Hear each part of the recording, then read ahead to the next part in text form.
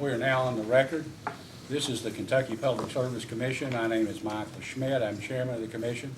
Seated to my right is Vice Chairman Robert Cicero, and to my left, Commissioner Talina Matthews. We are here today in case number 2018-00005, the joint application of Louisville Gas and Electric Company and Kentucky Utilities Company for certification of public convenience and necessity for full deployment of advanced metering systems. At this time, would counsel for the parties please identify themselves and the clients they represent. Good morning, Mr. Chairman. Duncan Crosby with Stolkeen and Ogden, Louisville, Kentucky, on behalf of Louisville Gas and Electric Company and Kentucky Utilities Company. And I'm Allison Sturgeon, Senior Managing Counsel, Regulatory and Transactions for LG and KU. Thank you. Good morning, Chairman. Kent Chandler on behalf of the Attorney General's Office. Also with me today is Justin McNeil and Rebecca Goodman. I'm glad you thought of Ms. Goodman. I learned from my mistakes.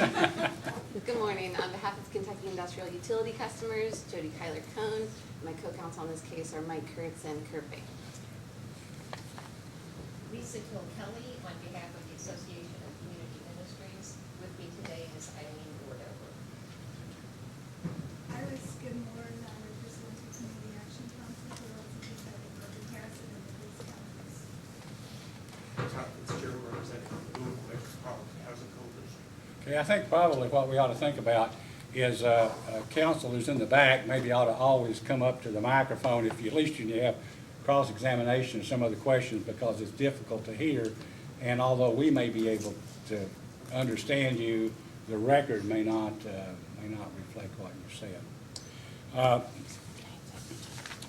Okay, I've checked the record, and I know that notice of, I'm sorry, oh, staff, I always forget staff. Nancy Bensel and Ben Bellamy for commission staff. I also wanted to make the commissioners and council aware that we've reserved at least one seat for CAC, MHC, ACM council to be at the bar. I noticed that the notice of this hearing has been given to the public. The affidavit and has been filed in the record. So at this time, I'm going to ask if any member of the public is present who would like to make a statement before the commission, either orally or present something in writing. Is anyone here who wishes to make a statement? Yes, sir.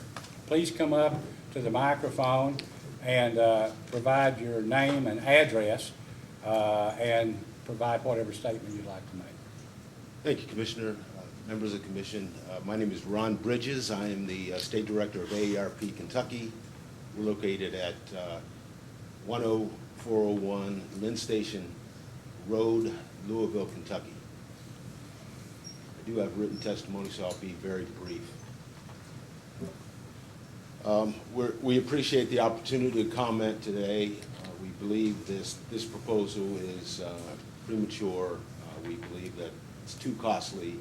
We believe that the witnesses that were presented by the Attorney General has presented evidence that this is something that does not present the adequate benefit to the customer at this point in time. We believe that with 25% of the customer base already with smart meters, we should delay the implementation of this and ask the utilities to refile when they seek their next rate increase. With that, we ask that the Commission consider the needs of individuals that have fixed incomes, that are seniors, that have the burden in this proposal to retire existing smart meters, and the benefit, again, doesn't accrue to the customers, in our opinion. We do have written testimony, and we do back the expert witness that had appeared before you all with the Attorney General. Thank you for the opportunity. Appreciate it. Thank you. I would note also that I guess State Representative Mackenzie Cantrell filed comments into the record last evening. I guess a letter of sorts or an email poll response or something, so I wanted to bring your attention to it. You've probably seen it. At this time, are there any other comments? Yes, sir. Please step forward and identify yourself.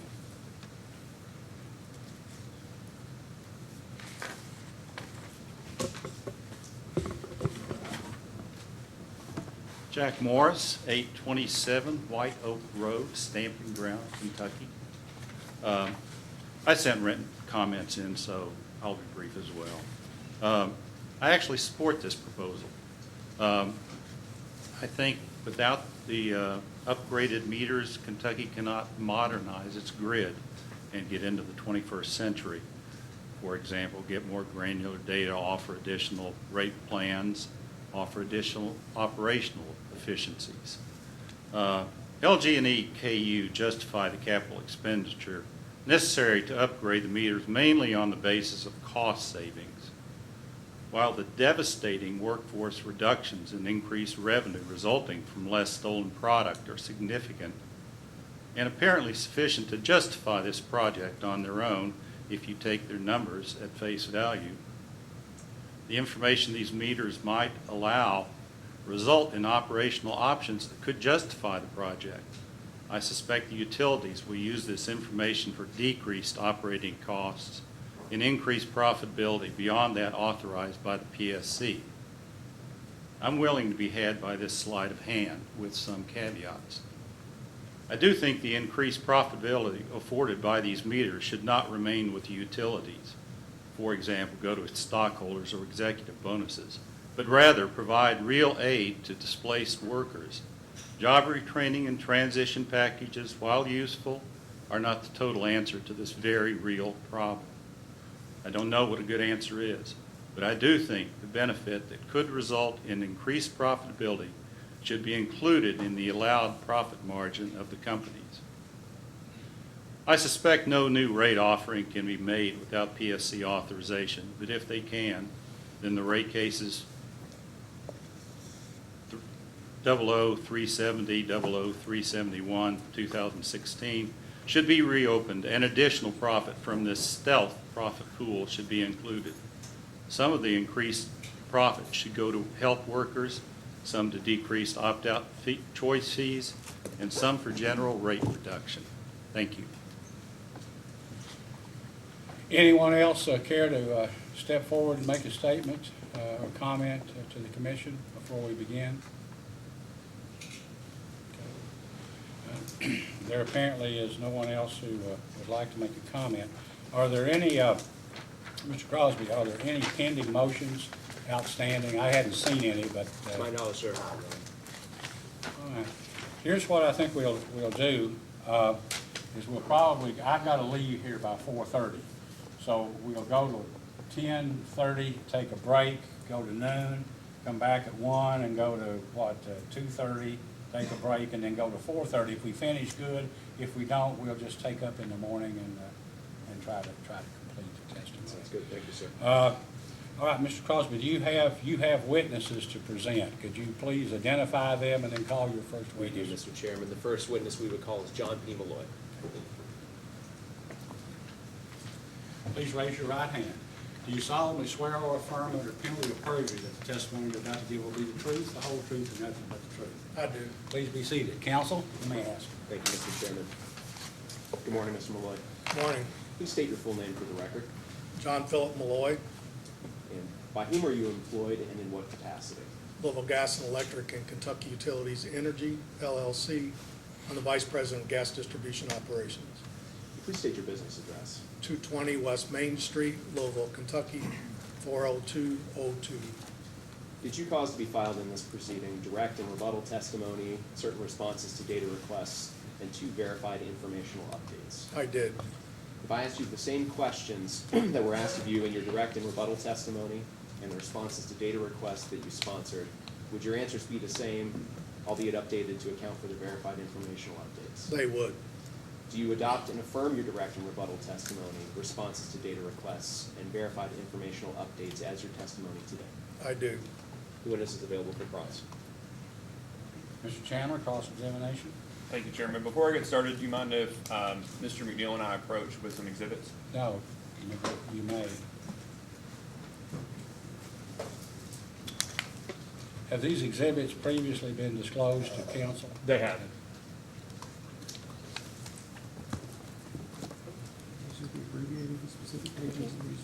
Thank you.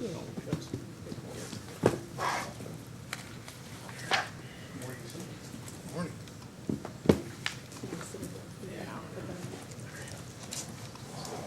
Thank you.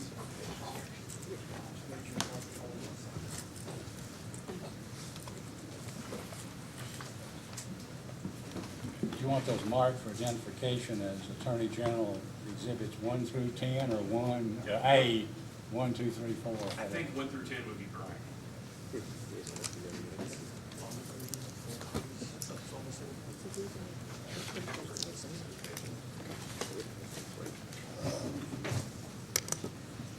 Mr. Crosby, if you've seen these prior to this morning, do you have any objection to any of them? Mr. Chairman, we have reviewed them and we do not have any objections. Well, that's one thing, thank you. That's that. Good morning, Mr. Malloy. Morning. So just a couple of clarifying questions, get a couple of things off the table. The application before the commission is for a CPCN, correct? Yes, sir. And the CPCN is for the, quote, full deployment of advanced metering systems, right? Yes, sir. Now, the basis for the CPCN is that it is net beneficial to customers to remove their current undepreciated meters and replace them with smart meters and a full advanced metering system. Is that correct? And is it okay if I refer to, and I hope this is, if I refer to advanced metering systems as AMS? Yes, sir. That'll save us an hour, thank you. And those current meters that are undepreciated, those are all working meters, right? Yes, sir. Okay, so it's not like the meters at people's houses are failing or anything like that. There are quite a few years left on the meter still in service. To the best of our knowledge, yes, sir. Okay. And is it your understanding that as of earlier this year, the undepreciated average weighted book value of those meters is around 15 years for both LG&E and KU? That's approximately correct. Now, the company's determined that replacing these working meters with AMS is cost beneficial to customers, and they proved that through the business case. You proved that through the business case. Is that your position? Yes, sir. And that business case is effectively a in-depth cost-benefit analysis, right? It is. And so if I refer to the business case as the cost-benefit analysis, we can agree that that's effectively the same thing in this case. Correct. Okay. Now, the business case, and I think Mr. Crosby mentioned it to you a second ago, the business case has been updated or provided context on at least 2 occasions, correct? Yes, sir, that is correct. And that's an informational update as of January 31 and an informational update July the 3rd. Is that your understanding? Yes, sir.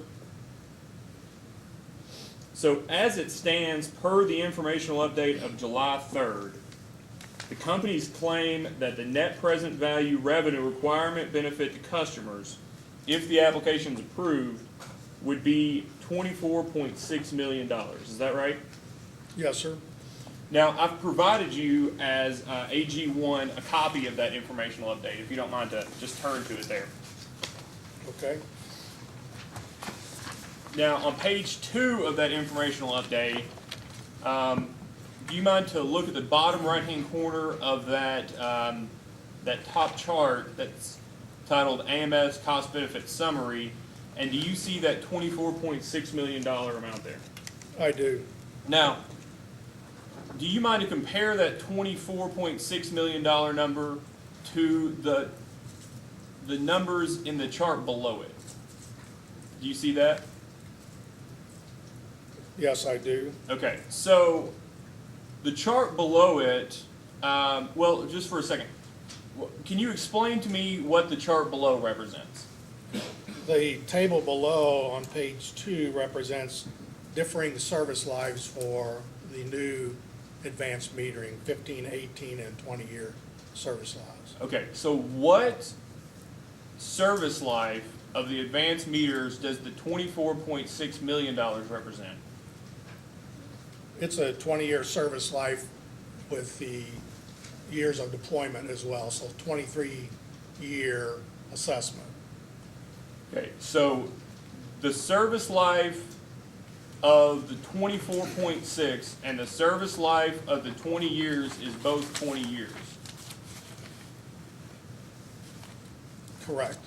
So what's the distinction in the number? Why at the bottom does service life, what does it, service life refers to how long the meters are to last, correct? Yes.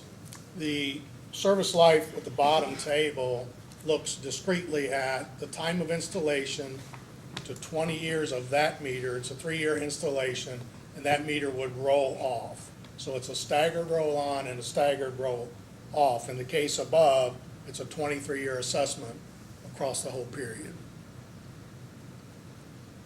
So are the bottom charts not a 23-year benefit period?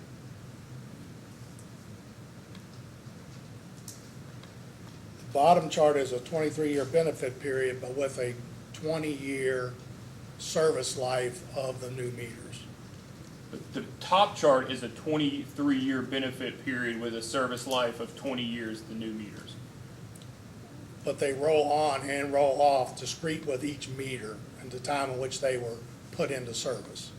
Does the top chart impute a longer benefit period than 20 years for any of these meters? Yes, 23-year assessment period, regardless of when it was put in. So is that like on average a 21.5-year service period for these meters then? I'm not sure what it works out to be, but it's a But it's 23-year more assessment. than, excuse me, sorry, go ahead. No, it's just a 23-year assessment. So does the top chart assume that meters, does it calculate benefits for meters in excess of 20 years?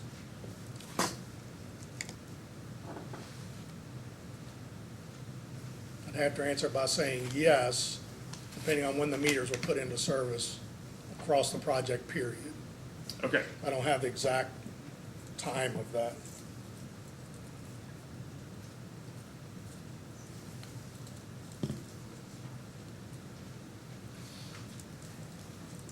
So let's go back to that, and excuse the table below. That's clear, right? It's a table, not a chart. Yeah, sorry about that. The table at the bottom. When you calculated this, let's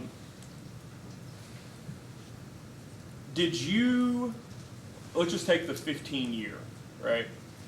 So for the 15-year service life, did you assume the benefits and the costs over 15 years to determine that net present value revenue requirement amount? We did. And for the 18-year, did you determine that $8.1 million net present value revenue requirement using 18 years of benefits and 18 years of costs? Correct. And so you depreciated the meters in that scenario of 18 years over 18 years? The depreciation schedule didn't change, just the service life of the meter changed. So if you expect that something is depreciated over 15 years, but expect it to provide benefits for 18 years, how does that work? Well, we expect that, as filed in testimony, for the useful life or service life of the meters to be 20 plus years. And depreciation schedules were set in a prior rate case. So for the AMS meters, it's 15 years. Well, but let's be clear. You assumed it would provide benefits for 18 years, but you're paying those meters off in 15 years.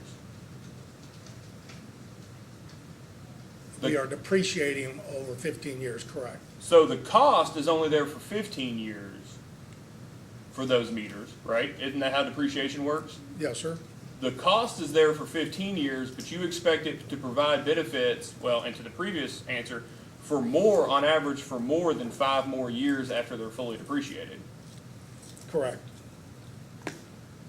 So how do you get 2 pounds of juice out of 1 pound of oranges? I'm confused how something is expected to only be a cost for 15 years, fully depreciated, off the books, useful life is gone, and then provide benefits for more than 5 years beyond that? Let me answer it this way. A depreciation schedule is a assessment of the life of or the accounting life of the asset, but the true service life is always different than the depreciation schedule. Sometimes less, sometimes more. We have assets that are still depreciating many, many years into the future. If you look at like Ohio Falls. So, I mean, the service life takes it into the future. I started as an electrician many, many years ago in power plants, and we put in digital meters, digital transmitters, all kinds of relays in the 80s and 90s, and many of them are still operating today, but their depreciation schedule from an accounting perspective is always different than the useful life. So, Can I interrupt just for 1 second? So the useful life is established based on what the historical life is of those assets, is that correct? Yes, supposedly. In the industry today, are not AMI or AMS systems basically at 13 to 15 years? From a depreciation perspective or a service life perspective? Service life. The service life is what we testify in this case is we see it 20 years plus. We anticipate that the meters would last. And you have a manufacturer that will warrant or say that those meters will last 20 years. Landis and Gear, who is the meter manufacturer in this case, has indicated they anticipate the life to be 20 plus years. And from an accounting perspective, just from my own background, then that they should be depreciated over 20 years. The service life and the depreciation life should match as much as possible. As much as possible. Yeah, we're not adverse to that. A slower depreciation schedule, as with any net present value revenue requirement, would increase the overall benefits to the customers because it would lower their costs. So the 24.6 that he references would go higher because time value of money. So it'd be better from a benefit perspective. From the Attorney General's question, and the only reason why I interrupted, is you answered his question by saying that you have service lives and depreciation lives that are sometimes substantially different, and in this case, I would think they should be spot on because you're putting into the depreciation life a new type of meter that is already, there's not, you have asset lives that vary based on when they're put into service. In this case, you're doing a rolling installation of, and then counting benefits 3 years beyond, is that right? Correct. I'm gonna let you continue with your question. I'm happy to let you keep going. So, in the last case, well, let me just ask, from a math perspective, if the company is out of these meters in 15 years, they've fully recovered the net book value and a return on them after 15 years, and you calculated benefits on them for another 8, who's the risk on whether the benefits in the cost-benefit analysis show up or not? Who's that risk on? Is that on the company?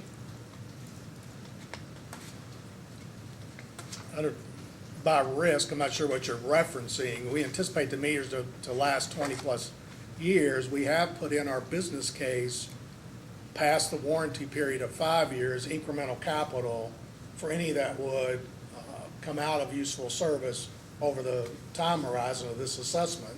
So that's built into the case. Right, but you built it in at 0.5% replacement a year, right? That sounds correct. Yeah, so that wouldn't replace all of them or half of them. Well, we certainly would not anticipate that we'd have mass meter failure at the end of either the depreciation life or the useful life either. They don't all just quit. As with electromechanical and digital meters we have today, the depreciation life is through the depreciation study generally in a rate case, and the useful life is staggered, sometimes consistent and sometimes inconsistent with the depreciation schedule. So do you have the document I provided? Do you mind to turn to Exhibit 2, Tab 2, and turn to page 15? And you're not a depreciation expert, is that correct? I am not. I wish you were. I wish I could ask you this question. On page 15, on line 5 there, Mr. Spanos, in the last rate case, in his direct testimony, said that the 15-S 2.5 survivor curve best fits this life characteristic. Are you aware of this testimony? Did you read it last rate case? I'm aware of it in this case, reading it in this case, but not from the prior case. Did you read his rebuttal in that case? I have not. Because, are you aware of what the S-15, 15-S 2.5 survivor curve represents? I am not. Do you remember the conversation in the last case where, well,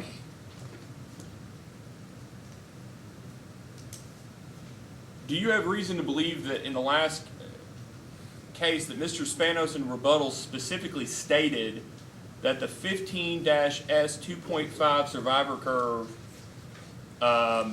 do you remember him saying that it represents a survivor curve in which half of the meters are expected to fail at by 15 years and that all of them will by 25? I can't speak to his testimony in that case. Although from personal experience, I mean, I have 38 years in the industry here as a skilled trades, starting my career. And I've never seen that in my career where it bifurcates and they just fail at the end of useful life. They fail over a period of years, many post the depreciation schedule. And as I said, in power plants, where I did skilled trades work, a lot of those relays and transmitters are still in service today. So I can't speak to the accounting part. I'm not an expert in that regard. Let me ask this question. Does your current business plan assume a failure of half your meters by 15 years? It does not. It does not, okay.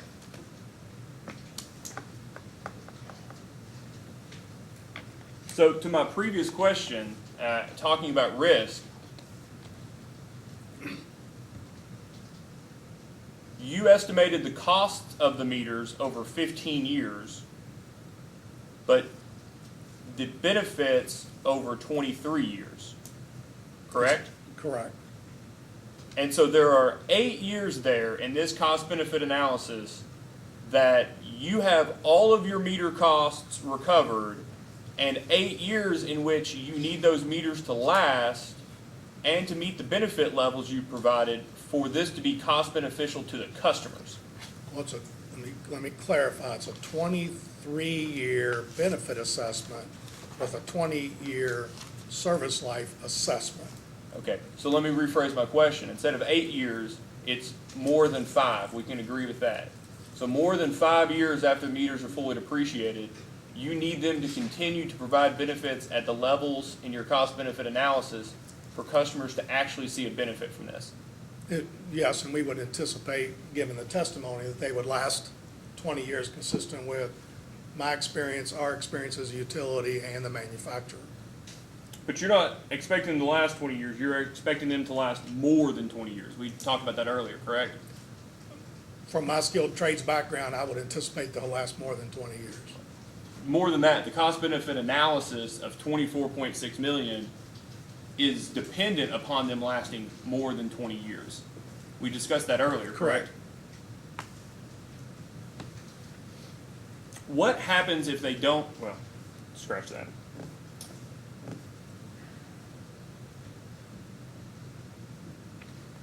Do you mind to turn to tab 3 there, exhibit 3 for the AG? This is a response, the company's response to AG 2-5, and you're the respondent to this, correct? Yes, sir. So, when you provided these updates, do you know what depreciation, well, let me just ask it this way. Did you change that 15-year depreciation for either of these responses?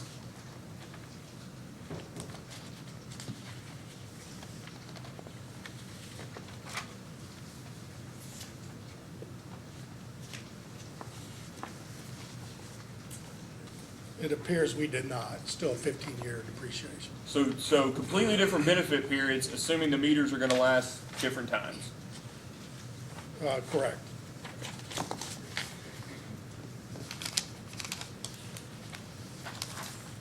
So on, you have your direct testimony there in front of you? I do. Sorry to have you shuffle from place That's to all place, right. but a lot of paper in this case.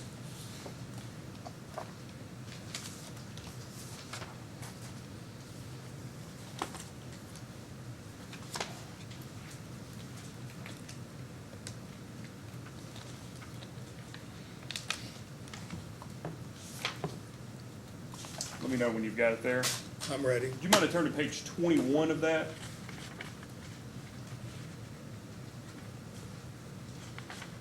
Okay.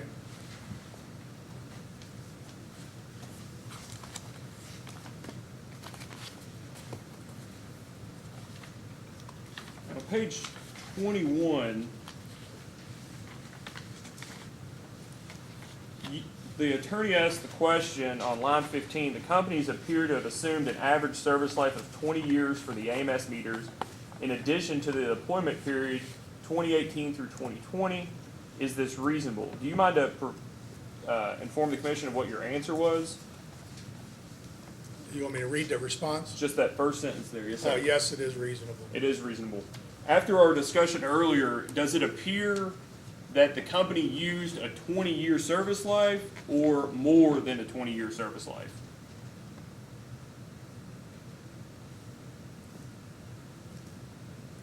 Well, it's a 23-year assessment. I'd say yes, more across the whole assessment period.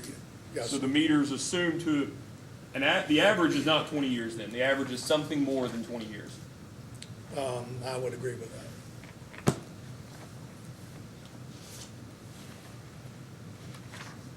Okay. Do you mind to turn to tab, I believe it is 4,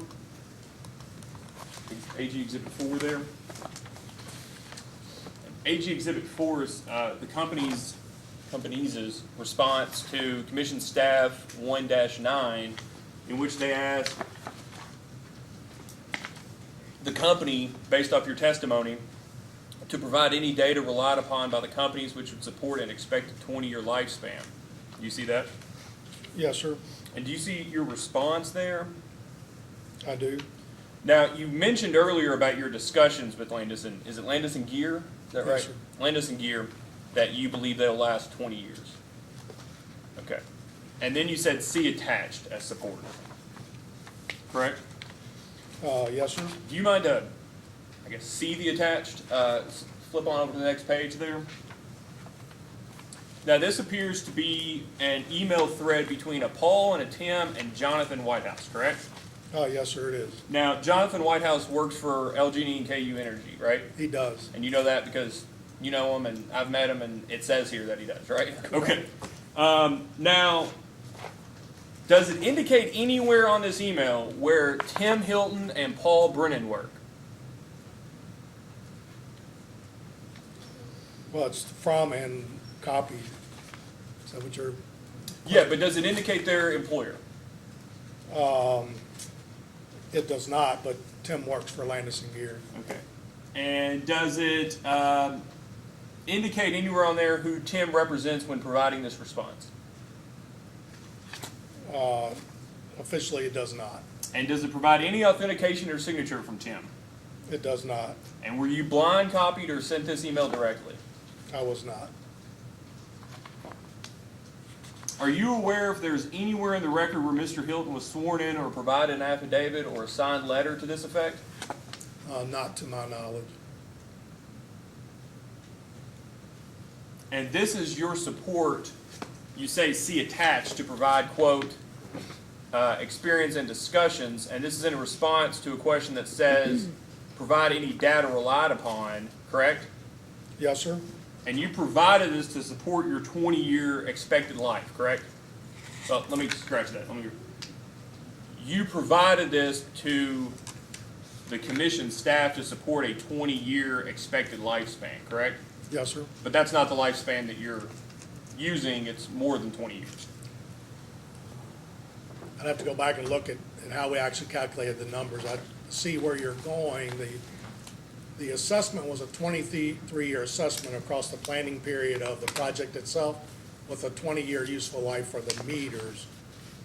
I don't know exactly how they cash flowed that out across the 23-year period. But based on the two tables together, there's no way it's a 20-year service life, because if it was a 20-year service life, it'd be less. It's got to be a little something more than 20 years, right? Just math. I would make that assumption. Okay.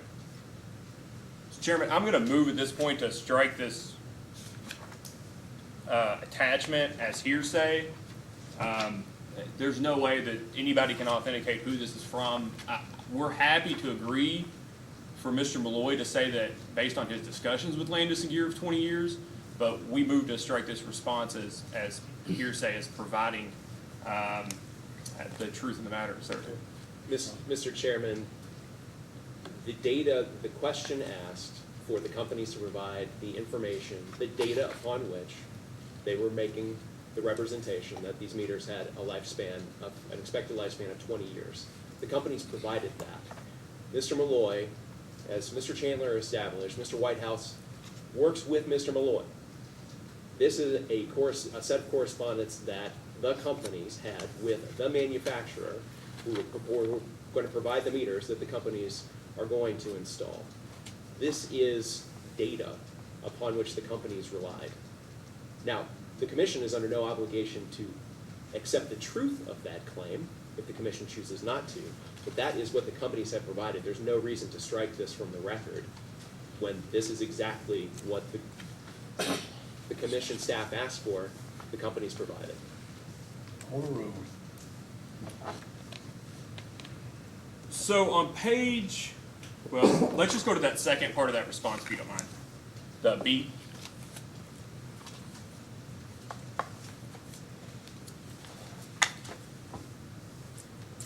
And you would agree that this response specifically goes to the conversation we had earlier, correct? About the difference between actual lives and depreciable lives. How if there's a mismatch, there's a difference in depreciation expense as to how much it should be? Yes. Yeah, and that we've already discussed that the companies are not using a depreciable life that lines up with their expected service life. Correct. Do you think we ought to depend on the service life that the companies put forward, or the accounting service life that Mr. Spanos advocated for? Well, from an operational perspective, we always use the last depreciation study from generally a rate case proceeding, so we don't generally get involved in setting depreciation schedules or rates. So we use what comes out of the approved rate case from a depreciation study perspective, and we include that in all of our business case assessments. Yeah, but your depreciation expert in the last rate case set forth what he thought was the correct service life. And you all are calculating benefits over a different period, correct?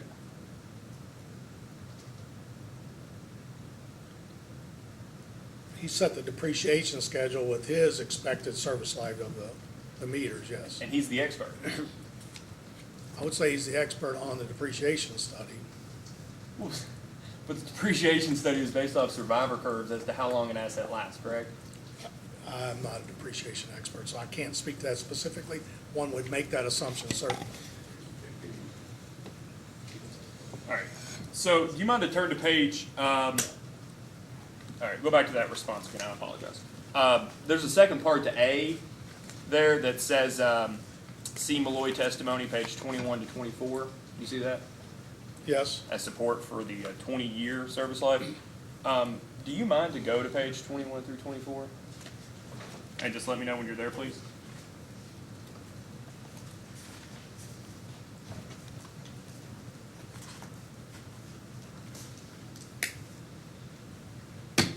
I'm there.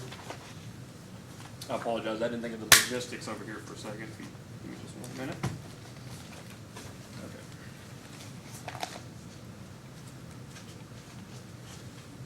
So on page 21, in discussing a 20-year useful life of these meters, you first point to Ameren, Illinois, their cost-benefit analysis, correct? I do. And Ameren used a 20-year useful life and a 20-year benefit period. Is that your position? Correct. And then they had an 8-year rollout, right? Sounds correct. I mean, well, I'll help you out. It's okay. On line 4 of page 22, it says Ameren study was 20 years, but which included an 8-year AMI deployment Yeah, period. I see that now, yes, sir. And so they provided for a terminal value. I think you go into that in a second on page 22 to accommodate the 20 years of benefits that the meters, for instance, in year 8 might have provided. Those we'll call them stub years that aren't in the cost benefit analysis. Is that true? Yes. Are the companies anticipating an 8-year deployment period? No, sir. And then later on, you point that Ameren mentioned Con Ed. Not that you all looked at Con Ed, but that Ameren looked at Con Ed. And that Con Ed, I believe this is on 23, that Con Ed likely used a 20-year life. But you did note that they at least assumed 19 years of service. Is that true? Yes, sir. And Con Ed had a 6-year project life and 5-year meter deployment scenario. Is that correct? Yes, sir. Do the companies here have a 5-year deployment scenario? No, sir. So next, you point the commission to the Duke Energy Ohio Smart Grid Audit and Assessment conducted for the staff of the Public Utilities Commission of Ohio, correct? I do. And that's the we'll call it the sister regulator. That's effectively the same thing as the PSC, but in Ohio. Yes. Their staff did a study. And Ohio used a 20-year benefit period and assumed a 20-year useful life for AMI meters, correct? Yes, sir. Back to our discussion earlier, are the utilities in this case basing their cost-benefit analysis off a 20-year useful life and a 20-year benefit period?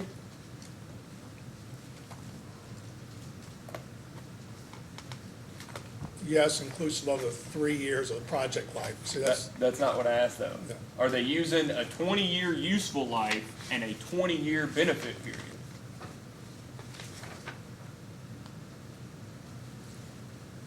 Are you using that? I'd have to go back and look at the cash flow actually, but I understand your question. The assessment's over 23. Subject to check, we use a 20-year useful life of the meters as deployed. We have a 3-year project schedule. So you've got a 23-year benefit period, correct? We got a 23-year assessment. I don't think there's benefits in the No. 3 years prior to that. Very clearly on AG Attachment 1, the informational update, it's a cost-benefit scenario. That's the benefit period. That's the period in which you calculate benefits, 2018 through 2040. It's 23 years. Correct. So you assumed a 23-year benefit period. Yes. And to our earlier discussion, the fact that 24.6 is higher than 11.6, you assumed a longer than 20-year service life. So that is not like the Duke, Ohio study at all, is it? Other than, that's the data we relied on to get a 20-year service life assessment. Do you know how long the meters actually lasted there in Ohio? I don't have any idea, actually.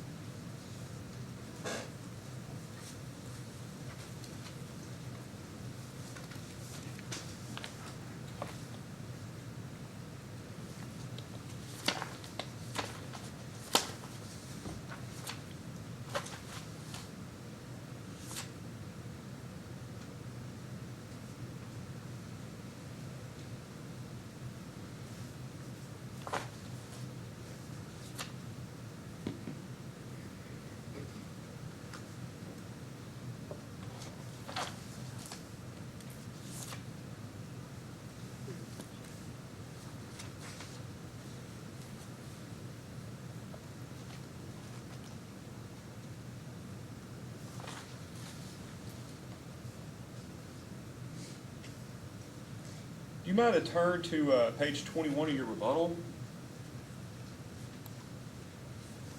Well, let me, just to save time, is it your understanding that the meters in Ohio, Duke, Ohio, didn't last 20 years?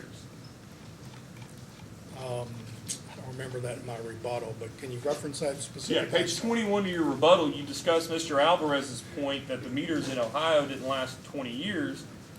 And on line 10 of page 21, you state, in other words, the concern Duke Energy Ohio is facing regarding its field data collector cellular service mode is one that the company's proposed AMS system has contemplated and addressed. So it seems to me that you were aware of some failure in Ohio. When we talk about meter, I am personally aware, I have visited their meter deployment some years back. They had communication collector failures early on. And is it your understanding they're replacing wholesale their entire system, or that's the proposal? I'm not aware of that, no, sir. Okay.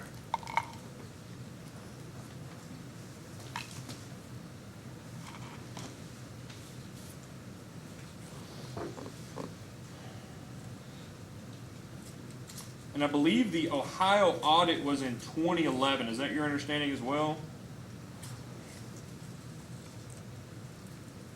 Is that reference in my testimony? It is. Can But you speak to that? in your rebuttal testimony, but then you said that analyses of that vintage are of limited usefulness. Do you remember saying that? Can you provide a citation, please? Sure. Rebuttal at 8. Thank you.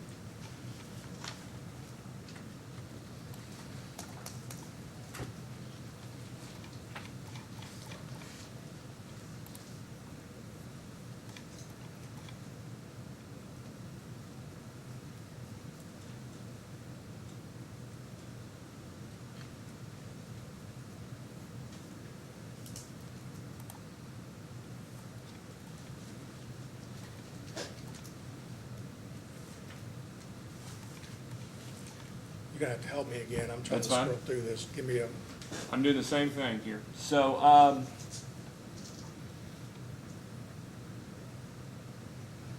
on page 8 of your rebuttal testimony, on line 14,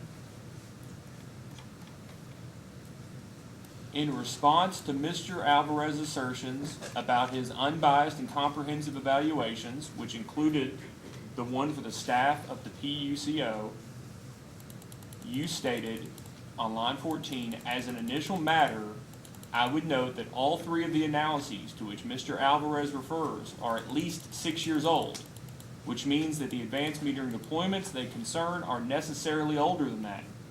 It is undisputed that advanced metering technology has improved and costs have declined since those deployments began in the 2008 to 2009 timeframe, making analyses of that vintage of limited usefulness. Do you remember stating that? indeed, yes, I found it. And so you've decided to cherry pick the 20 years from that study, but the rest of it is of limited usefulness? Given, to speak to it specifically, given the vintage of the meters or the time frame, manufacturers were coming out with new advanced meters, so I suggested what I meant is they are not the same metering technology that we're utilizing today. But you didn't say that. You said the analyses. The analyses was a cost-benefit summary over assuming a 20-year useful life and 20-year benefit period. Correct.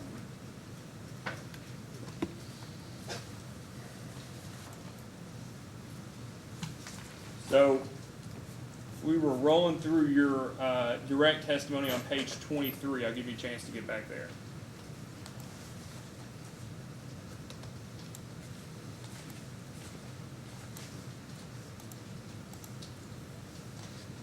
Okay.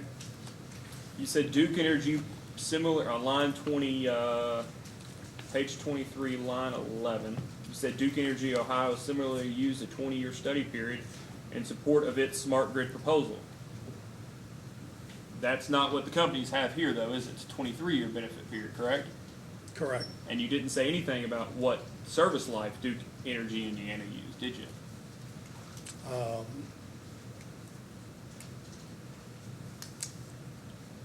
says used on line 10 and assumed a 20-year service life, useful life for Okay. AMI meters. That was for Ohio though, correct? Correct. So this is for Indiana.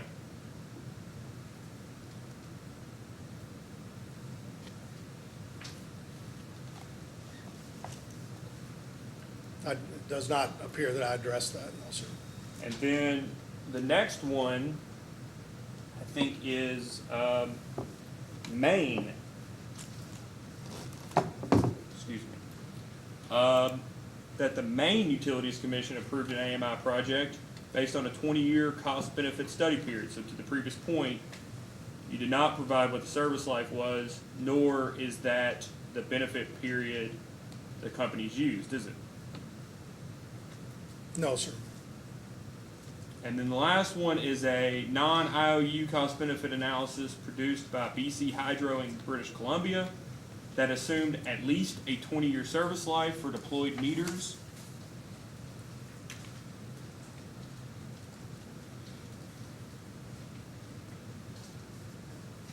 Is that true? Is that correct? Yes, sir. And again, we discussed, it seems from your cost-benefit analysis that you all might have used a service life beyond, just a bit beyond 20 years, correct? Correct. So, to my point earlier, question earlier about risk, the company's proposal assumes that you recover your depreciation expense over 15 years. Is it your understanding that the majority of the capital cost, at least, and the majority of the other costs are weighted more heavily to the front end of that 23-year benefit period? Yes, sir, they would be. And then the benefits are more weighted towards the back end? Correct. So those 5+ years that the companies have got their money out of the meters and that the customers still have to be accruing benefits in order for to be net beneficial, those are the important years, correct? Important years, well, I would define them all as important years in regards to the assessment. I would too. Sorry about that question. Those are the years in which benefits are higher than other years, correct? Benefits are spread across the study period, yes, so all the way out to the end of the 23-year On a life of this assessment. Excuse me. At a nominal amount, though, it's the highest benefit years for non-technical losses, e-portal benefits, things like that, correct? Yes, sir.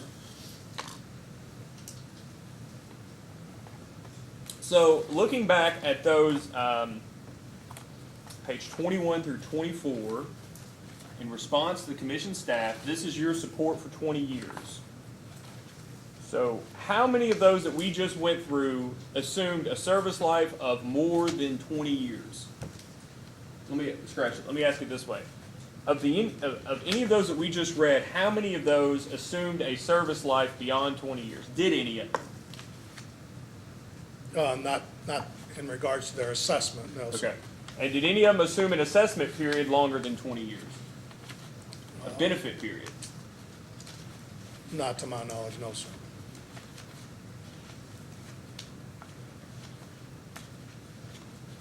So when you provide all these to support, you're actually saying all these are support, but we're going to go a little longer in the service life and a little longer in the benefit period. Is that what you read from that? That we've looked at these? Our attempt was, to, over the 23-year period, is pick up all the benefits post-deployment of the full deployment of the meters. And so that, in that calculation, that was the attempt. Nobody else has done that. I None can't of the speak to- companies you stated have done that. No, sir, they have not, to my knowledge. And from our discussion earlier, nobody seems to have assumed, from a cash flow perspective or whatever, to your earlier point it might be, a service life longer than 20 years. Not to my knowledge, no, sir. So getting out of the weeds a little bit, where in the record did the companies provide alternatives to the business case?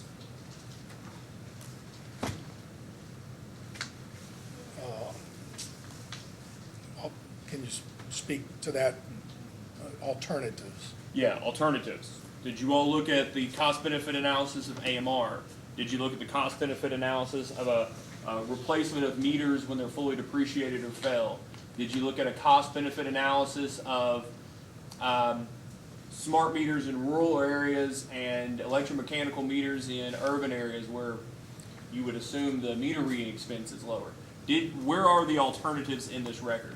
There were no alternatives identified to meet the needs that we were trying to establish to serve our customers with the granular meter information they would need to manage their conservation and manage their energy consumption. So if you went with standard meter reading as we have today, digital meters, AMR, none of that capability solved the problem that we were trying to solve, is moving customers into control of their own energy consumption. And so the AMI meter is the only one that provides that capability. So assessments across,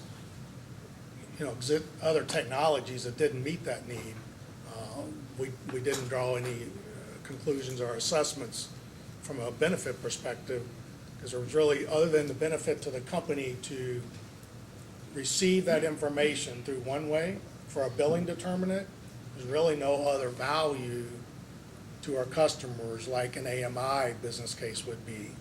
So we didn't need that for simply billing. So you set the parameters, and it just so happened this is the only study that would apply.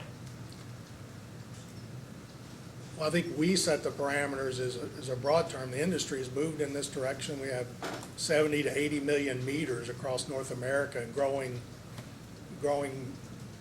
monthly, if not more often than that. And it's driven by the customer need for information and giving customer control over their energy consumption. And hopefully the conservation efforts that we see from this will help control costs and lead to overall rate gradualism that we hope for as a utility. So we'll talk about the conservation efforts, but you would agree that the conservation efforts are a very small part of the cost-benefit analysis, right? I think it's Like a 12%, maybe 15% of the entire benefits? that's a huge benefit in relation to the overall customer experience and customer engagement perspective. But if you're speaking to the financial side, then I would say that's correct. Yeah, that's correct. So when we talk about that parameters that you set those parameters based on that. So even if you looked at another option, you're only talking about a change in 15% of the cost-benefit analysis. My point and question is, where in the record are any of those conversations or any of those studies of alternatives? We did not complete any other assessments for other technology other than AMI technology. So you wanted the AMI, so you set the parameters to create a business study so you could get the AMI. That's incorrect. We determined the needs of our customers, the needs of our utility, to make sure that we could engage our customers the way they want to be engaged, improve the reliability of our system, prepare our system from distributed energy resource engagement, electric vehicles, and other technologies our customers could avail themselves of. And that became the assessment criteria for the technology we selected. So can customers get a smart meter right now? They can through the AMS opt-in program, yes, sir. And is that fully subscribed? I don't know the last numbers. I think not. I think we're up 9,000 of 10,000. So the people who want a smart meter could get one right now? They can. And you all have had that for about 3 years? Approximately, yes, sir. And it's still not fully subscribed? And it's limited to 10,000, is that correct? 5,000 per utility, I believe. 5,000 per utility. How many customers do each utility have? Hundreds of thousands. I don't know the number off the top of my head, but. But combined, it's more than 900,000. Correct. So it's close to 1% of the people in the customers of LG and EKU have asked for a smart meter when it's available. Yes, sir. But that's, if you didn't look at alternatives, how do you know that this is the most cost beneficial alternative?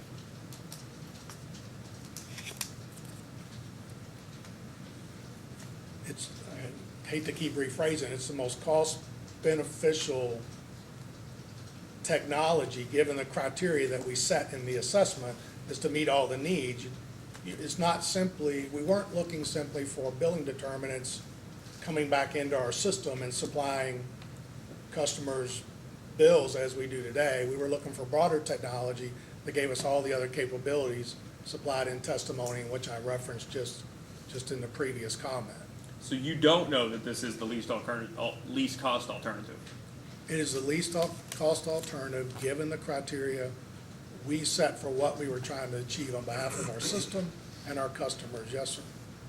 And so this is are you saying that the commission cannot consider the least cost alternative because this is the only alternative, correct?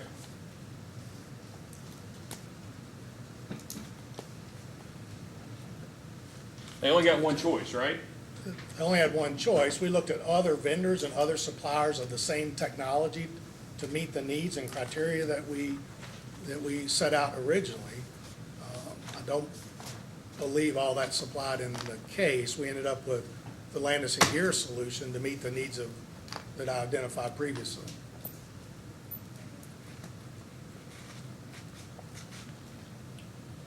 So we talked earlier about these undepreciated meters. Do you mind to turn, and for your benefit, I'll give you a second, to page 24 of your direct testimony? Hopefully, we were just talking about, maybe you're already there. I am. Good, because I'm not. Let me move that way. On page 24, the attorney asked the question on line 11, did the companies account for the cost of retiring their existing meters and their cost-benefit analysis? Do you see that? Yes, sir. How did the companies account for the cost of retiring their existing meters and their cost-benefit analysis?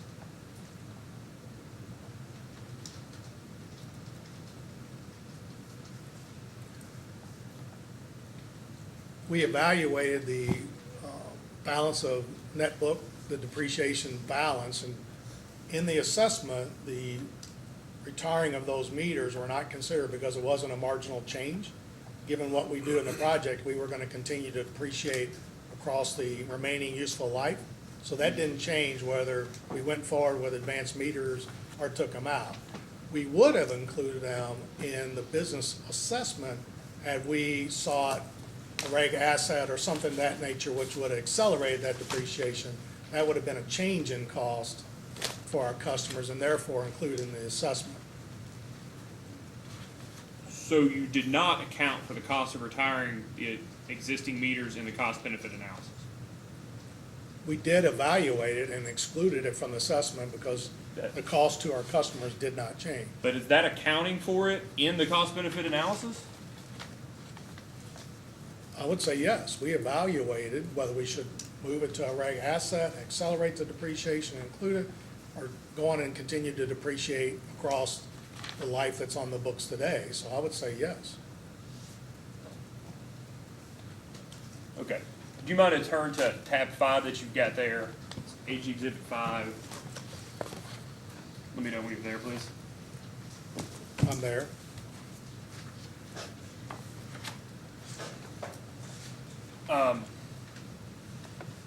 Page 75 of that document. Let me know when you're there, please. I'm there.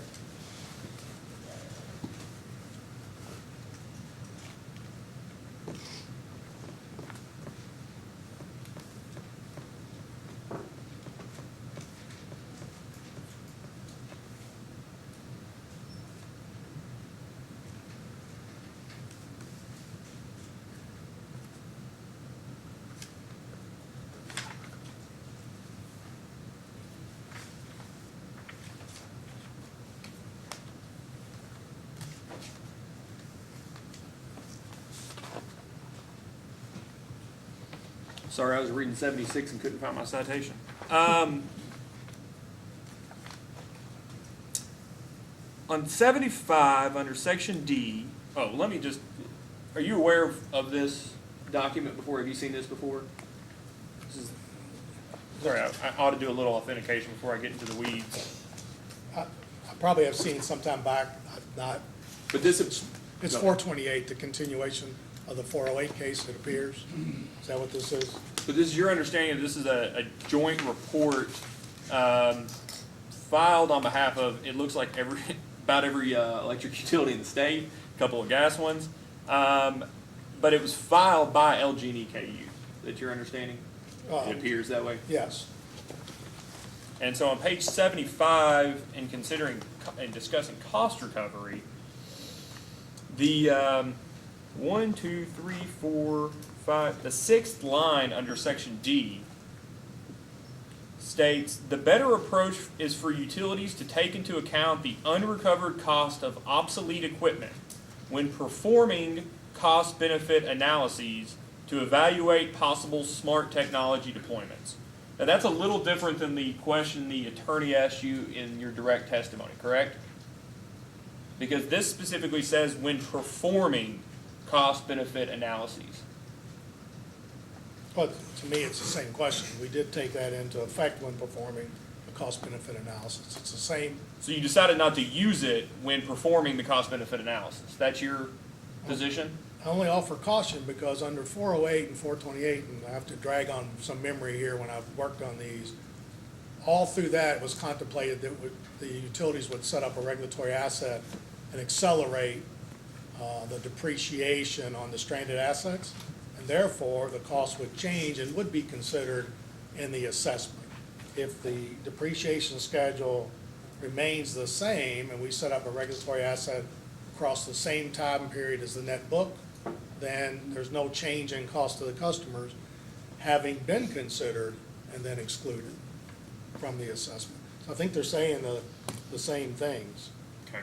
Because the following sentence recognizes that obsolete equipment and approving a regulatory asset on the unrecovered cost of replaced equipment and amortizing the assets over reasonable terms of years. Mm-hmm. So it assumes that the terms of years must therefore change, as they do generally in a regulatory asset. There's some acceleration, not that I'm a rate expert by any stretch, but in this case, we assessed it and the depreciation schedule didn't change. So let's turn to AG 6 then. And thankfully, it's a much shorter document. On page 9, oh, sorry, let's start off though. At the beginning, this also appears to be filed by LG&E and KU, correct? On February 27, 2015. Yes. And it's styled as a joint brief. Yes. Okay.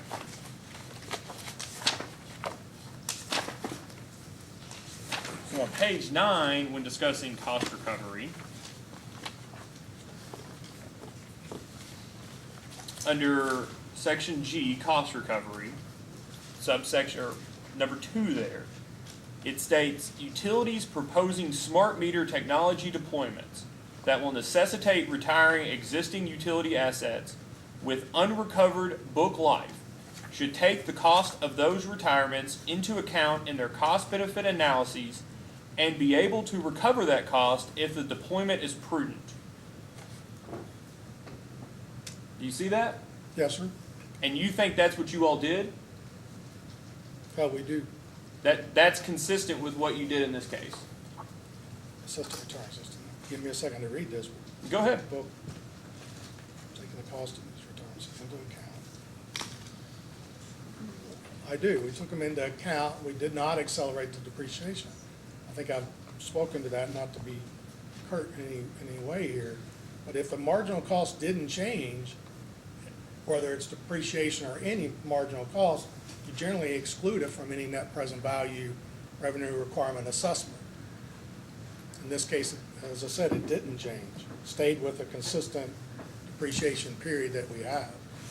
Okay.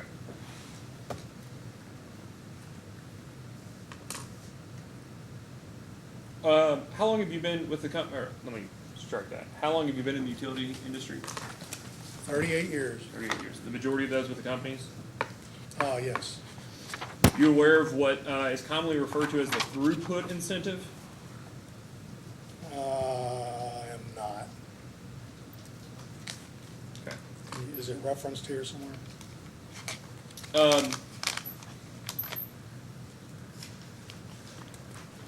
In Mr. Alvarez's testimony, he stated that the companies would incur an economic penalty by maximizing the energy conservation benefits of e-portal. He later says because conservation decreases sales and reduce the likelihood that the companies will earn the rate of return on equity the commission has authorized. Do you believe that's correct? Not to ask you to read it again, but I think from my perspective, and for our company's perspective, anytime we can keep our costs low, we will drive economic development across the Commonwealth and compared to our neighboring states. And so it's not the throughput of our existing customers, could be their expansion that brings jobs and other homes and stuff within our service territory. That's how we can grow successfully over time, is through economic development, not through just driving rates up across our customer base. It is anticipated, and we're working on economic development very, very heavily right now. It's anticipated that if we can continue to drive information to our customers, whether they're commercial, industrial, residential, they can keep their consumption down and our rates down, we can attract more and more companies and households to our service territory, and that's how we would have organic growth and continue to earn our rate of return. So, Sorry, I'm trying to be responsive. But no,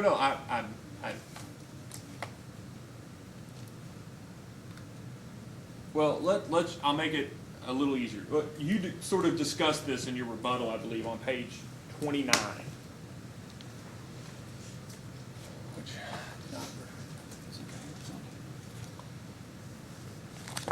Can you let me know when you're on page 29, please?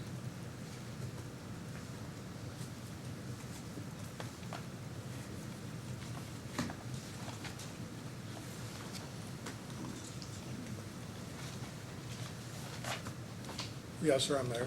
So the attorney asked, Mr. Alvarez has asserted that after AMS is deployed, the companies will have a disincentive to ensure energy conservation related to e-portal actually occurs. Do you agree? And your response is, I believe the opposite is true. Is that correct? Yes, sir. So you don't believe that the companies will be economically penalized if customers start saving money, if customers use less? No, I think that's the service we provide to our customers as a monopoly. So certainly, if we can keep our rates down ultimately, we're talking a long assessment period that we would, in comparison to our neighbor utilities in other states, that we would track organic growth, and therefore we would do better over time. That's not what I'm asking, is it? Are the companies economically penalized if customers use less? We economically penalize, our revenue would be lower than it otherwise would be, all things being equal. Is that responsive? I think that's perfectly fair, yes. And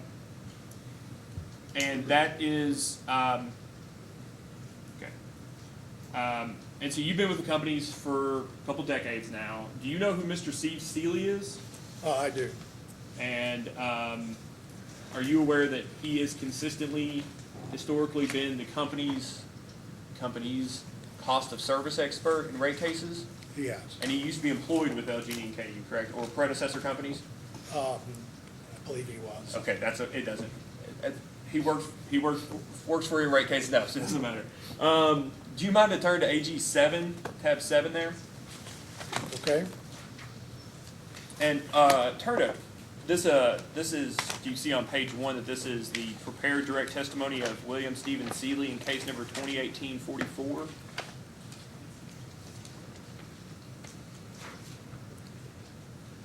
Yes. Okay. And do you mind to turn to page 8 of that direct testimony? Okay. And have you had a chance to review this before? I have not.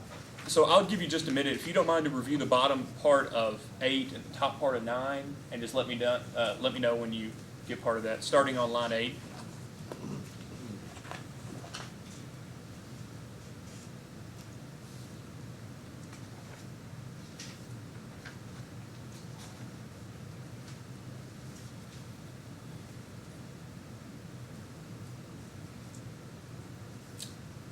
Okay.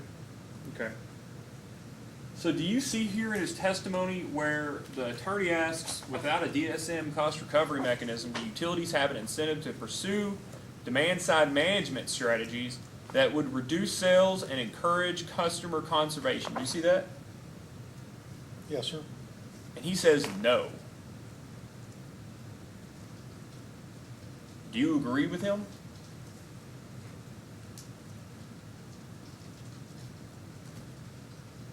Yeah, I can't speak to, this is a Columbia case, or, I don't know what he's referencing in his overall case, but Well, he's making a general statement there, right? a general statement, but don't forget, we face pressures, we're a monopoly, make no mistake about it, but we face pressures from distributed energy resources. Customers can put on their own solar today. How can we retain and grow our customer base that we have today? So I don't necessarily agree with that. I think, and he's talking about the DSM cost recovery mechanism, but I still believe over time, if our rates stay lower, we do better. So the DSM. So let's make a parallel here. He's talking about the DSM cost recovery mechanism. What we're talking about is a program paid for by all customers in which the company's benefits are assumed to only, for e-portal benefits, only benefit those customers who take advantage of the offering, correct? That's what the benefits are assumed on. Yes, sir. So isn't that effectively the same thing when we're talking about a program paid by all customers that will benefit only those who participate, and the issue is whether those will reduce sales by encouraging customer conservation?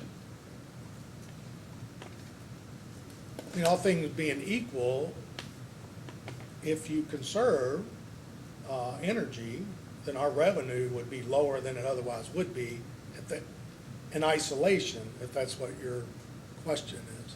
Right, but Yes, but you took issue with Mr. Alvarez's point that that's not in the company's best interest, is it? That's why you have a cost recovery mechanism in DSM, right? I can't speak to how the birth of DSM, but it is in our long-term best interest. I think we're looking at this in just isolation of the conservation here.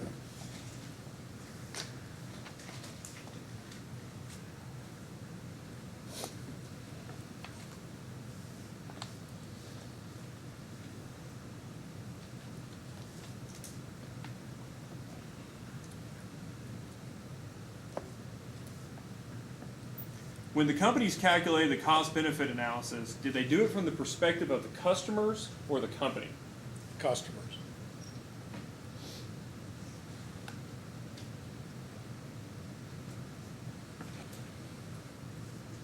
Did the companies anticipate including deployment costs? Do the companies anticipate including deployment costs in base rates in the next rate case? If No. approved? There will be very minimal cost. Let me rephrase that. Capital costs in the next base rate case.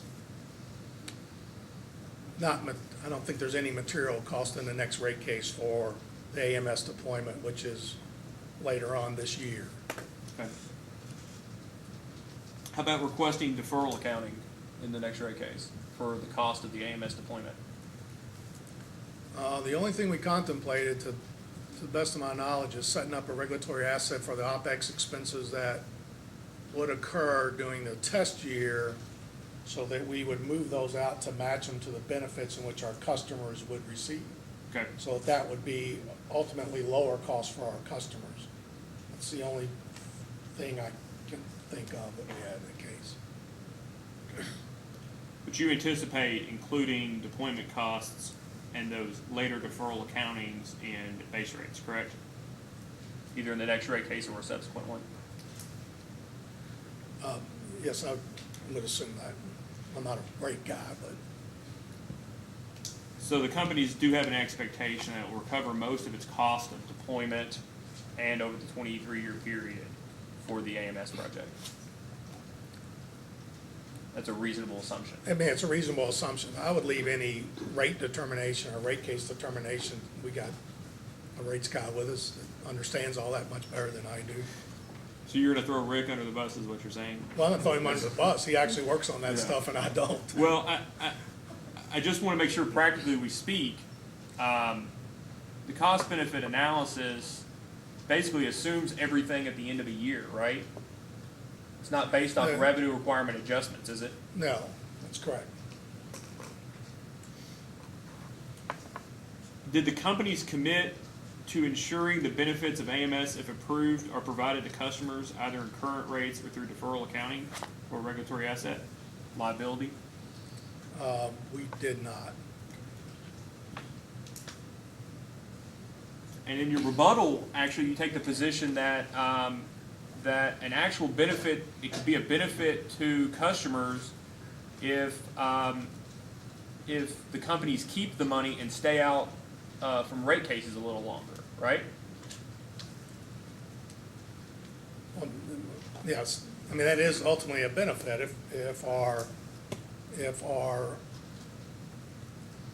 if it goes to offset increases in other areas, then it would delay a future rate case.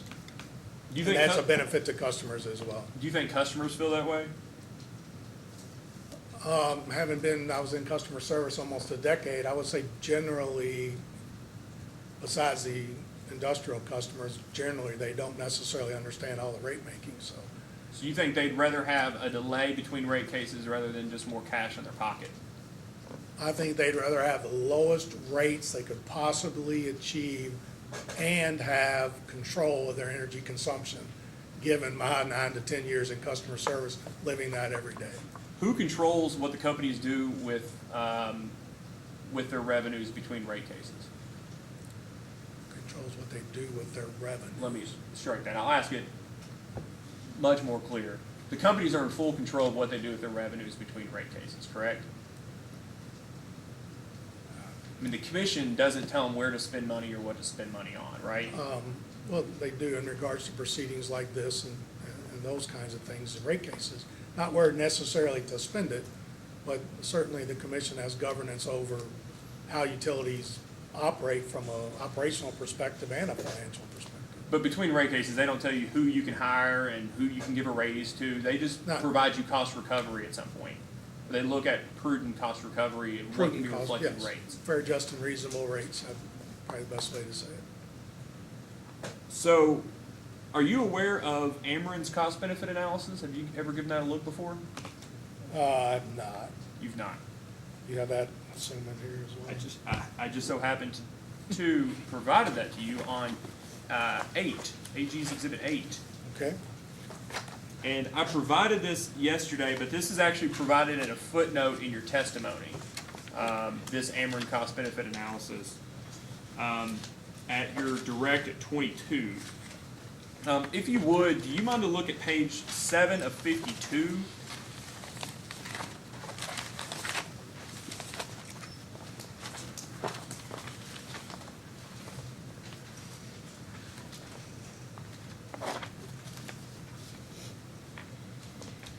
Let me know when you're there, please. I'm there, thank you. So you all used the Ameren cost benefit analysis somewhat as support for your cost benefit analysis, correct? Yes. And do you mind the bottom there where it discusses the cost benefit analysis approach? Do you mind to, I'll give you a second to read it first before you read it out loud, but do you mind to read it for the commission? Says a rigorous approach to the AMI cost benefit analysis was conducted by using several different evaluation methodologies, including internal rate of return, net present value analysis, a ratepayer impact test, as well as a total resource cost analysis. Do you mind to continue to the bottom of the The paragraph? time Sorry. horizon used for the business case was 20 years. A terminal value was also calculated to take into account the cost and benefits associated with the undepreciated AMI infrastructure remaining beyond the 20-year period. The cost benefit analysis is taken from the customer perspective with cost and benefits modeled as revenue requirement adjustments. Is this what the company did in this case, the companies? Did you all model it as a revenue requirement adjustments?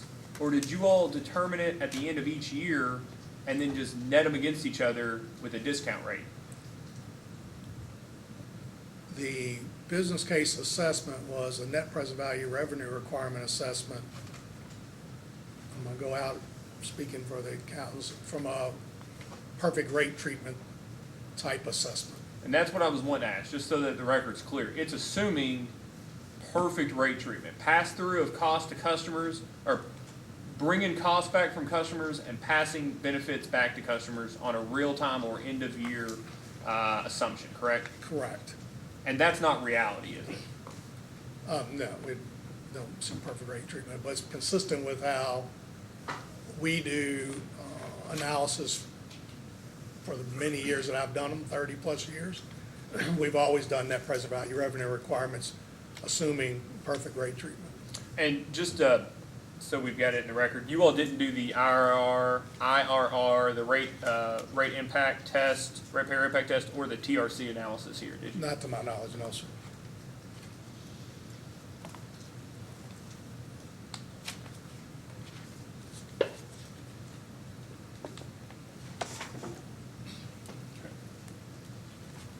Chairman, you said 10:30, I'm at a point that I can easily stop. Would you like me to keep going, or? Well, we've got 2 or 3 minutes. Why don't Okay. you keep going? Keep going, all right. So, while we're sort of discussing some of the benefits and e-portal benefits, do you mind to walk through your direct testimony as to how you calculated those e-portal benefits? Yeah, we completed an assessment of our smart meter opt-in customers. Well, do you mind to go to that? That'd make it a little easier on everybody that might have your direct. It's at page 18. Thank you.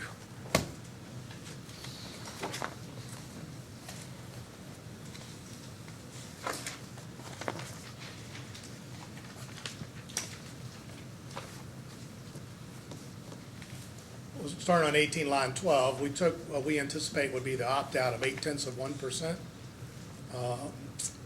And can I ask you about that for a second? That 0.8% was an average of data you received from other utilities who have similar opt-outs, is that correct?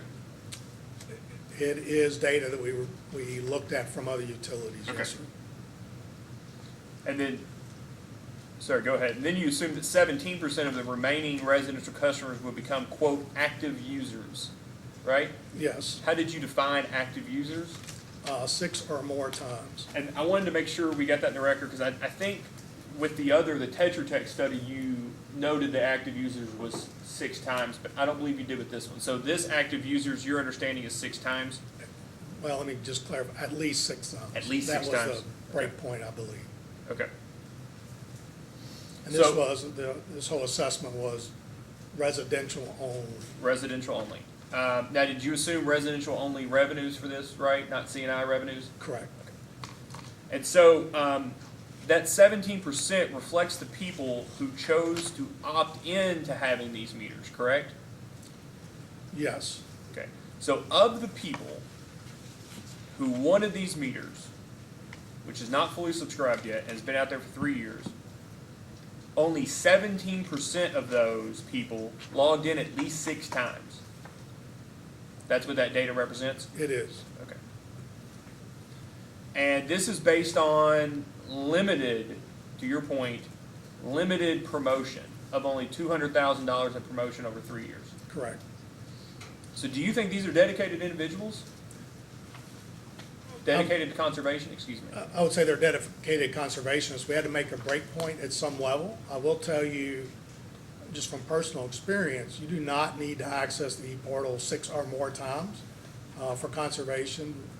I got a smart meter some years back when it started this program, when we were looking at it. On my personal account, I think I've been in e-portal maybe 4 times in 2 years.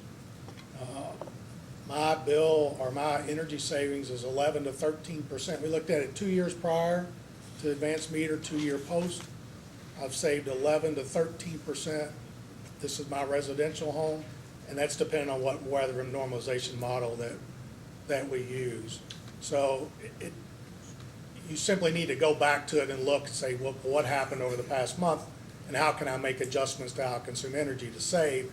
We took that break point because we thought it was a conservative break point, but it's not necessary that you continue to monitor the e-portal and your energy consumptions in order to meet the conservation benefits. And we also have rate options for residential customers. So if you'll from my perspective, I went to, during a rate compare, residential time of day energy rate. And I think it dropped my bill another 8 or 9%. So it did allow me not only to conserve, but also evaluate rate choices. So you have to pick a break point for analysis somewhere, and we picked it at 6 or more. Picked it at 6 or more. Would you agree that you're a little more energy conscious than the average customer? I would say actually I'm not. Would you say you're more energy? I'd say I'm more literate? knowledgeable than the Yeah. average customer, but it's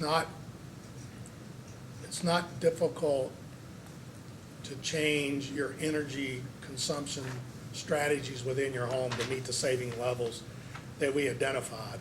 And that's exclusive of the benefits that you pick up from commercial customers, not even included in the assessment. So if you look at Walmarts and Kroger's and those kinds of commercial customers, they're all getting energy managers over the last 5 or 6 years, and they're aggressively managing their energy consumption and seeking this kind of real-time data. So we think we're exceptionally conservative in our e-portal benefits overall. Mr. Chairman, let's stop at this point and come back at a quarter to 11. Thank you, We're sir. in recess.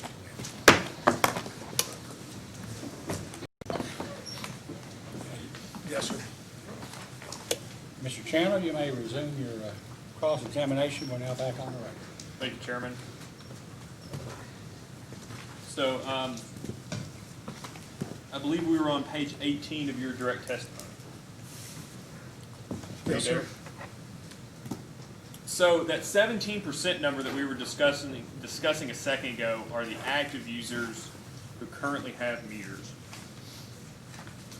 And that was determined based off a 48% number. Do you know what that 48% number was? The 48% was the percent of customers on the AMS opt-in who have opened an e-portal account. So they've accessed their e-portal data. So less than half the people who asked for a smart meter actually went in and logged in once. Correct, although, and I don't know where specifically in my testimony, but this is, I believe, 2016 data. Yeah, it's 2016 My Meter data. Our recent assessment, you know, we have upwards of 70%. Right, So we have more participation than. And that assessment was over the entire period of the AMS, correct? I believe it was. A I longer don't. period. There's in my testimony somewhere. An update is there. So we've got this 17%.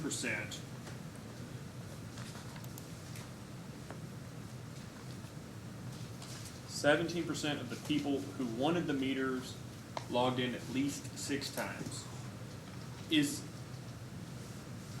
And then you took that 17% and applied it to the entire customer base of LG&E and KU net against the opt-out, right?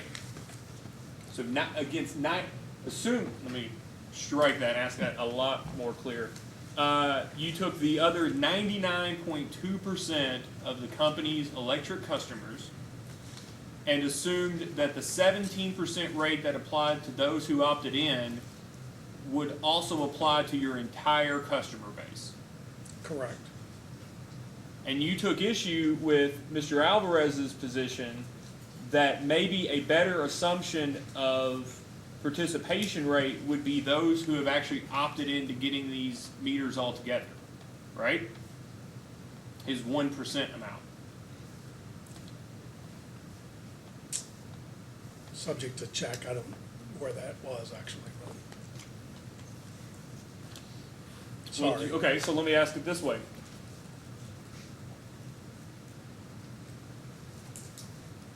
Do you think it's reasonable to assume that those people who have opted in to wanting these meters, to our previous discussion, are more dedicated to conservation than the rest of your customers? Are the most dedicated, maybe? I can't speak to whether the most dedicated. We take a conservative approach to our overall e-portal benefits, taking really 1/2 of 1% across our customer base. when there's other testimony in here that would indicate other utilities and other experts have seen a much higher reduction in savings. So 1% across our complete residential only customer base, I think, is certainly quite conservative. We'll discuss conservative in a second, but it's not 0.5%, is it? It's 0.72%, right?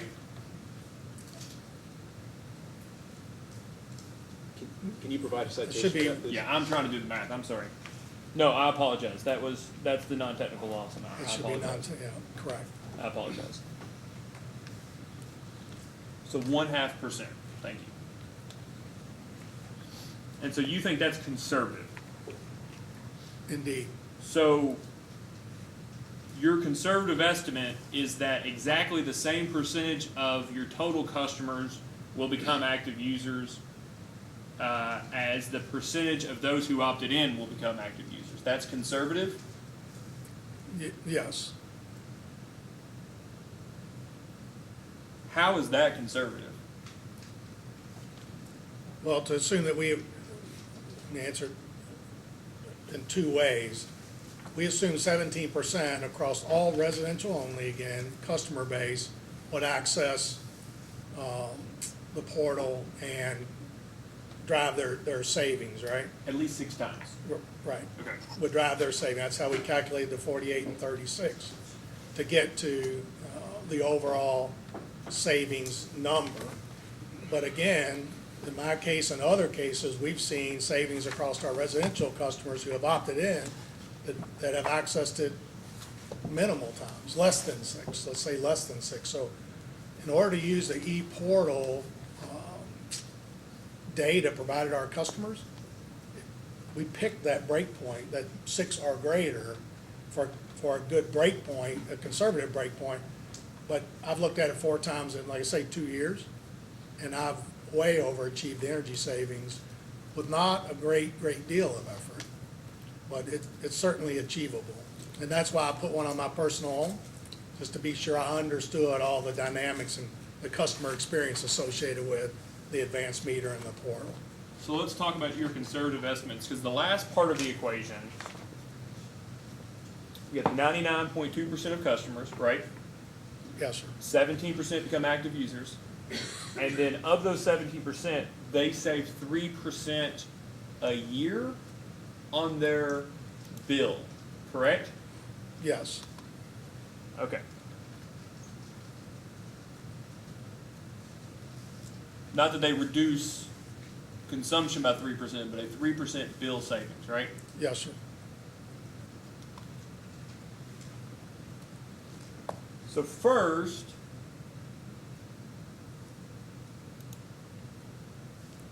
let's talk about the 3%. The 3% you state is based off a smart grid consumer collaborative report showing that a 5 to 15% reduction in electric usage is consistently found for active users of e-portal-like systems.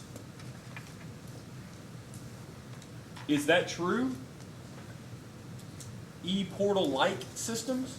What they're referencing in the Smart Grid Collaborative is those that have access to their meter consumption data.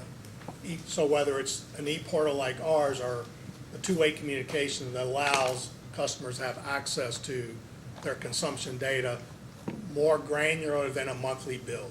Well, so let's go to AG 9 and let's see exactly what they said. Because on AG 9, page 33 of 61, well, let's start at 32 of 61.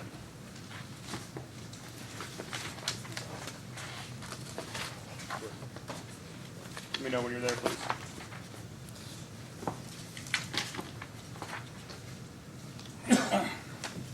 Page 29 of the report, or 30 at the top, sorry, appendix A7, page 32 of 61. okay, And this is an appendix to your testimony, correct? Correct. Okay, so you've seen this before? yes, sir. Okay. So let's just walk through the part there under customer energy management description and value creation. It says many customers have had access to electric bill histories via a secure utility web page for some time. Do the companies currently offer that? that you can go on and look at your previous bills? You can look at your previous bills, yes. but Yeah, you just have- like in PDFs, right? Correct. Yeah, okay. Some utilities even provide comparisons to anonymous neighbors' historical usage data to help customers benchmark their usage. Now, you all don't do this online, but you used to do this with the bill, right? One of our DSM programs actually provides that service to customers. Yeah, it shows, here's what the people in your neighborhood saved, and here's what you did. Mine's always terrible compared to everybody else. I assume everybody else lives in a small box, because I don't see how they do it, but you all already do that. Yes, Okay. So then you say, however, the detailed information from smart meters takes the concept of energy usage feedback to a whole new level. Now, this is the part that you're talking about, right? yes, Okay. sir, it is. This is what the e-portal benefits are premised on. Then it says, smart meters enable utilities to provide access to detailed historical usage data and or real-time usage data. Do you see that? Yes, sir. I Now, do. which one of those boxes, historical or real-time, do the company's e-portal fall into? Both. You can look at historical usage data and the 10 to 15 minute interval data as well. No. The real-time or the historical usage data in intervals. Those are the two options there, right? It says and or. I'm sorry, Okay, so it says detailed historical usage data in 10 or 15 minute intervals and or real-time usage data. Now, you all are proposing the e-portal only provides historical usage data, correct? yeah, we will, yes, 10 to 15 minute increments, so we will download, 4 to 6 times a day, validate the meter data, and then replicate it on ePortal. And so customers will be able to view that 24 to 48 hours after the usage, correct? Correct, So it's historical, not real-time. correct. Okay. Now, most utilities installing smart meters offer customers access to detailed historical usage data via a secure internet website or a smartphone application, generally on a one-day lag. Now, that's the box that the companies are going to fall in, right? Yes, sir. Some utilities also offer, but no current plans for a smartphone application, though, right? Not in the filing. no, Not sir. in the file. That's fair. Some utilities also offer their customers access to real-time data via an in-home display, web portal, or smartphone app. Now, that is not something that the companies are offering or proposing, correct? Correct, And in fact, the companies have said that putting an in-home device at this point is cost restrictive, right? It's not cost beneficial. correct. The latter capability, in particular, has demonstrated impact on electricity consumption by providing customers with immediate feedback on their usage and the impact of changes they make to their usage. So you would agree that entire last sentence applies only to the real-time usage data?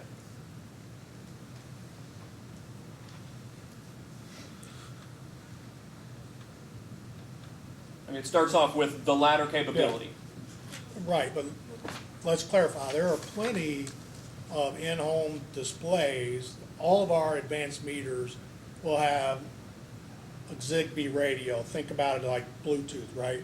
It'll send that real-time energy consumption data into the home, and customers who desire an in-home display, they can purchase those on their own, and we will help them sync that to their advanced meter and make sure that it's worked. We'll educate them on the data. So if a customer desires real-time, I would suggest that to meet the ePortal savings, real-time data is not overly that interesting. I had a display in my home for several months. It's broadly uninteresting. You look and say, what did I do the last week? How do I make adjustments? So I program my thermostat, change LEDs, do some different things within my home, and then I wait. And over time, I look at it. How much difference did it make? So real-time, I think, is the term we're kind of hanging on here. Okay. And to meet ePortal savings, I don't think that is necessary, nor does our case think that's necessary. So the e-portal benefits that you assumed are based off of consumption conservation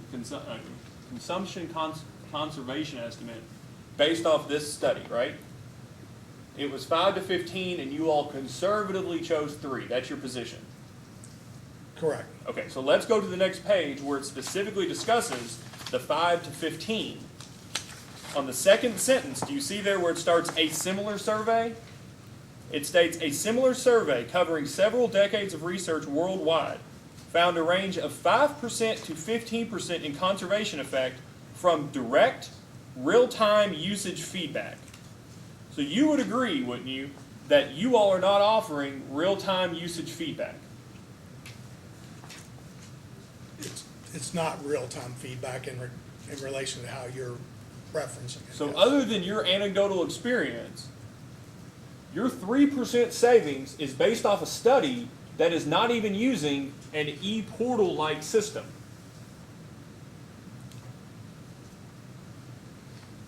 I think that this study is representative of the ability of our customers to use the data for conservation. And we're far below the range of the 5 to 15%, selecting 3% energy savings, and only selecting that 3% over residential customers overall. So yes, I think we've used this study to select our 3%, which is far below the range, and we constrained it to residential only. So I think it's quite conservative and expect to easily achieve the savings identified in the case. But you're using a 5 to 15% data point that is not even comparable to what you're doing though, right? I would argue it is comparable to what we're doing, because you don't need technically real time. You're not going to set, let's use an analogy. If you have a digital phone, you don't watch your, depending on what plan you're on, you don't watch your data consumption real time. You get alerts and you get these kinds of things that come from AT&T and Verizon that tell you where you're at on your data plan for the month. And then you can look back, you can go to their web portal and find out where your consumption is occurring at and what occurred during that period of time to make adjustments. The same can be said in regards to our e-portal. So to me, real time is not sitting in front of a monitor on our e-portal site watching every time you turn a light on in your home. And I'm not trying to be derogatory in any way at all. It's simply looking at the portal, looking at your energy consumption. You take corrective action, whatever you choose within your home, and then you can go back to e-portal over time and go, was it worth the effort or not, and how much did I save overall? But I don't believe in this study or any of the studies customers are actually changing an LED bulb in their home and then looking at the portal to watch that kind of granular consumption. Did you provide a study? Let me just ask this. You are providing people after the fact data, and in support of that assumption, conservation assumption, you provided this study, right? Yes. And this study studied something different. I would broadly say it studied just fundamentally the same thing. Okay, so show me a study where historical usage data provides conservation benefits of 3%. Because that's what you're trying to prove, that historical data leads to 3% of savings. But that's not what you provided here, is it? Well, I think it is. I think what we're trying to say is I think you're speaking too closely to the actual words with total respect here. The access to the e-portal and granular consumption data will allow our customers to achieve the overall benefit. And we attempted to show that our selected 3% savings rate was well below this 5 to 15 among in a smart collaborative report. So we're just trying to reflect how conservative we've been in our e-portal savings assumptions. Are you aware of a term Prius effect? Yes. That's what you all are trying to describe in that 3%, right? The Prius effect? You view the usage and you change your habits accordingly, change your usage accordingly. You ever driven a Prius? I have not. You ever driven a car? Yes. Okay. you know how fast you're going, not because a report yesterday told you, right? You know how fast you're going because you can immediately look down at your speedometer. Those are an apples to oranges situation, right? Looking at how fast you went on a report from the previous data, looking straight down at your speedometer. Let me respond this way.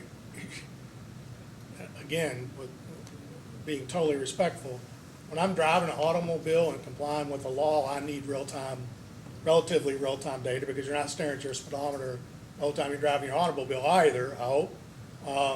But nonetheless, you're glancing back and forth to monitor your speed because you're actually active at that time. If I went into any residential home and I immediately changed all lights to LED lights, you wouldn't instantly see that in the real-time data. You would see that consumption pattern decay over time as you use different lights within your home. And so the need to glance at a speedometer as I turn every light on is really not necessary to make savings. So say I took corrective action, correct is a strong term, I took actions to lower my consumption, they're generally staged. So I would change LED lights, I would program my thermostat if it's programmable. We've seen a lot of customers that have programmable thermostats that actually didn't program them. I would do other things in that regard, and maybe invest in a new hot water heater or HVAC system or whatever I would want to do to drive my consumption down, none of which, from my perspective, requires me to stare at it full time. Yeah, I think it's important that we make a distinction though here, right? Because all of those things you just mentioned, a programmable thermostat, investments in hot water heaters, and changing light bulbs to LEDs, take a significant amount of effort and investment, correct? You have to spend money to save money. I don't know, I totally agree with that. In regards to programming thermostats, it's generally with the thermostats nowadays, it's a pretty 15, 20-minute exercise unless you're getting into very detailed staged But type that's programming. assuming you have a programmable thermostat. Right. And that's additional expense for a lot of homeowners, right? If they don't already have one. It's not a huge expense to offset the savings that you would see anymore. They used to be expensive, they're relatively run-of-the-mill now. Relatively run-of-the-mill. So you wouldn't expect that the top-rated ones are now, the entry-level ones are about $200. Now, the entry-level ones for just a programmable thermostat are significantly lower. I mean, for 200 to the 219 kind of range, you can pick up a highly programmable Nest, but there's GEs and Honeywells that are quite inexpensive today. But we're talking about spending money to save money. Correct, if I have to replace my LEDs or a thermostat. And in this study, we're talking about direct real-time usage feedback, such as with in-home devices, where it's telling you, it's sending you a pricing signal. It's telling you you're using this much. It may be flashing a red light. It may be telling you how much you're running. You may want to turn your thermostat up, or you may want to turn a light off. That's what this study was talking about, but that's not what's available or assumed in your ePortal benefits. Well, I think we're hedging on the term real time. I think that's significant, isn't it? Not from my perspective, no. Okay, so if that's not significant, let's read the last sentence of that top paragraph on 33, where it says, as with many other participation-dependent smart grid capabilities, these economic benefits are typically much higher for customers using real-time data and minimal or non-existent for customers not using them. Let me ask a very pointed question. Will the ePortal allow customers, was it assumed that the ePortal, let me scratch that. Are the ePortal benefits assumed based off customers using real-time data? We use this report to pick our initial 3% assumption and discounted that for the amount of customers who had used our ePortal 6 or more times. So I would say not real time, just they've accessed it 6 or more times. So I guess real time, customers are not sitting in front of their, they used to call them energy picture frames like National Grid put in, that they're looking at their energy consumption in real time. Customers are not doing that, nor I think savings are predicated on real time. We have customer bill alerts today and things customers can sign up for notifications, which alert them. They can go back and look at the e-portal consumption in a prior period in 15-minute increments. All of that data is more than sufficient for them to take conservation efforts.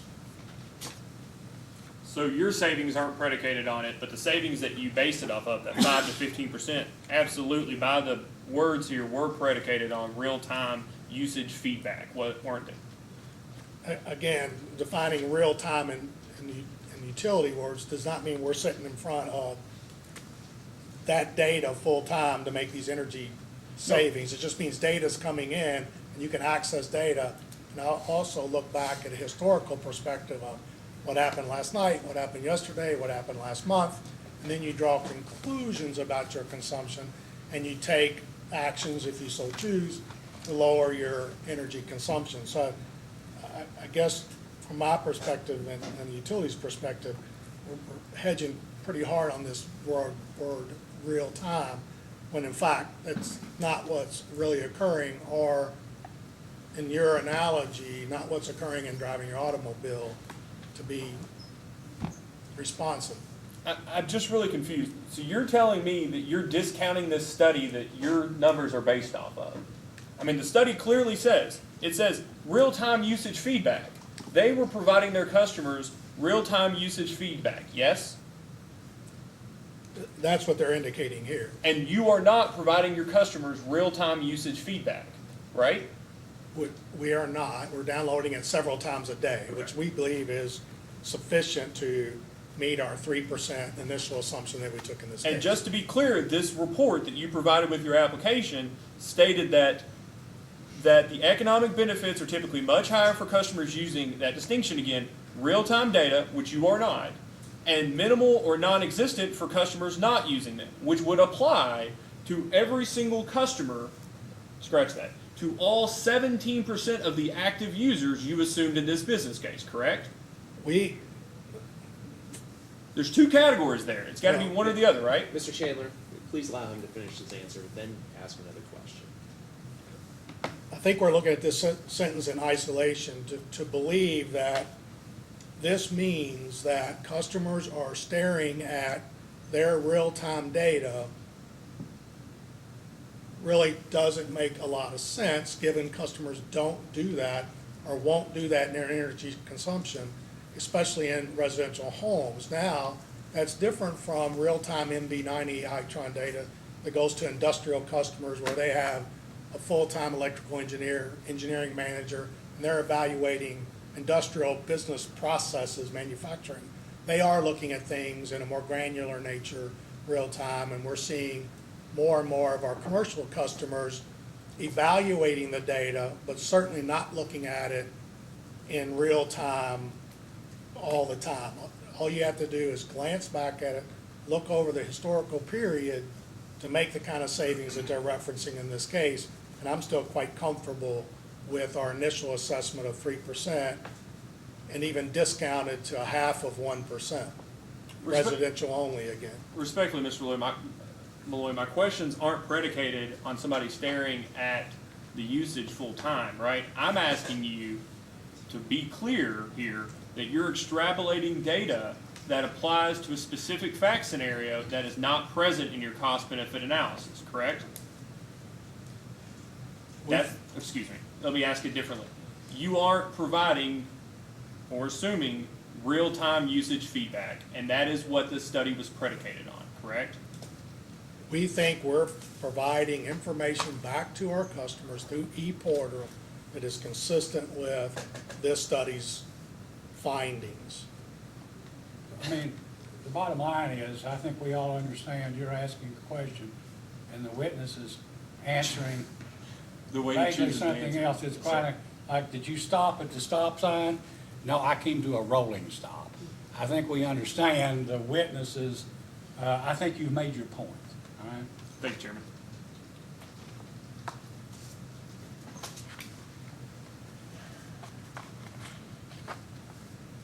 So the nominal savings for e-portal benefits is just over $100 million, correct?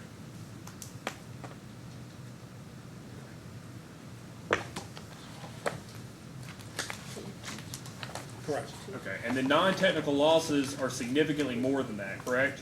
Yes, they are. And non-technical losses are the biggest single individual benefit, right? Yes, it is. So operational savings as a group is bigger, but but the nominal amount for non-technical losses is the biggest single amount. And it's in excess of $400 million, correct? In nominal dollars? Yes. And just quickly, you calculated the non-technical losses, assuming that the companies lose 2% of electric revenues.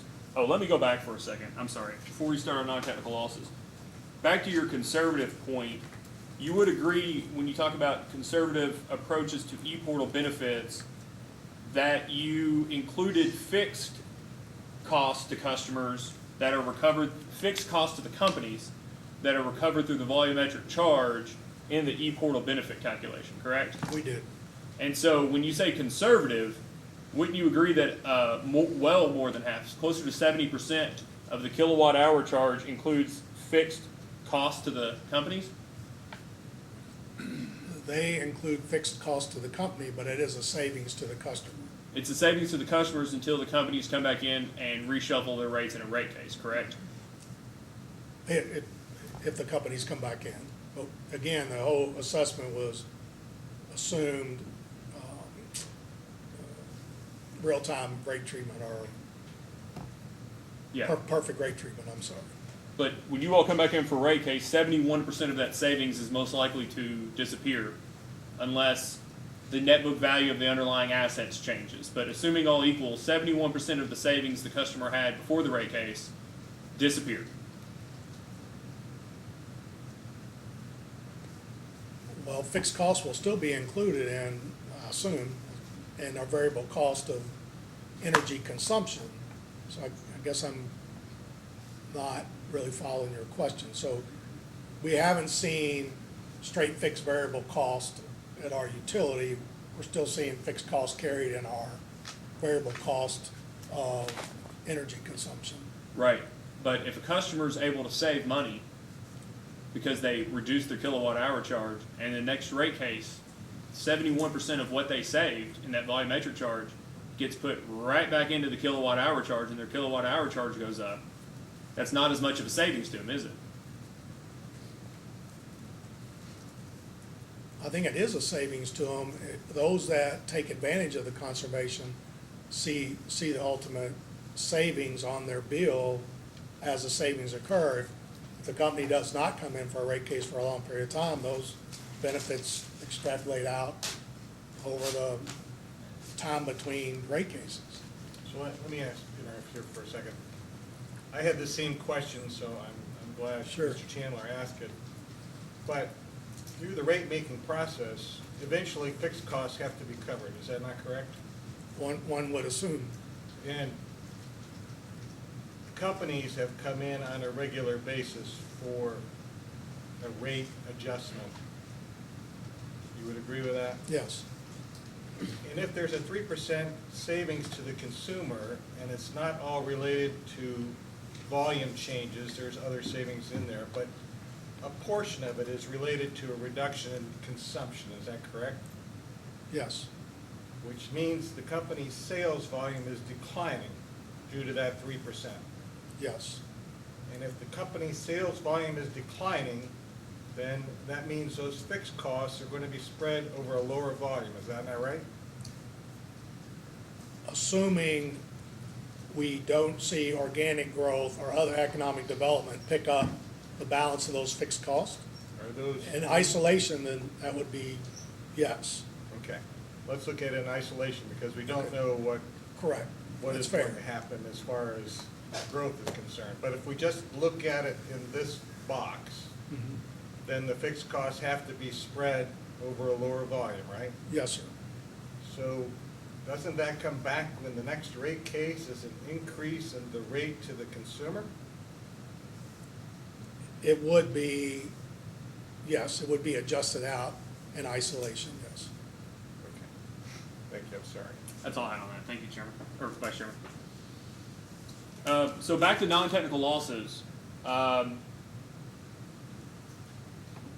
You assume that 2% of total electric revenues are lost each year to non-technical losses, correct? Yes, sir. And that's based on an EPRI study, right? Yes. And EPRI is the, Electric Power Research Institute. glad I had forgotten it today, so I'm glad you remembered it. So they're a pretty reputable. Largest industry. Yeah, they're a reputable source. We can all agree. Okay, so then you took that 2%, and accounting for the opt-outs, the 0.8% opt-outs, you assume the companies would identify and bill 60% of those non-technical losses, and then of the amount identified and billed would recover 60% of that, correct? Yes, arriving at 0.7% non-technical losses. Was it 0.72%? Yes. I'm going to ask in a second, so That's fine, Okay. 0.71, 0.72. okay. So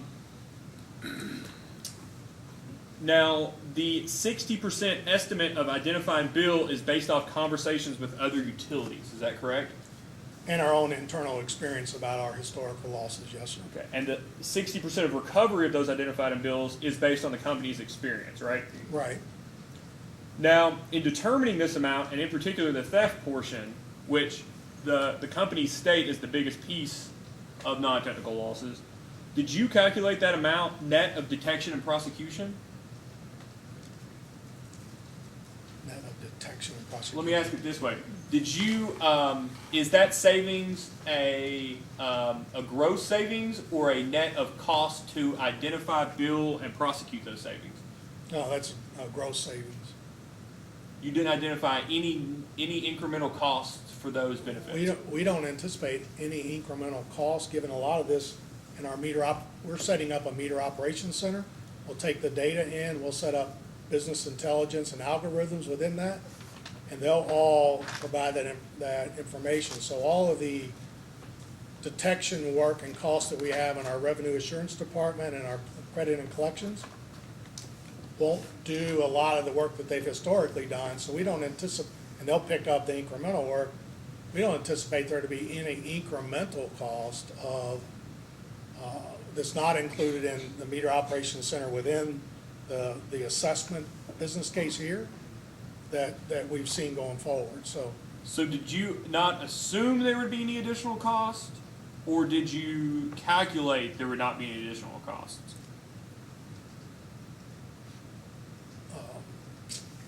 I don't think we calculated there wouldn't be additional costs. We simply looked at the manpower resources that we would need and any incremental resources to manage the meter operations center and revenue assurance department that we have today. And given there weren't incremental resources, then there were no increased costs. Okay. So do you still have AG 9 there in front of you?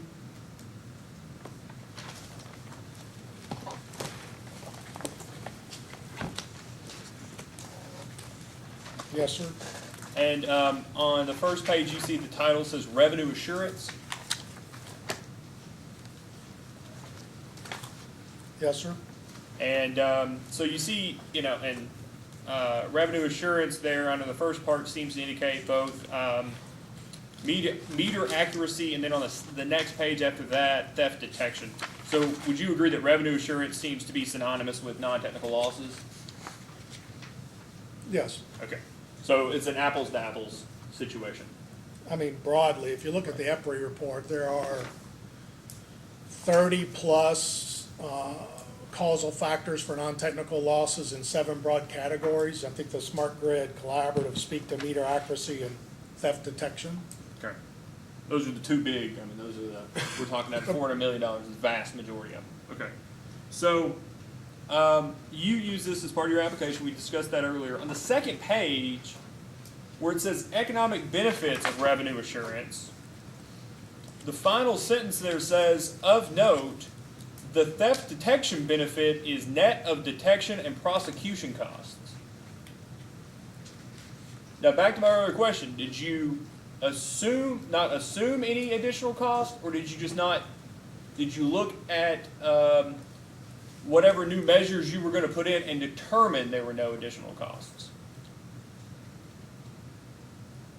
I believe we met with our revenue assurance and customer service group and said, given the meter operations center and how we're going to operate forward, do you need incremental resources for your business plan?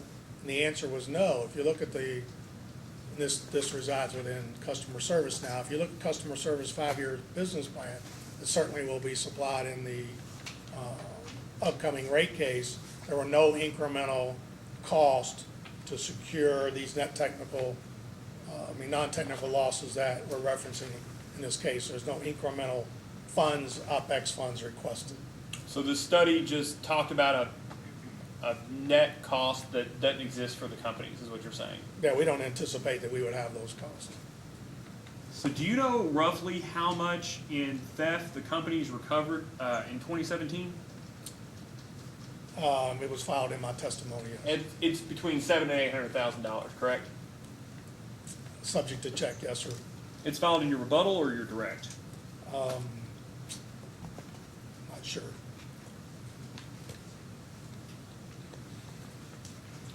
The chart, the data, well, hold on. Just give me 1 second if you don't mind.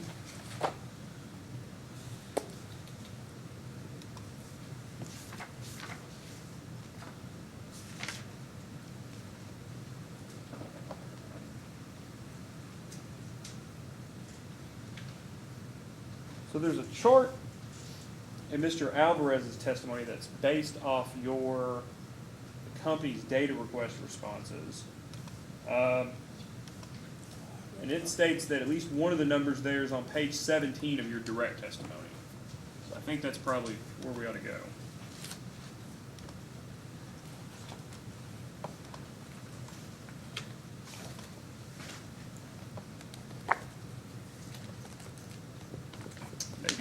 Maybe it's 18 actually. I have it, yes, sir. Okay. So those are the tampering fees and tampering bills, correct? Yes. And would you agree that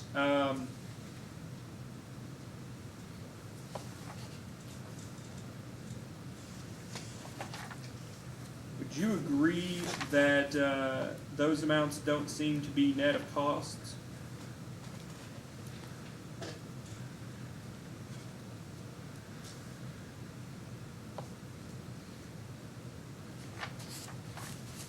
I'm sorry. Let me ask it this way. Is it your understanding that it costs the company about 50 cents for every dollar that it recovers for theft? Is that in the range? Sounds reasonable.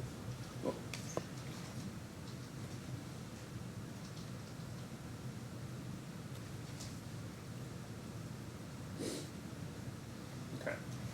So it currently costs roughly half of the collections that the companies currently have, 50 cents on the dollar, and that's based off of a couple hundred, few hundred, let's just say it's less than $1 million a year in theft, identified, billed, and collected, right? Correct. Significantly under $1 million. And you all assume that there is zero, I just want to make this clear, zero incremental cost to identifying and billing $400 million over a 23-year period. Let me speak to that. We have incremental costs within the business plan and within the business case assessment to operate our meter operations center, which a lot of this data will come in and it will be all automated. If you look back at historical tampering, this is simply theft, or one of the 30-plus EPRI causal factors of non-technical losses.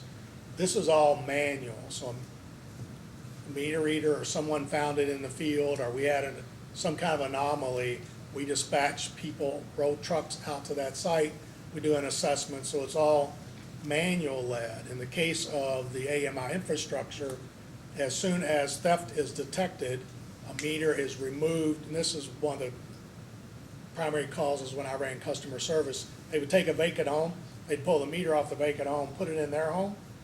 Until they knew our meter reading route, they would pull it out before we read the meter, stick it back in the vacant home, put their meter back in. In this case, we would immediately see that, and we would open up and disconnect that meter for service, preventing that theft from occurring. So in a normal theft situation, we may not know for years that that theft is occurring unless we have some indication, field indication that's occurring. Under the new algorithms built into the AMI infrastructure, you'll know right away by looking at anomalies. And it's simply not just the theft, but to your point, historical theft is a much different collection or cost than AMI infrastructure going forward. Yeah, but you just discussed only the identifying and billing, not the collections of them, right? You didn't talk about any of the collections costs. You are talking about $17.5 million a year on average, right? Yes. But you didn't include any incremental cost to collect $17.5 million over a few $100,000 now. Not over what we have today. We have a process in place where collections go out, and they ultimately, a large percentage of them that we don't collect, the 40% go into bad debt. Generally, when we bill, our customers ultimately, 60% pay. So that collection effort is simply notifying the customer and billing. There's not litigation and lawyers generally involved in our overall collections unless it's bankruptcy related or it's in a large industrial or commercial customer. But you're not chasing, we don't historically chase residential customers with high collection costs that would exceed the value of the collection effort, right?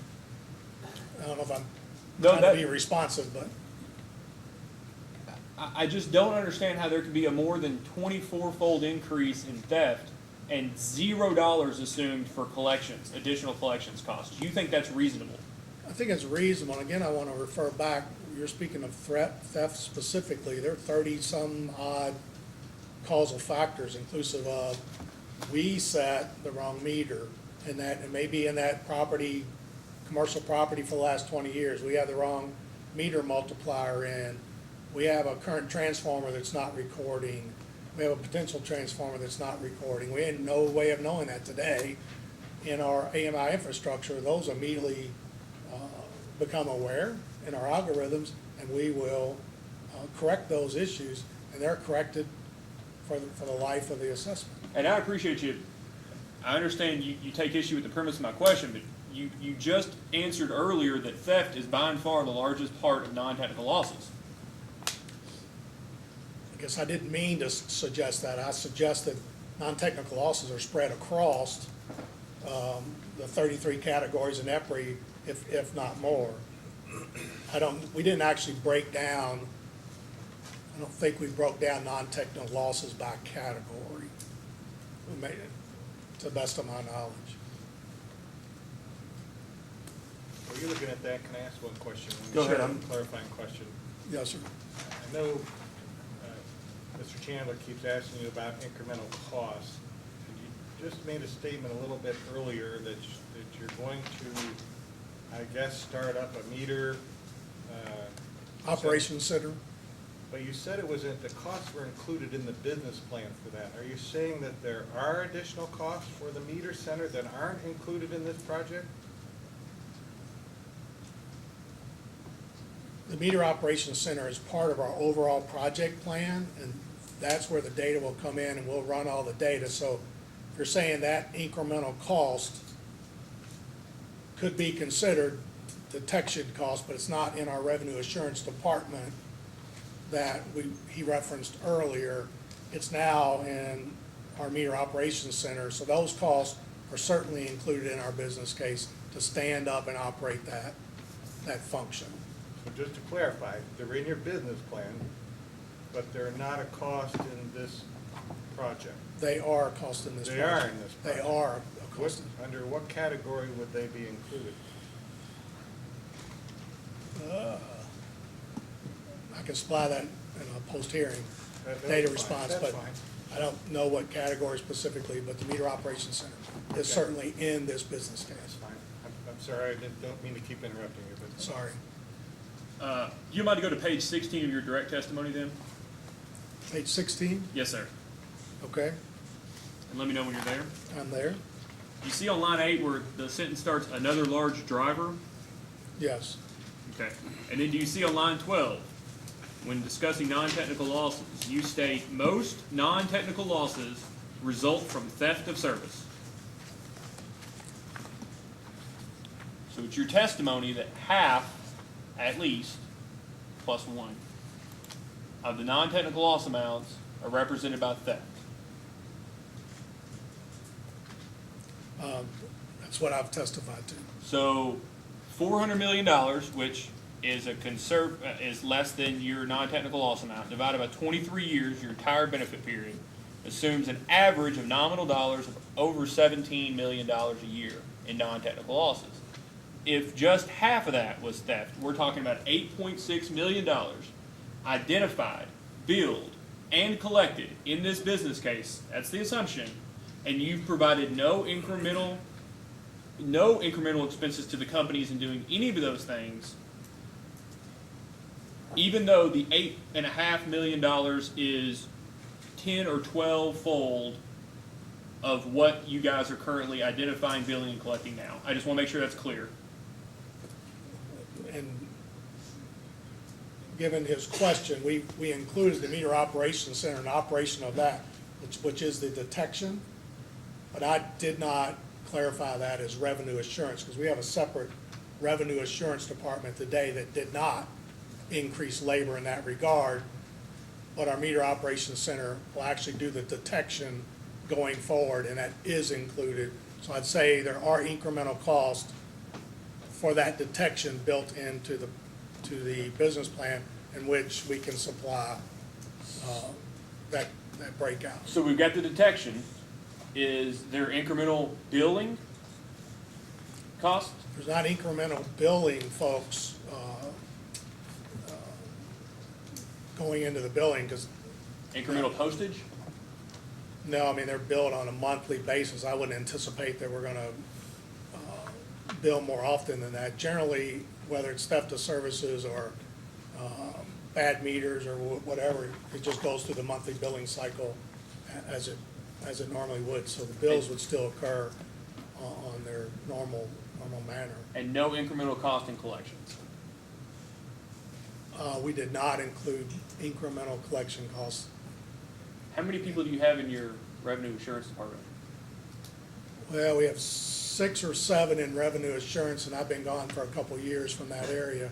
And then we have a whole credit and collections group. Not sure how many's in that group. Both Kentucky Utilities and Louisville Gas and Electric have a credit and collections group. Do they know they're about to get 12 times more work? We met with them and went through all this information, the new technology, how we're gonna operate the Meter Operations Center. They did not request any incremental headcount or cost in their 5-year business plan, or even forward of that for this rate, for this assessment. So, based on the data that the company provided, Mr. Alvarez, it may have been a chart, I don't have to remember, maybe just an amount, discusses the average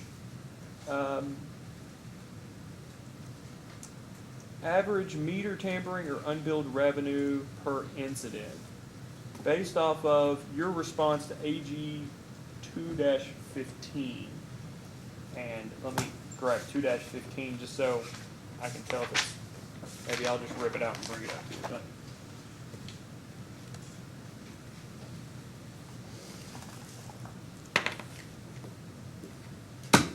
I'm there. Oh, you got it? Yeah. Awesome. Yes, Great. sir. Thank you. Do you see the tampering charges and the unbilled amounts there?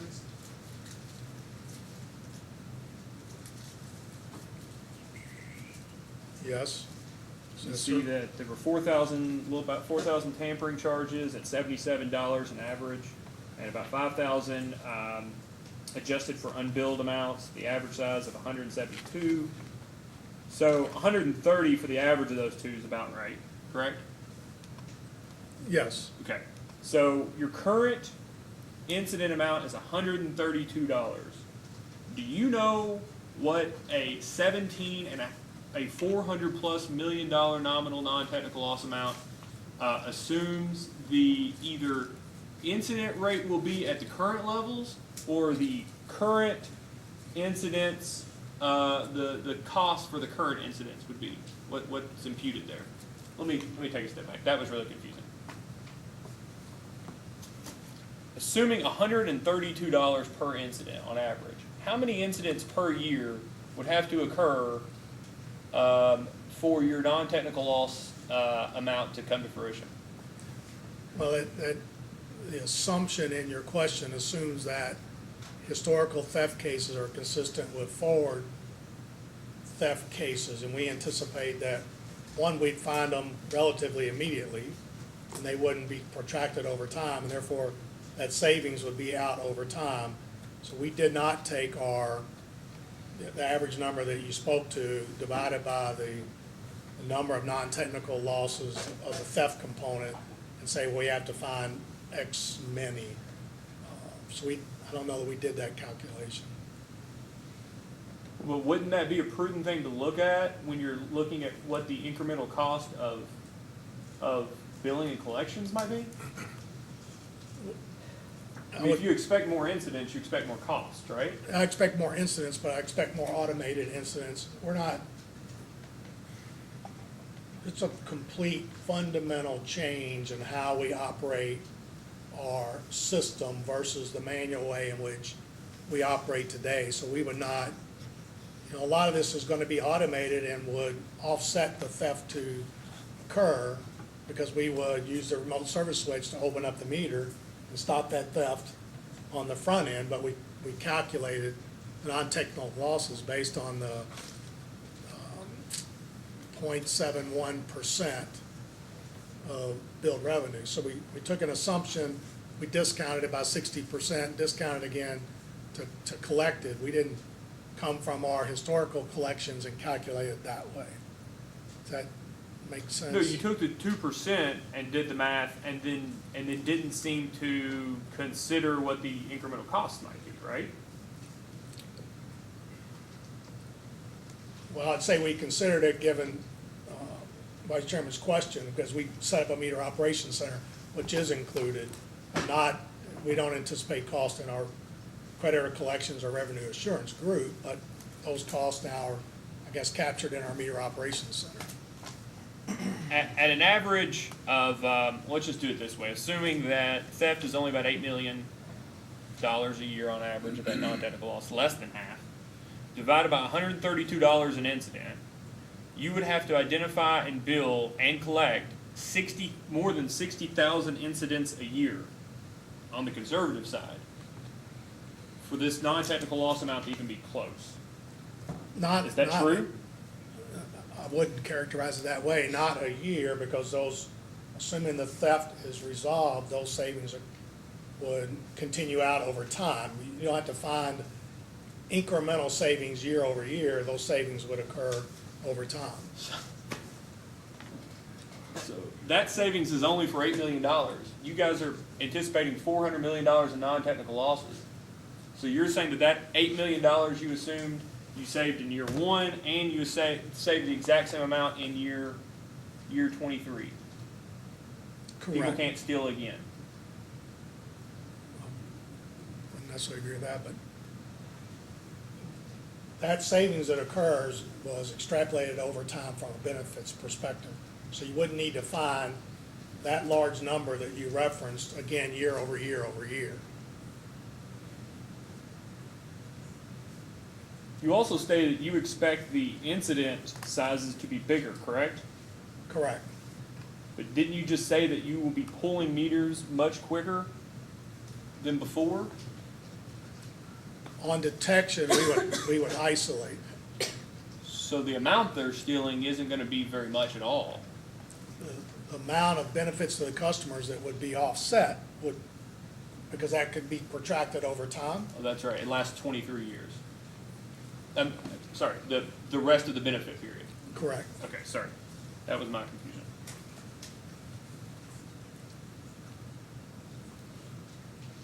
So, to your earlier point, the company's estimate is effectively that 0.72% of revenues will be identified, billed, and collected.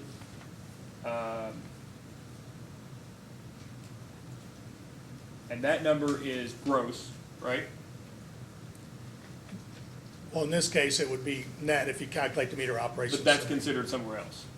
It's in that, the business case and in the assessment, It's yes. in the operating costs, and this is in the non-technical losses. Okay. Correct. So this 0.72% of revenues is what the company estimates, right? Yes, And you said that estimate is not not far apart from the estimate that Mr. Alvarez presented in the 2016 rate case. Is that correct?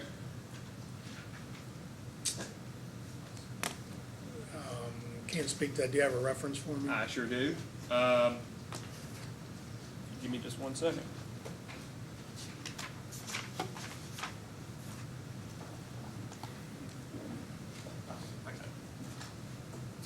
Sorry.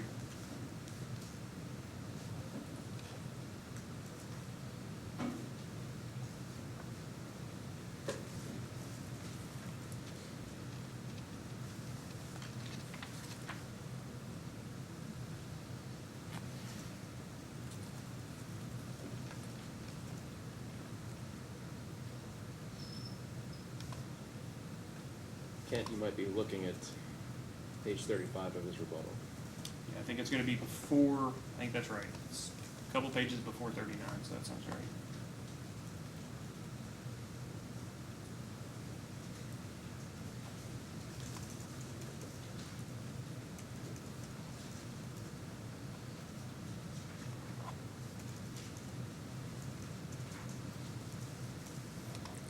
I'm at 35 of my rebuttal. Page 36 of your rebuttal, I believe.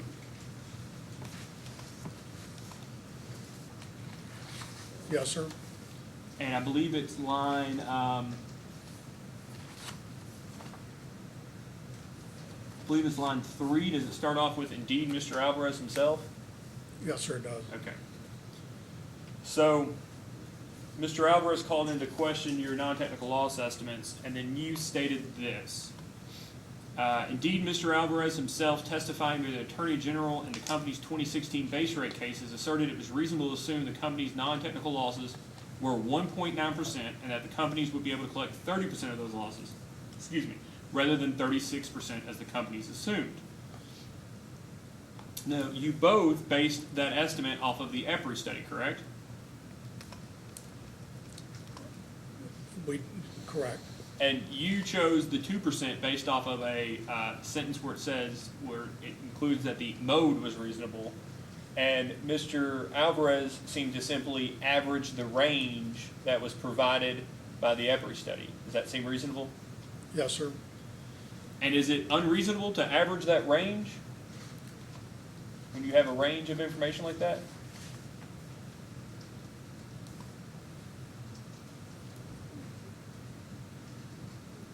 I would say not. It seems reasonable. And so the EPRI study had a range.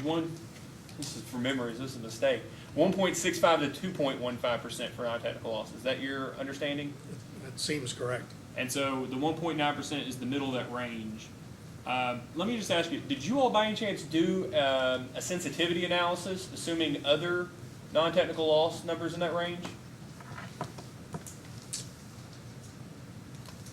Not to my knowledge. I believe we did. I don't think, did you all do any sensitivity analysis in this case? I don't think we did. Okay.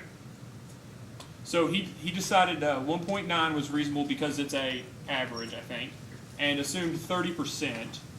And then on line 11, you state, nonetheless, the two assumptions were not far apart. Do you see that? Yes, sir. Would you agree that Mr. Alvarez's assumption of 1.9% and instead of 36%, 30% is 0.57% of total revenues? Does that math seem about right? Yes. And would you agree that that is more than 20% off of your 0.72%? That's the math, yes, sir. So they're at least 20% different. That doesn't seem close to me. Does it seem close to you? In the base assumption, it certainly seems close. We used, obviously, you know what we used in the case, and we ended up at 0.72, 60 and 60 billed, 60 collected percent, so. But when we're talking about more than $400 million, that's a big difference, isn't it? A 20% difference? Would be 80 million, yeah. Yeah. And do you think that would single-handedly, assuming all else equal, might completely change the cost-benefit analysis to be negative? We'd have to go back and run that cost-benefit analysis. It would certainly change it, but it's spread out over time, so future cash flows obviously would be discounted more.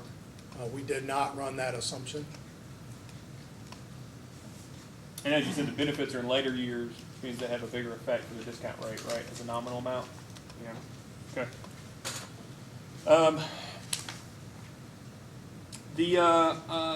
On AG9, page 31 of 61, this smart grid consumer collaborative you provided with your application provided a total revenue assurance economic benefit amount estimate. Do you see that on 31 of 61? I'm sorry. AG Exhibit 9? Oh. Sorry. Back to the book, sorry about that. Could you point me there again, please? Yeah, AG Exhibit 9. Yeah. Economic benefits of revenue assurance. You see that?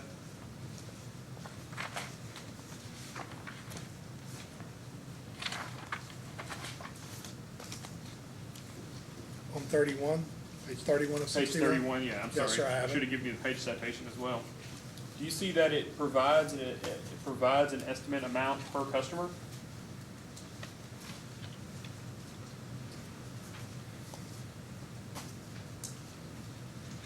Do you see that? Yes, sir, I do. And what is that amount per customer? $3 per customer per year, $1.56 in meter accuracy, and $1.44 in theft detection. That does seem conservative compared to the company's numbers, correct?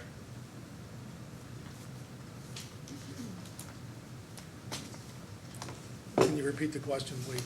That amount does seem conservative when compared to the company's numbers?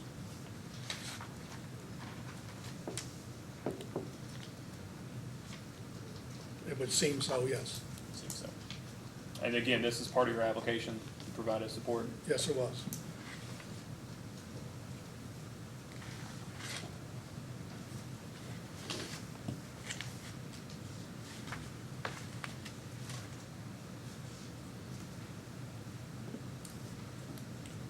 So, obviously there are a couple of different estimates in the record as to what a reasonable non-technical loss amount and maybe a more reasonable e-portal benefit amount would be. And we've agreed that the benefits in nominal dollars are larger in the outer years than the earlier years, correct? Yes. And so if the company, after their 15-year service life of their meters, after they're fully depreciated, is there any risk on the company as to whether or not the benefits they've estimated ever come about? When you speak of risk, I assume you're discussing financial risk. Financial risk, yes, sir. Because there's certainly regulatory and brand risk. I've testified in front of the commission for on and off for 30 years. We bring cases that we intend to achieve the benefits on behalf of our customers, and would certainly seek to do that here. And those benefits would run out over the period. I think it would be a bit foolish to bring before the commission a case we had no intention of achieving overall benefits, knowing that we are before them in future proceedings as well. Also, the case participants and the commission itself can request that information. We can supply that information across the planning period as the benefits occur and as the costs occur, to be sure we're in line with what we've said in this case. Yeah, and I want to make sure you said the no intention. I don't want it to seem like my question is saying that I assume the company is lying in their application.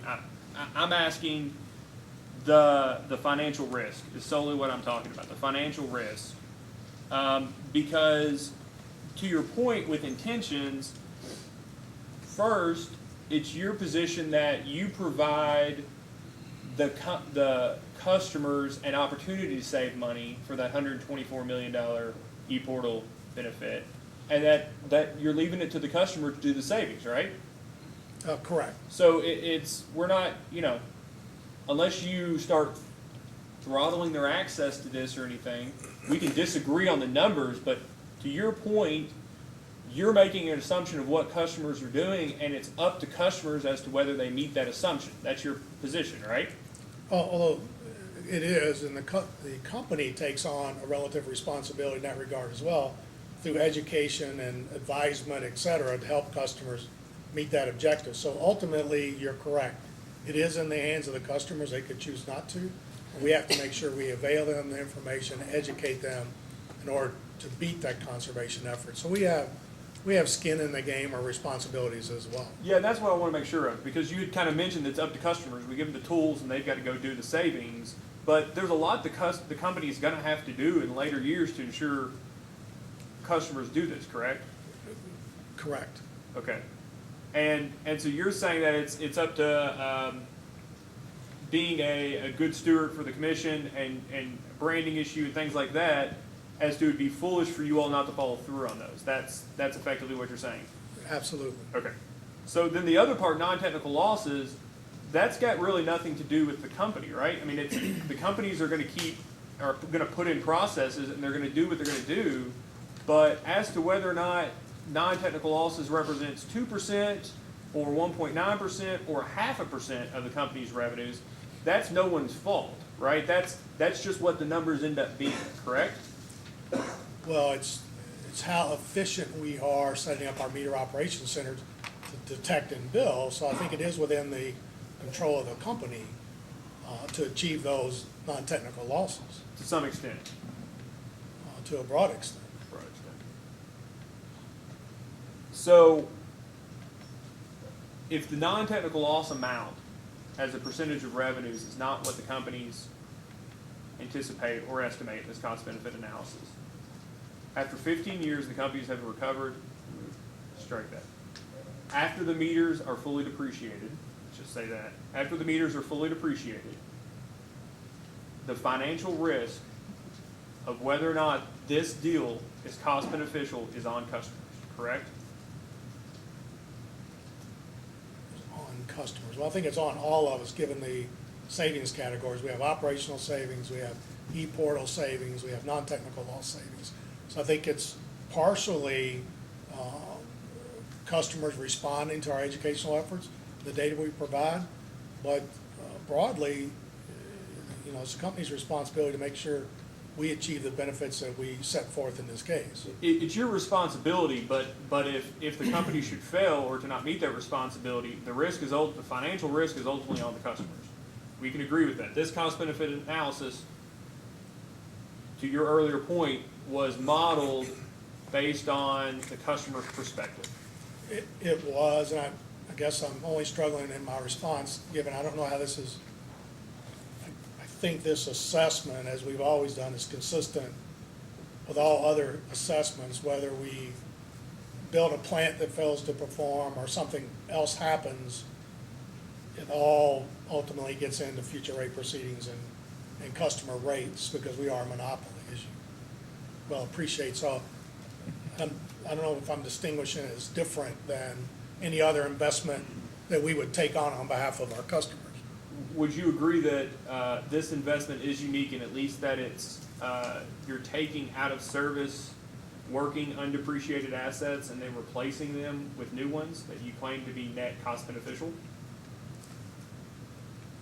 I would say it's only unique from the perspective of we have the opportunity to bring forth a benefit to our customers and lower what overall rates would be going forward if we stuck with our traditional technology over the next 20 years. So it's unique in that regard in that we bring forward a project here that is net beneficial to customers, and they have the opportunity for rates to be lower than they otherwise would have been. Just 1 second, Chair. I have one last question, thank you. Do you mind to turn to AG 10? Binder I provided you. Yes, sir. AG 10 is a response from LGNKU to commission staff's first request for information number 10, and you're the respondent to that, correct? Yes, sir. Now, back to our real-time conversation, I promised the chairman I will move on quickly. C, the staff asked if the companies were to make real-time data available to their customers, explain what the estimated cost would be to the customers. You see that? Yes, sir. And then the first part of your sentence says you don't plan on doing any in-home devices. The second part says, quote, informal discussions with other utilities who have offered in-home devices as part of their deployments indicate that the devices are expensive, as much as $150 per device, have limited usefulness to the customers, and have thus proven not to be cost effective. Now, I just want to be clear. The missing key between your current proposal and offering real-time data to customers is this additional piece, correct?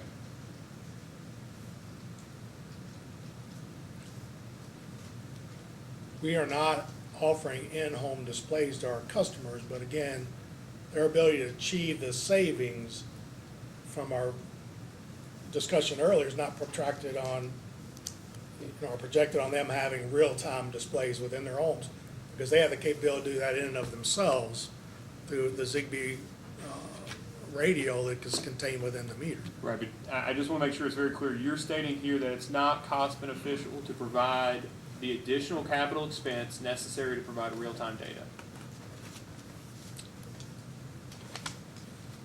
That is what we're saying here. Okay, that's all I have, Chairman.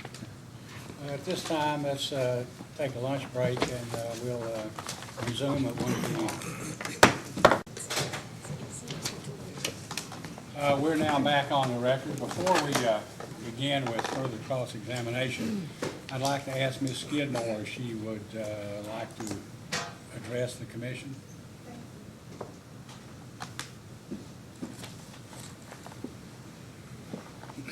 Your Honor, we have with us today, Community Action Council has the Executive Director, Mr. Ratchford, and he cannot be here tomorrow for medical reasons.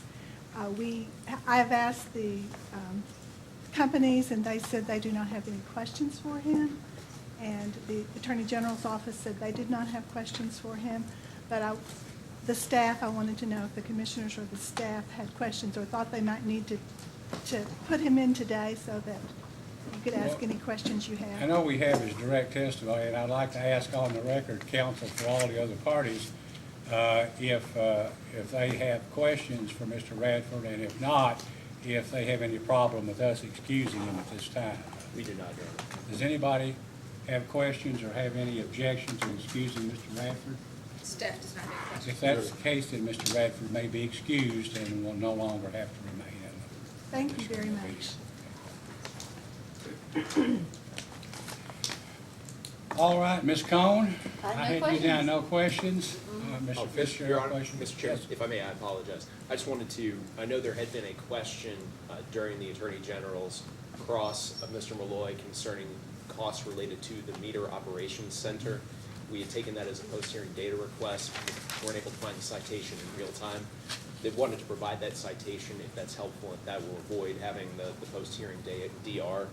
The information regarding the ongoing costs of the Meter Operations Center is available at Exhibit JPM1, which is the AMS business case document, at page 49, second paragraph. Just wanted to Can you make give sure me a that. copy of that, because after I look at it, I'll let you know if it's adequate or not. Yes, thank you, Vice Chairman. Just want to make sure we get Okay, that, sir. that's fine. Yeah, if Would you you like me to witness, recall would we them? take the stand and, Mr. Malloy, you remain under oath, okay? All right, Mr. Fitzgerald. Actually, Chairman, Oh, you wanted- skill challenge. Well, I had another order, but it doesn't matter to me. And Ms. we Gil defer Kelly, to that's, Quick that's, if that would that's be fine, okay. you may, On behalf of ACM, I do have, would it be okay to get some exhibits marked? Yes, it would. I have just a few, they're all, data responses. Yes, yes. Keep that all day, I guess. Thank you. Mr. Chandler, did you wish to introduce your? I do, I just said I do appreciate it. Chairman, at this time, the Attorney General would like to introduce AG's Exhibits 1 through 10. Any objections? Let them be filed, in the record. Appreciate the efficient use of our time. Thank you. Thank you.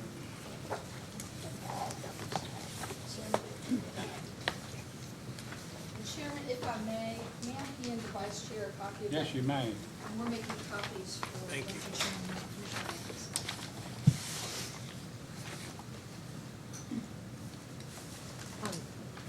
Thank you, Mr. Chairman. What I have just passed out to everybody, it's three of responses to ACM's first for customer information. Number 42 would be ACM Exhibit 1. Number 38 would be ACM Exhibit 2.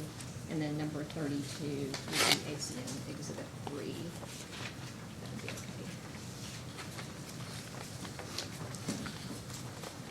They all appear to be testimony that's already been taken. They in this are, case. yes, they're already of record. They were responses, so, on behalf of the company, so, thank you.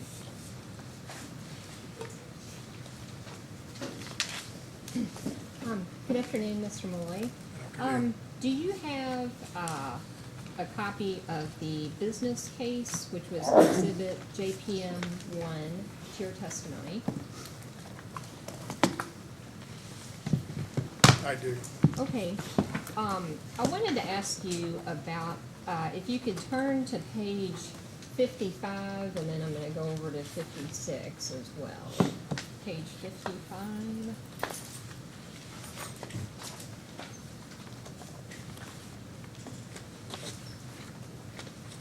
JPM 1.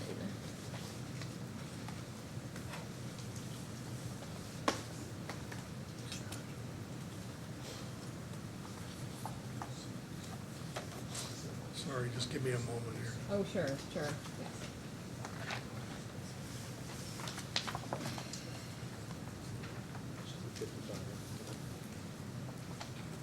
Yep.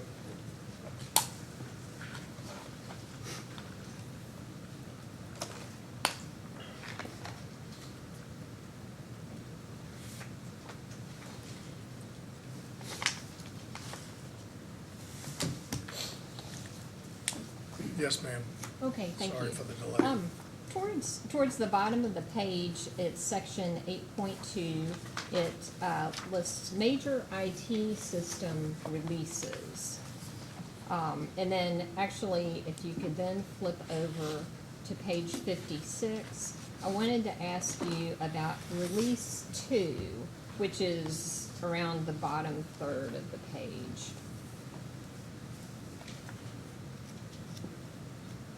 Yes, ma'am. Okay. Release 2, it says remote service switching will be enabled to allow CSRs and company operations staff to energize a previously disconnected premise for a predetermined schedule or ad hoc requirement. Remote service switching capabilities will be configured and enabled for meter service functions. Does that include remote disconnections? It sounds like it's talking about reconnections, but I was curious about remote disconnections for non-payment. Is that part of release 2?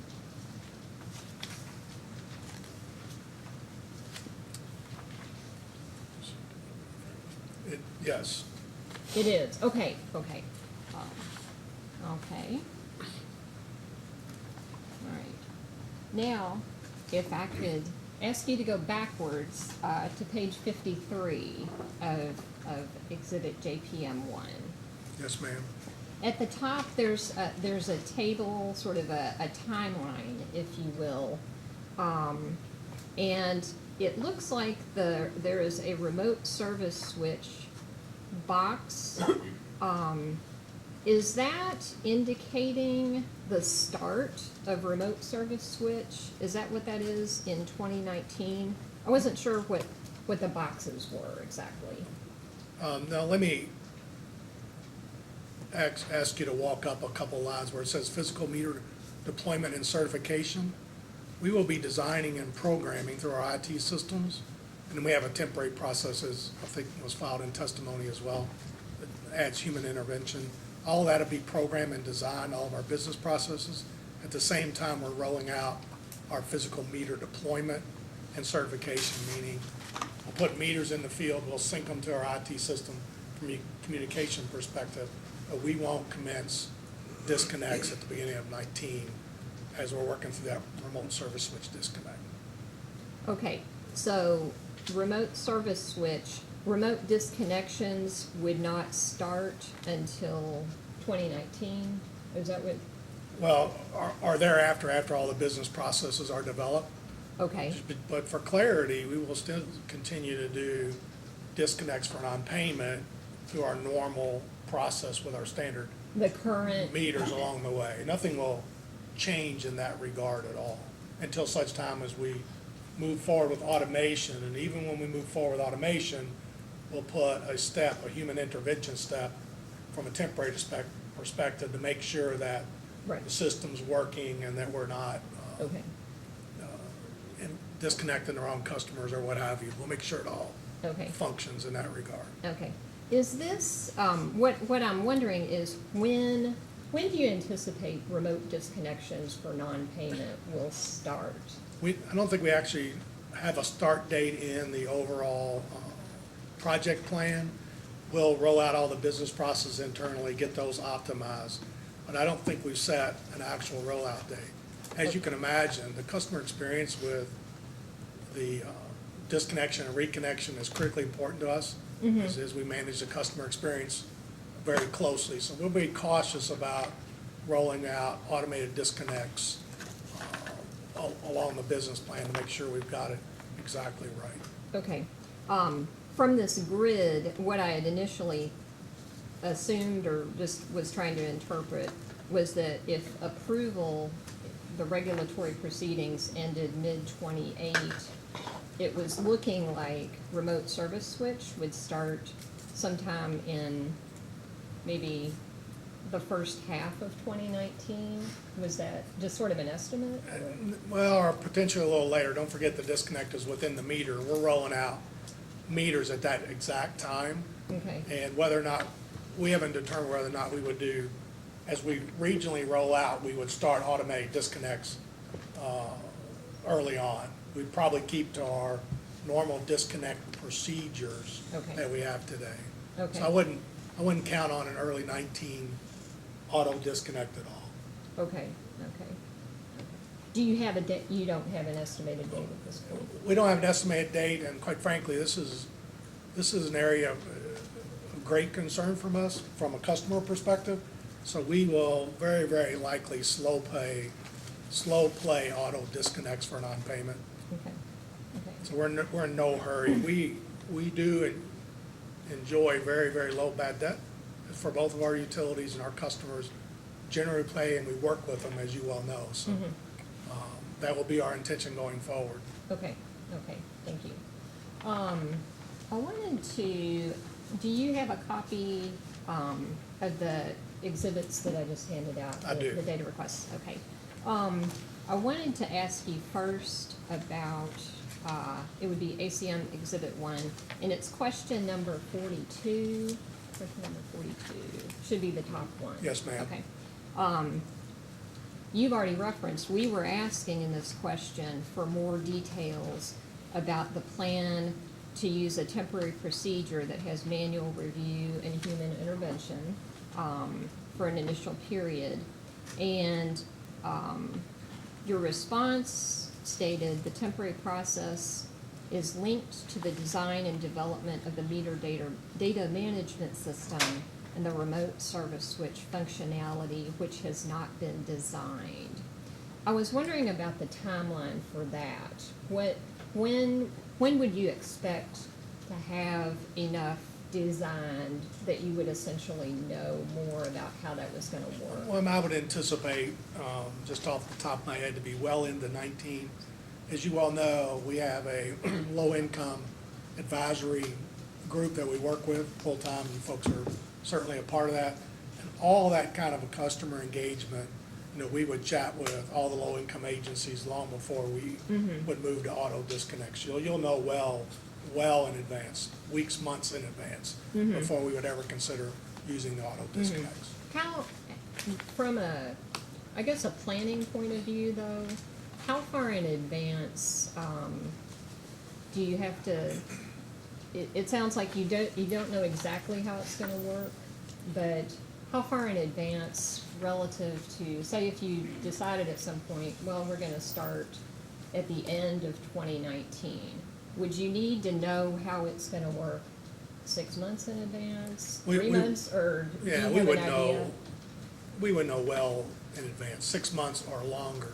Because all the internal automation, programming, business processes, even though automated, have to be programmed into our system. So we Right. would know well in advance, and we communicate that to you folks long before we got our programming even remotely completed.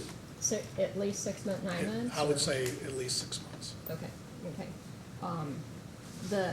The next exhibit that I wanted to ask you about was, it would be ACM Exhibit 2, and it's question 38.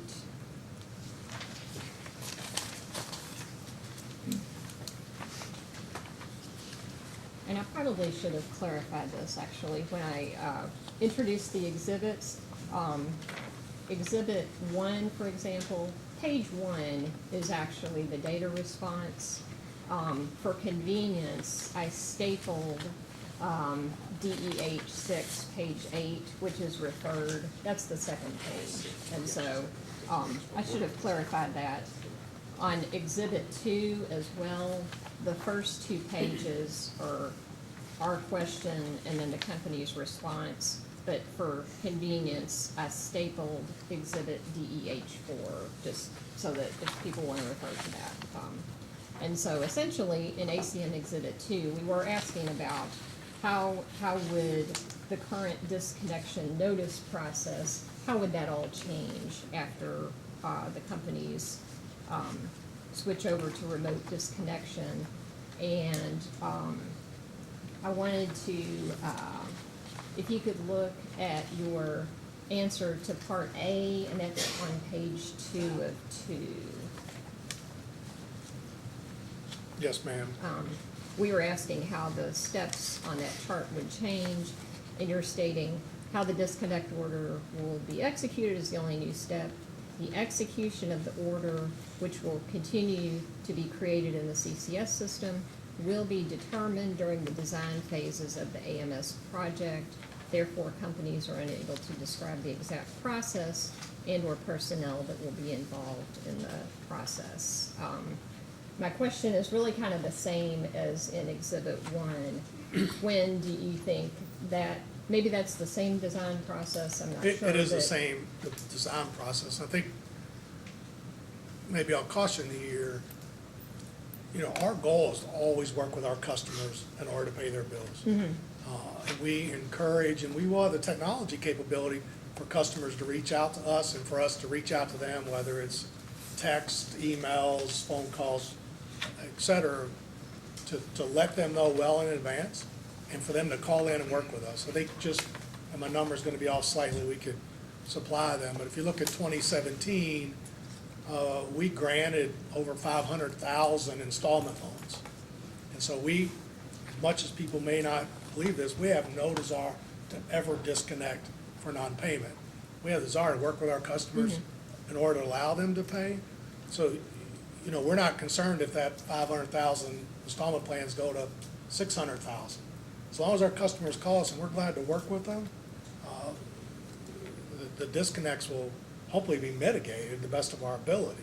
So that's our overall goal. In relation to what customers can see from us, the same dunning process works as it does today. Brown bills and all that won't change, other than the capability for us to electronically notify customers through their iPhone, what have you. So that increased capability will help us get contact with our customers and encourage them to call us.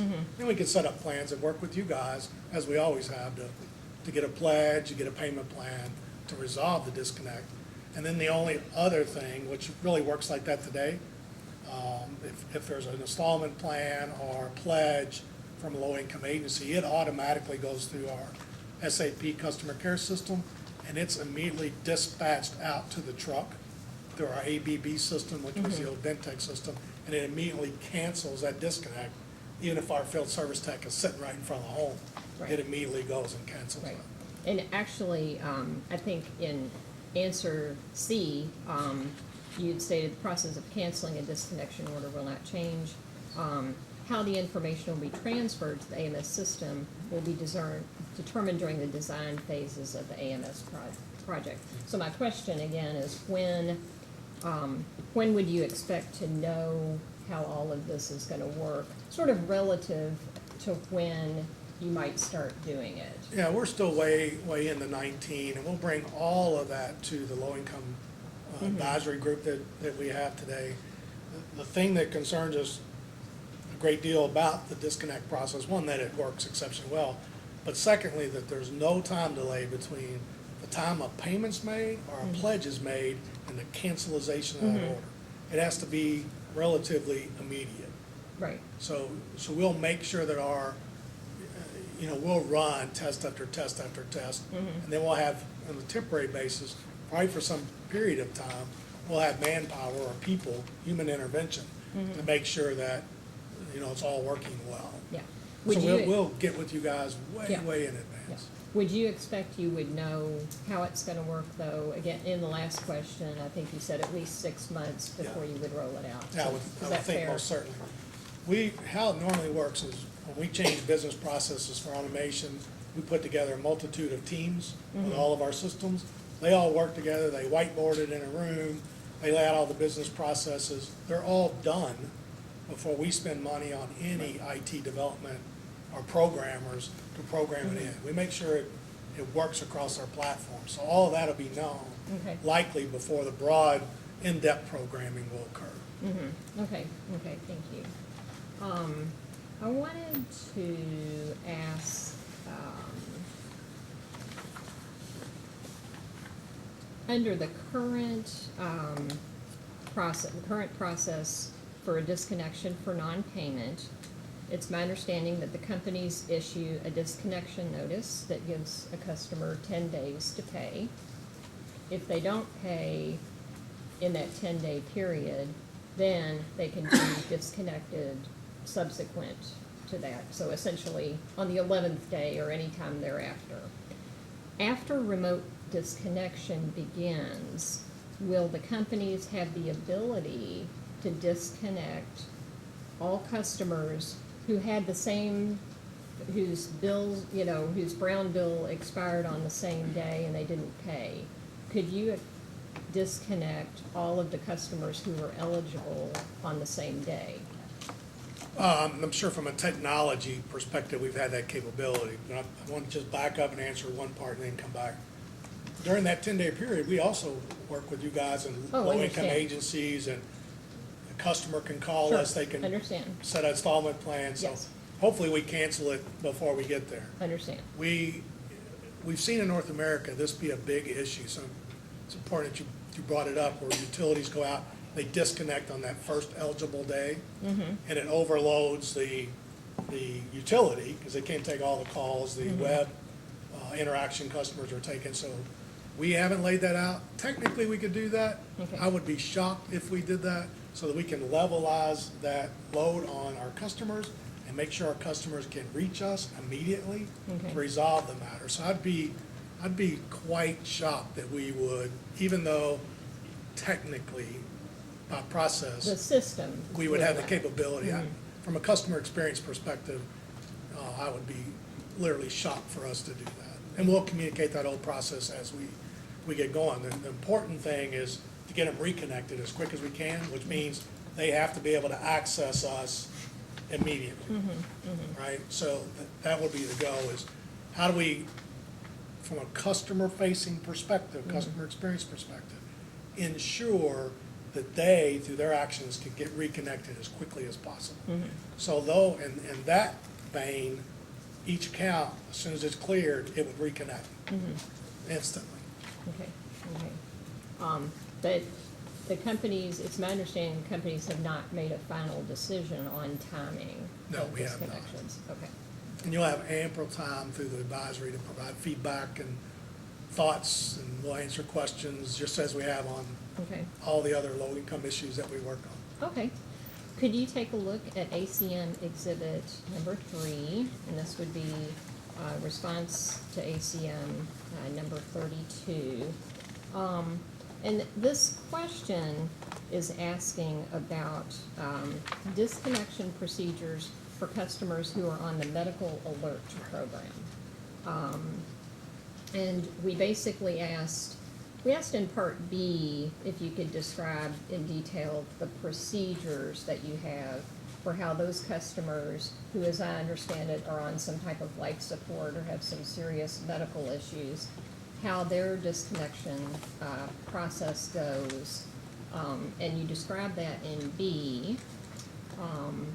And then in Part D, we had asked, how will each of the procedures that you described, the current procedures, how will that change after implementation of remote disconnection? And your answer to D was there are no expected changes to disconnection eligibility requirements. But it didn't say anything about the procedures, so I was a little confused. Well, the procedure will stay the same. In our SAP customer care system today, and this is important because the medical alert program, these people, they move. So we have to move it to a different residence. There is what's called a Dunning lock for medical alert program. So as we confirm that there is someone in that residence, medically fragile, whatever the medical reason is, we put a Dunning lock on that account, that customer's account. In this case, it would be the meter. We put a lock on that meter that if a disconnection order is issued, it is blocked in the customer care system, and that cannot be disconnected. And the way our field services work, as we go out in the field to disconnect today, they're required to click off on their automated laptop in their truck, the no medical alert is on this account before they do a physical disconnect. And we will have rigid processes, don't have them programmed today, but we'll have rigid processes within the programming to flush that through to make absolutely sure we're not disconnecting a medical alert Person. program participant. That will be exceptionally high on the whole customer experience side of these disconnects will be unbelievably high on our list. Yes, under the procedures that you described, I know it mentioned that the disconnection order would be worked by a field service technician. Would you anticipate after remote disconnection that you would still have a field service person go do it? Or do you think they would also be subject to remote disconnection? Well, again, that hasn't been decided. What we have talked about, and of course this is not done by any stretch, is we have a customer commitment group. I think you're probably familiar with them, as well as the commission, of whether or not we dispatch, because we don't need a field service tech anymore. We don't need that capability. But whether or not we would dispatch a customer representative to the home to knock on the door to make sure that we're all okay. Even though we'd have the automated capability, We generally, and I can't remember my numbers, but we generally don't have too awful many people on the medical alert program. So we could almost, in my view, from a customer experience, we could manage those individually by sending people out. But that's not yet to be determined. Okay, thank you. I wanted to also ask you a question about your rebuttal testimony. Do you have a rebuttal testimony? I do. On page 54.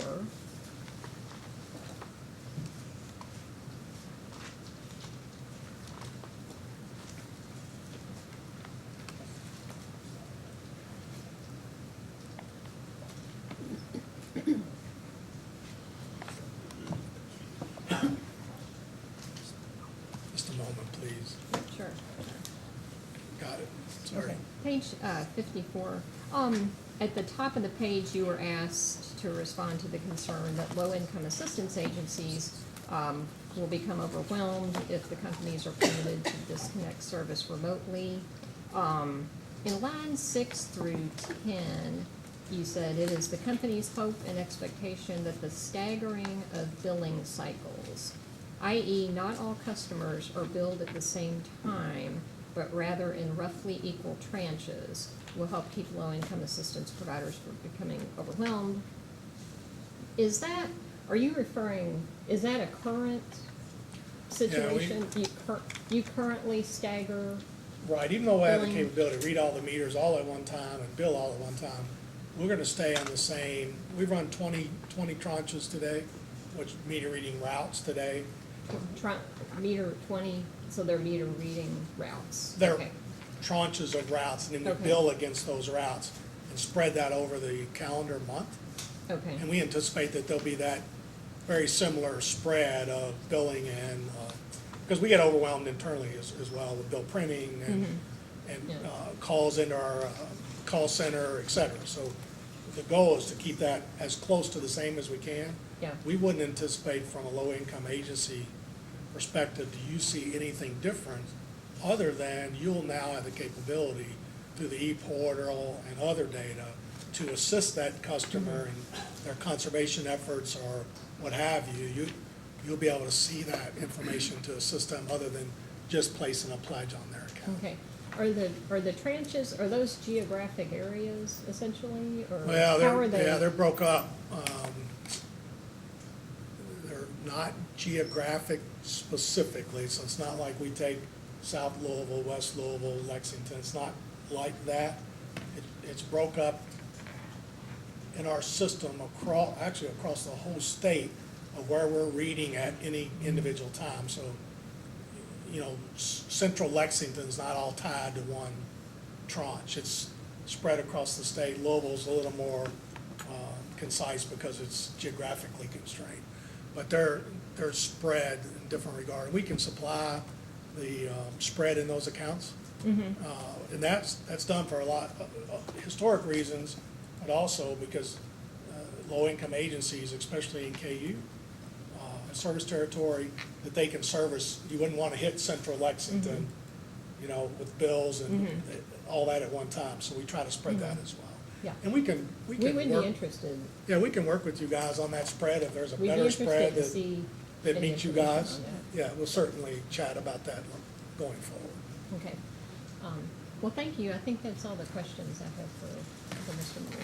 Mr. Fitzgerald, questions? Thanks, Jim. Mr. Malloy, I'm Tom Fitzgerald. I'm representing the Metropolitan Housing Coalition. If there's any questions that I ask that are unclear, it's probably because I'm being inartful, so rather than trying to guess at what I'm getting at, just ask me to reframe the question. The good news is I've been paring down my questions. The bad news is I still have some. Are the proposed meters, just so we understand the terminology, the proposed meters that you're seeking the CPCN for, are they referred to as AMI meters? Yeah, advanced metering infrastructure, which that term carries all the communication and backhaul capability as well. But it's an advanced meter, yes, sir. It's what we call them advanced meters, okay. Is your company, or KU and LG&E, currently able to provide reliable electric service to your customers using the existing meters? Yes, we are. And have you been cited by the PSC to your recollection, for failure to provide such service due to shortcomings in the current meters, either their functionality or their capability? Not to my knowledge, no, sir. What will the total cost be on a monthly basis for the residential customers once you have fully deployed your advanced metering infrastructure? And that includes the capital costs as well as the maintenance costs of those. What will a customer see on their bill on a monthly basis? That's in my testimony somewhere year by year, but it's scaled, right? So as the costs come on, I think our peak cost per meter is $2.17, and then it comes off and goes negative as benefits are realized, and then negative across the balance of the planning period, it stays negative. Okay, do you recall roughly when that it starts to come down to the point where there's no increased cost? I do not, but certainly it's in testimony, and we can find that for you. Okay.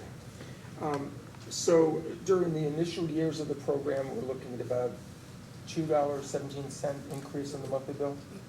Just that's the peak. So it'll ramp towards 217, come off 217, and go down. Okay, when it comes off 217, is that because you fully depreciated them, or? No, it's because the customers are starting to realize the benefits we've described in the business case. How long will the residential customers be paying for the installation and initial expenses of this deployment? Over what period do you spread the costs?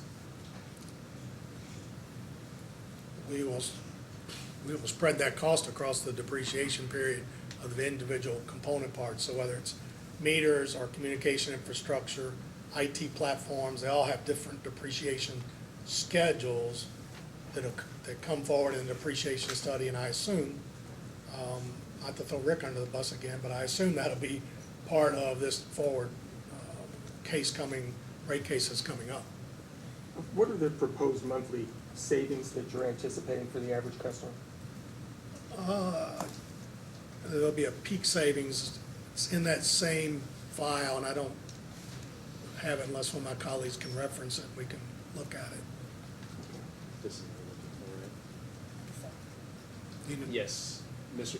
Go ahead. Yes, Fitz, I think we're looking at the attachment to your response to AG 214A. It's an Excel attachment, I think is what we want to see. 214.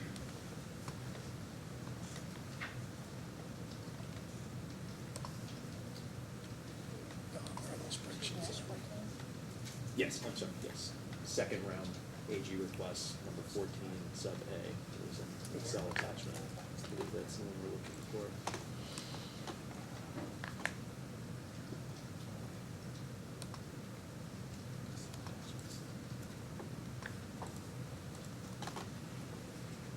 I'm sorry, AG 2. That was 14A. Yep. Thank you. Just a moment, it's trying to open here. Certainly. I've been here long enough, remember the old paper days, sometimes they were a little easier to flip to. So your question is, again, please? The projected cost savings on a monthly basis for customers once you deploy the AMS.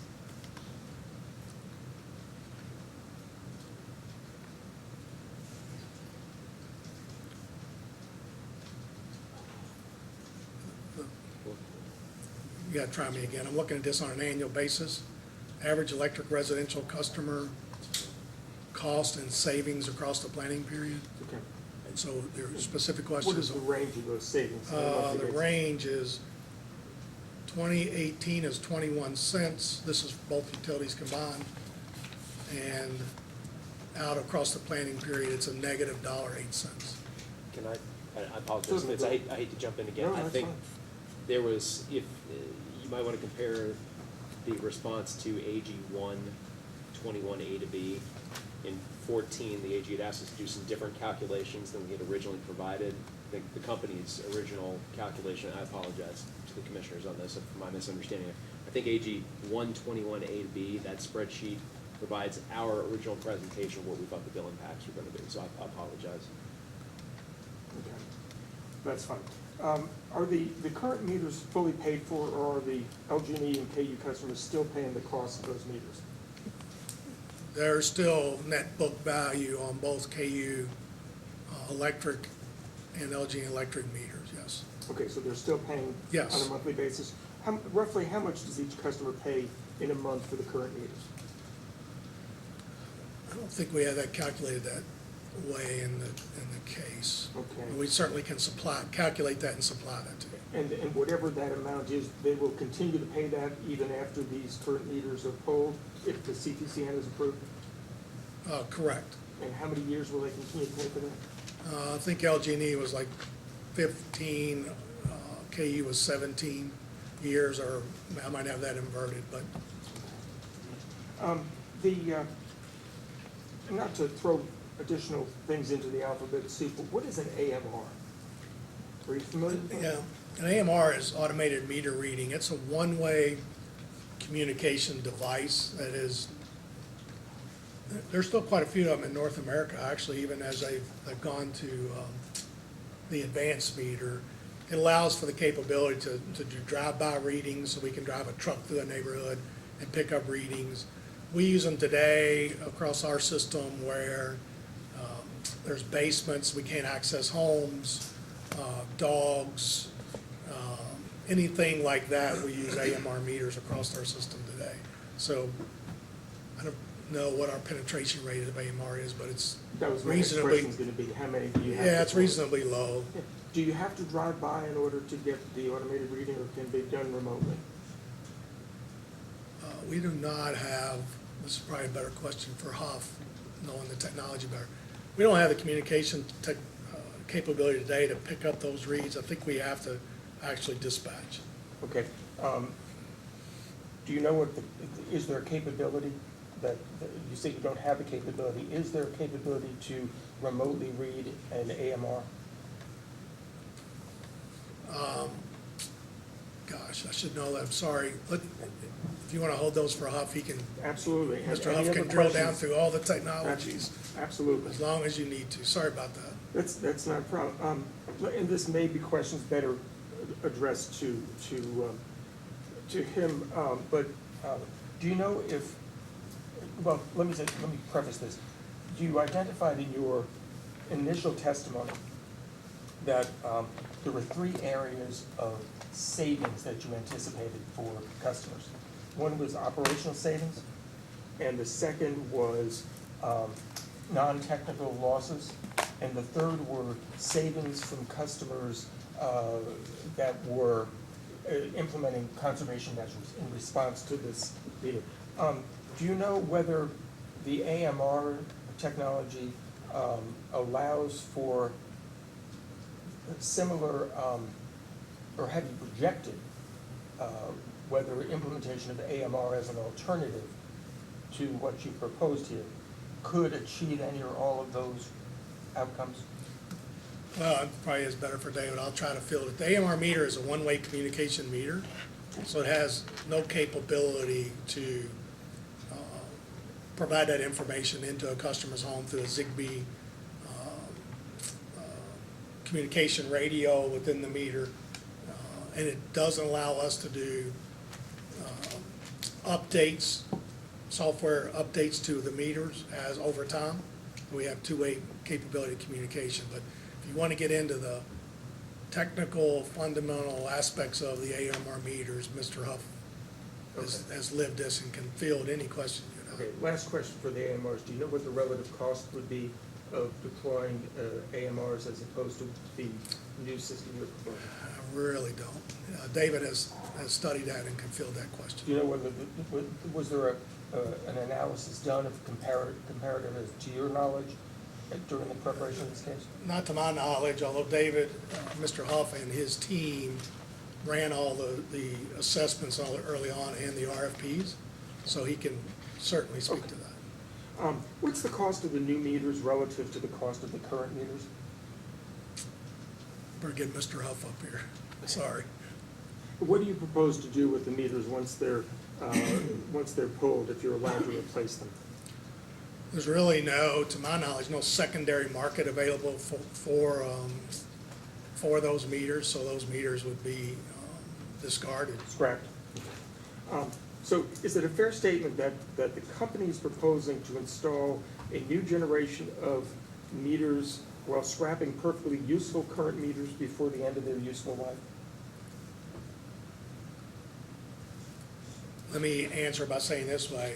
We will be disposing of those meters as you indicated, but the advancement of the AMI project will bring customer benefits and capabilities that the AMR and the digital and electromechanical meters just can't supply today. Okay, and if we could kind of So boil it'd down be a into that. cost-only That's a perfect thing segue. for our Let me customers. ask you, the operational savings that you identified the lower meter reading expense, improved identification of losses from theft and malfunctioning meters, reduced overall consumption by customers. Those are the three buckets of savings.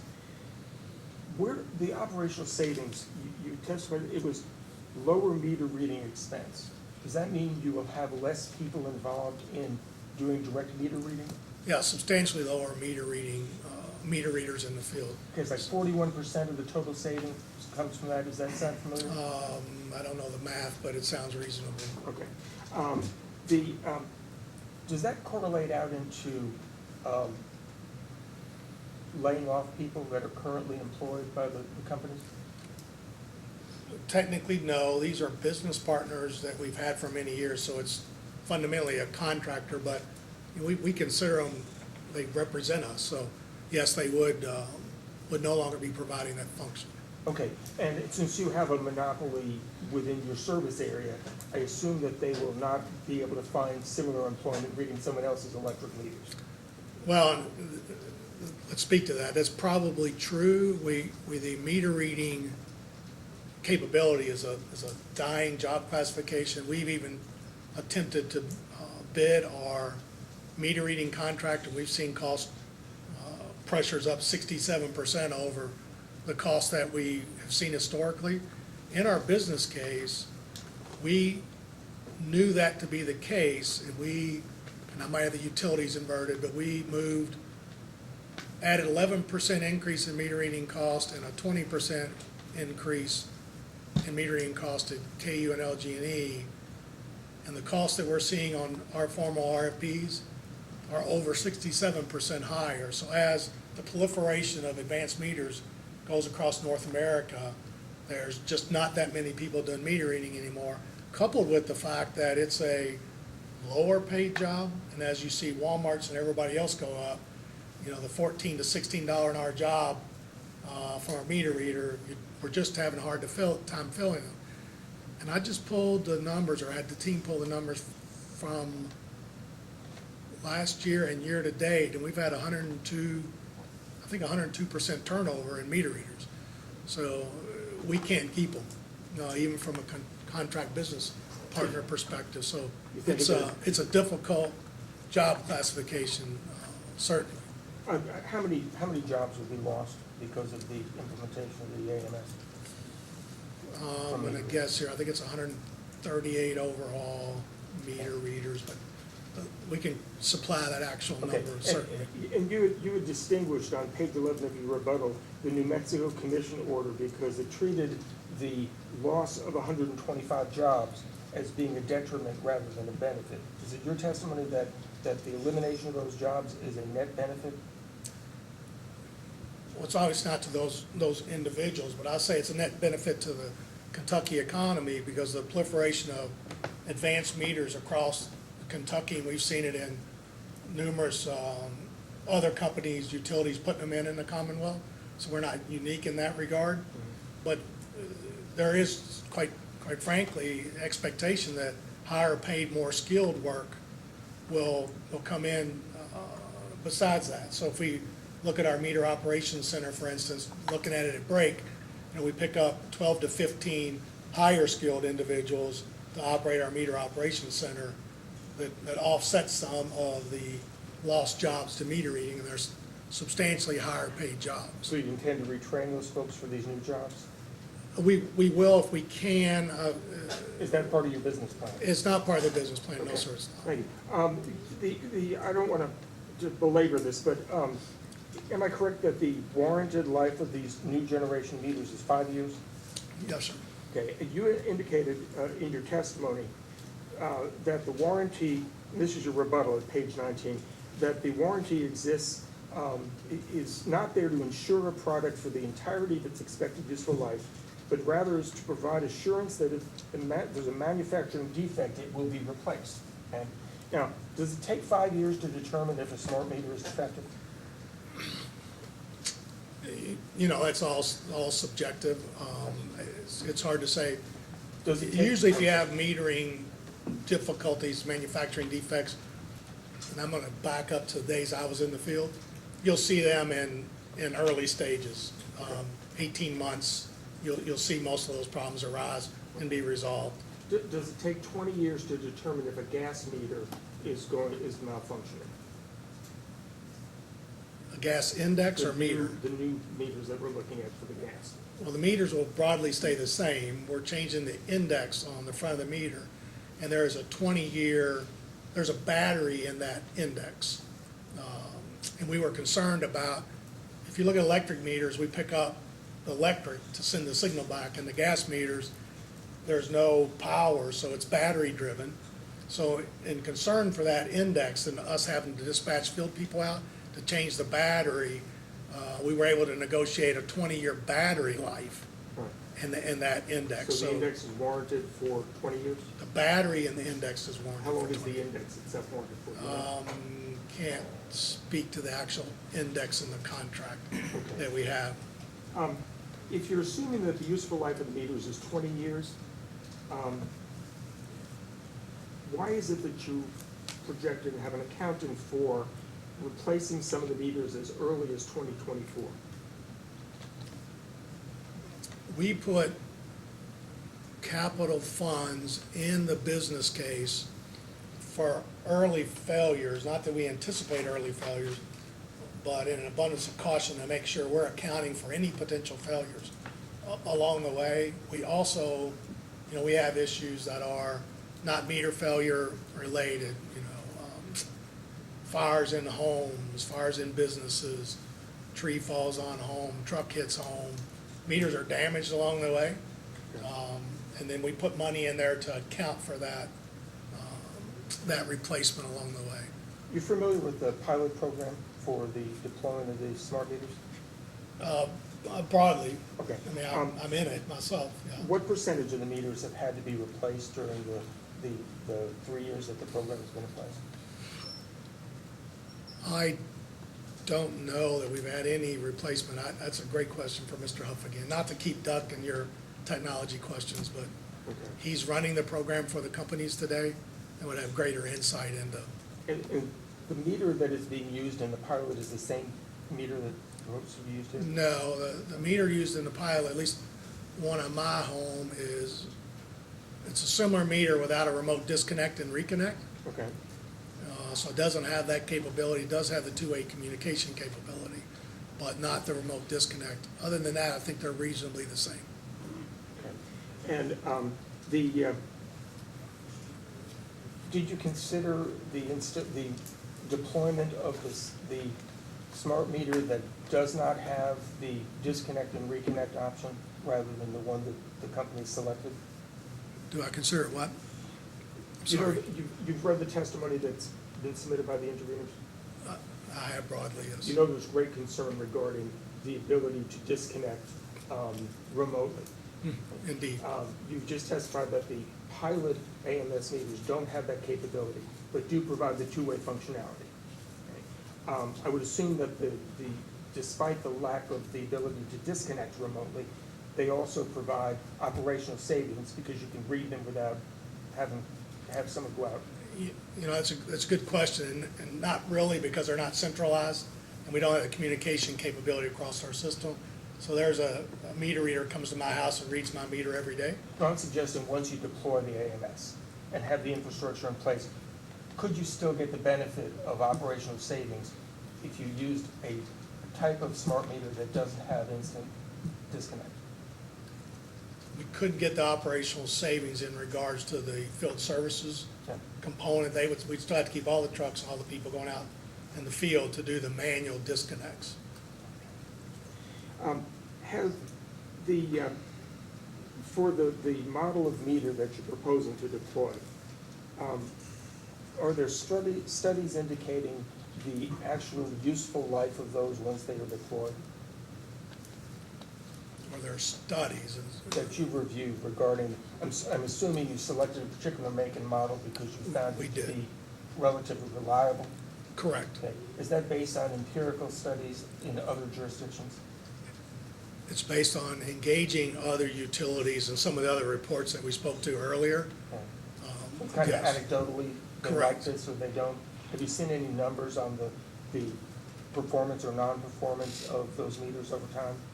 I have not. Of course, to be clear, we haven't seen those meters in the field for 20 years anywhere to have empirical evidence of their overall useful life. Because we've had several stages of meter development. I think we're on maybe the 4th or 5th generation of advanced meter today.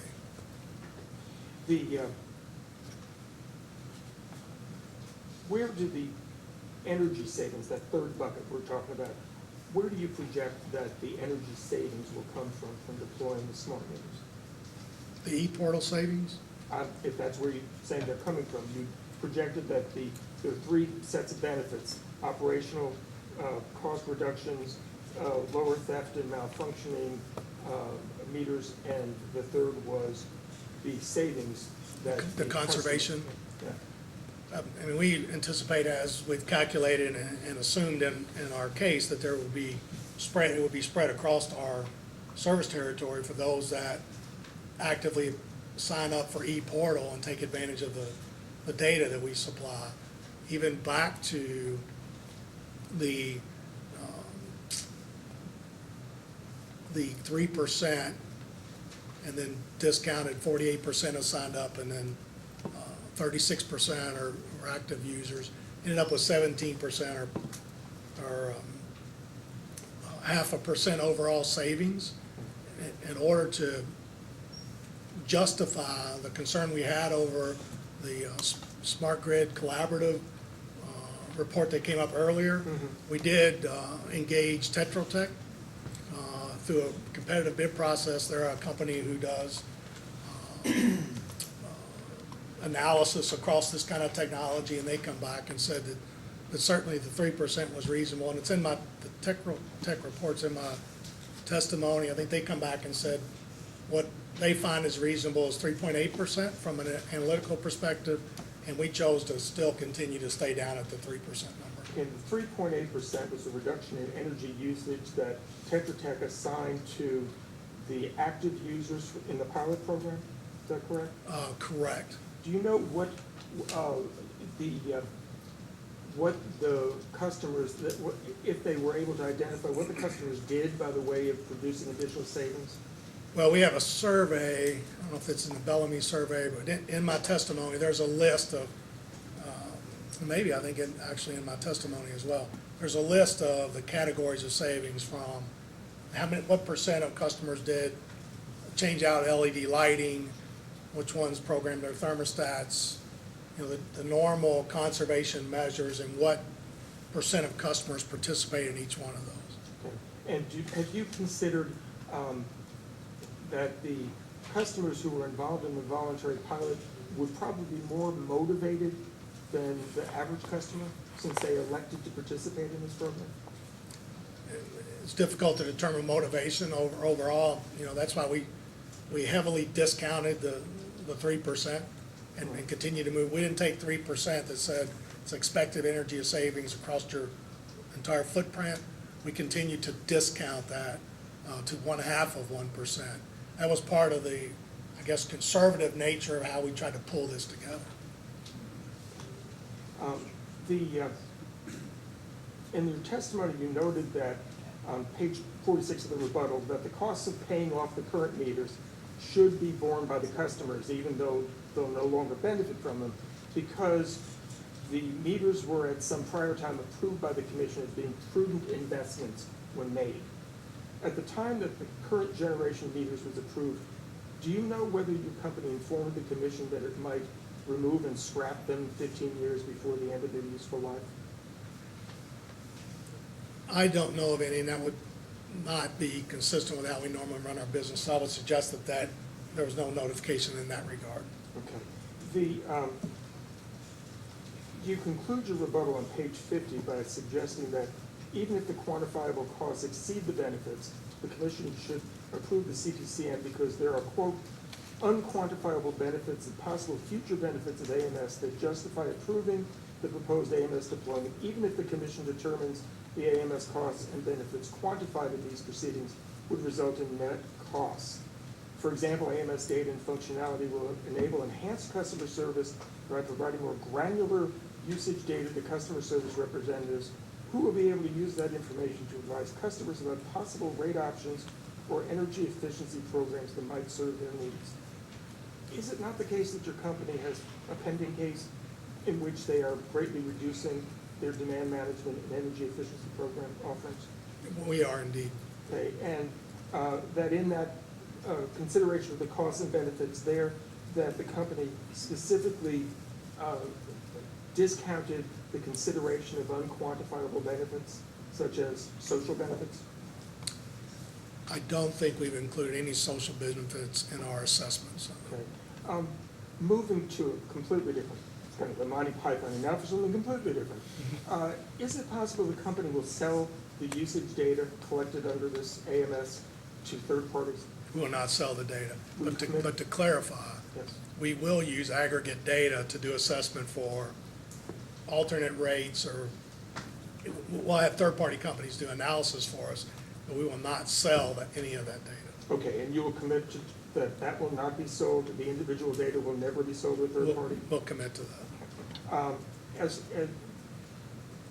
regarding Ms. Hinko's concerns about privacy, you testified that if the commission were to mandate a standard similar to the one California has adopted, and Ms. Hinko appears to support, it would increase the company's cost of doing business because additional personnel would be needed to contact all of the parties regarding whom the companies receive subpoenas. So I want to talk a little bit about the release of data under subpoenas. Do you recall how many subpoenas you receive in a year, typical year, requesting individual customer usage data? I do not. Okay. Does LG&E release that information under subpoena without notifying the customer? Do you know? I am not generally in any of those cases and really can't speak to that.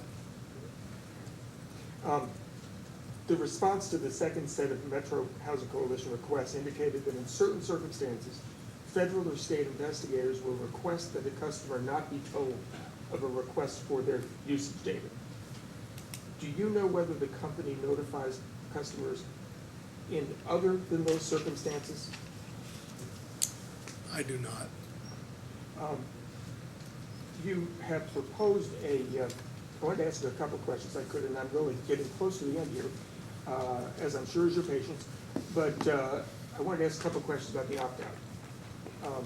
First of all, the pilot program, were the costs of the meters that were available to the 10,000 customers, the 5,000 in each service area, did they pay the cost of the installation of those meters as part of the pilot, or were those costs spread among the entire residential customer class? It was spread against the entire residential customer class. Okay, so the all the people were paying for it, even though only 10,000 could benefit from it. Correct. Okay. Was there a cost recovery mechanism in that pilot program for any lost revenues that you would suffer because of the 3.8% energy savings that you projected? There is a lost revenue component in the DSM mechanism. Mr. Huff can speak to whether it's part of that program as well, but it's part of the DSM mechanism. Okay. And was the pilot program part of the DSM mechanism? Yes. So then we can assume that lost revenue would be available to recover under the DSM product. I'm cautious. I don't think we assumed conservation as part of the opt-in program, and therefore I don't know that revenue would have been assumed, but David and Mr. Huff can answer that certainly. Similarly, are the costs of your DSM and energy efficiency programs paid for solely by the residential customers who participate in them, or are they paid for by all customers, whether those programs are used or useful to them or not? They're paid by all customers through the DSM surcharge. Are you anticipating that the AMS will be popular with your customers? We anticipate that it will. We hope that, not inconsistent with how they manage their lives today with their smartphones, that data will provide information in order to help them conserve their energy, yeah. Okay. We anticipate that. Is it your testimony that the customers are currently unaware of how much energy they're using on a monthly basis?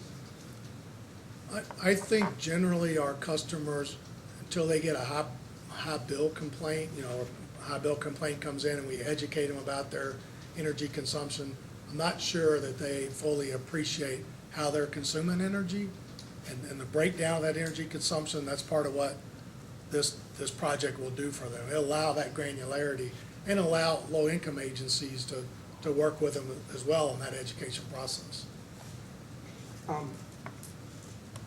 You projected an opt-out rate of 0.8%.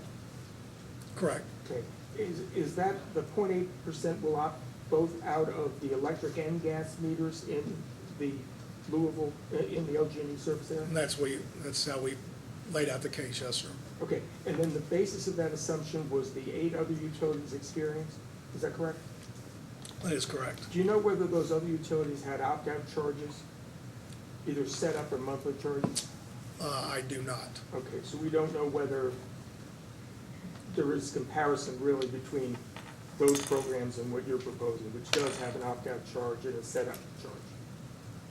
From a charge perspective, there's not been a comparison, no, sir. Okay. The most recent, the data in your response to the first commission data request that talked about the 8 other utilities, it showed while the average might be 0.8%, in the Northeast, the percentage of opt-outs was 3%. Now, do you know the basis for that variation? I do not.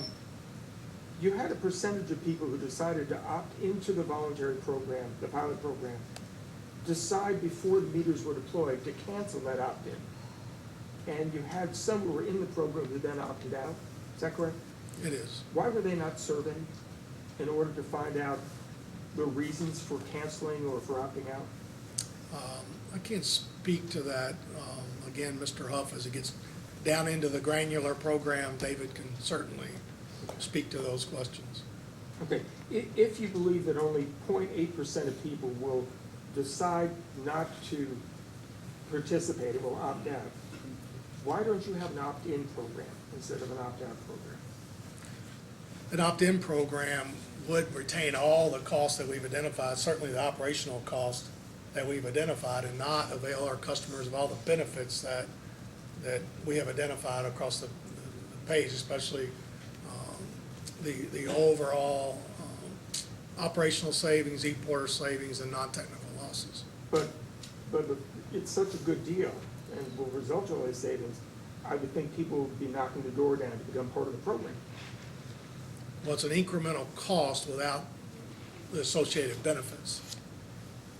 I'm sorry? It's an incremental cost without the associated benefits that we've identified in this case from a holistic perspective. Will the customers recognize those benefits from day one? Day one, shortly after deployment, yes. And we, I think Duncan mentioned, we can look at the Yes. cost and benefits that you're projecting. Are you proposing to spread the cost of the opt-outs among the residential customer base, or are you proposing to impose all of the opt-out costs on that 0.8% of your customers? I believe the opt-out costs were associated with the actual costs caused by the opt-out and would be imposed on those that opt out. Okay, so you're socializing the benefits and you're personalizing the costs. Is that correct? Correct. So if I am a customer for whom who decides I'm fine with my current meter that has 15 years of useful life left, you're going to be charging them for the depreciation on that meter, the cost of the deployment of the new meters that they elect not to utilize, and then you're going to be imposing 100% of the cost of the reading of the existing meter on that same customer. Yes, that's how the business case was put together. Do you know whether the opt-out charges, both the setup and the recurring, would be eligible for low-income assistance programs? Whether the opt-out, Charges would be eligible for the low-income assistance programs that are in existence? can't speak to that specifically. I don't know that we entertained that, but we're not adverse to entertaining that. Do you know, have you speciated looked at the distribution of the opt-outs by income, low income, fixed income, moderate income? Do you know the profile of the people more likely to opt out? I don't think we do. We don't collect data on our customers in regards to income. Okay, but you have, as part of that survey, collected some of that data for the pilot program. Correct. Do the folks who participate in the pilot who are active users tend to be upper income, middle income, or lower income?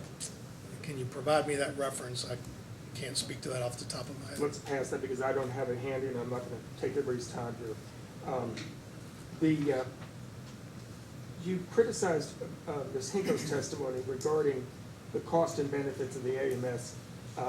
She had proposed to use a 25-year horizon rather than 20-year because her assumption was within 25 years you're going to have to replace this first generation of meters.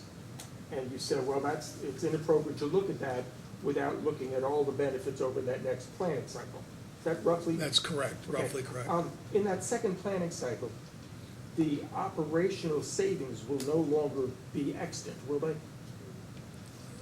They will not. So 41% of the benefits that you currently see in replacing these jobs with meters will not be there for the second round. Will not be there for the second assessment. No, Okay, sir. if I removed it from the first assessment, would this still have a positive cost-benefit ratio? I don't know that we've run that explicitly.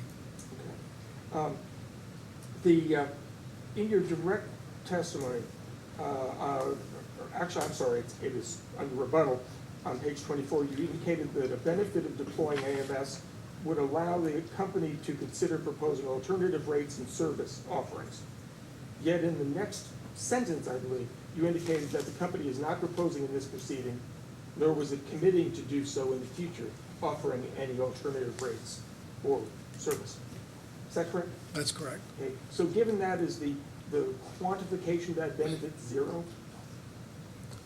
We didn't use any of that benefit in the business plan at all, other than it just allows us the capability to study alternate rates as the more granular data comes into us, but there were no benefits associated with that included in the business case. Okay. Just a couple of questions left. One is you have projected the costs and benefits over the 20 or 23-year period.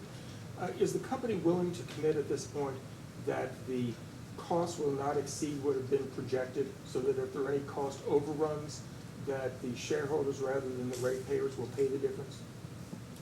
I don't think as a utility we're in a position to commit to a cost structure on our project. We do have about $28 million of contingency within the capital component of our project, and we feel very comfortable given our system integrator contract with Accenture and our LNG contract that we've contained these costs in a good way. Okay, well, that being the case, why wouldn't you commit that you will not seek to recover anything above the project cost with the contingencies that you projected?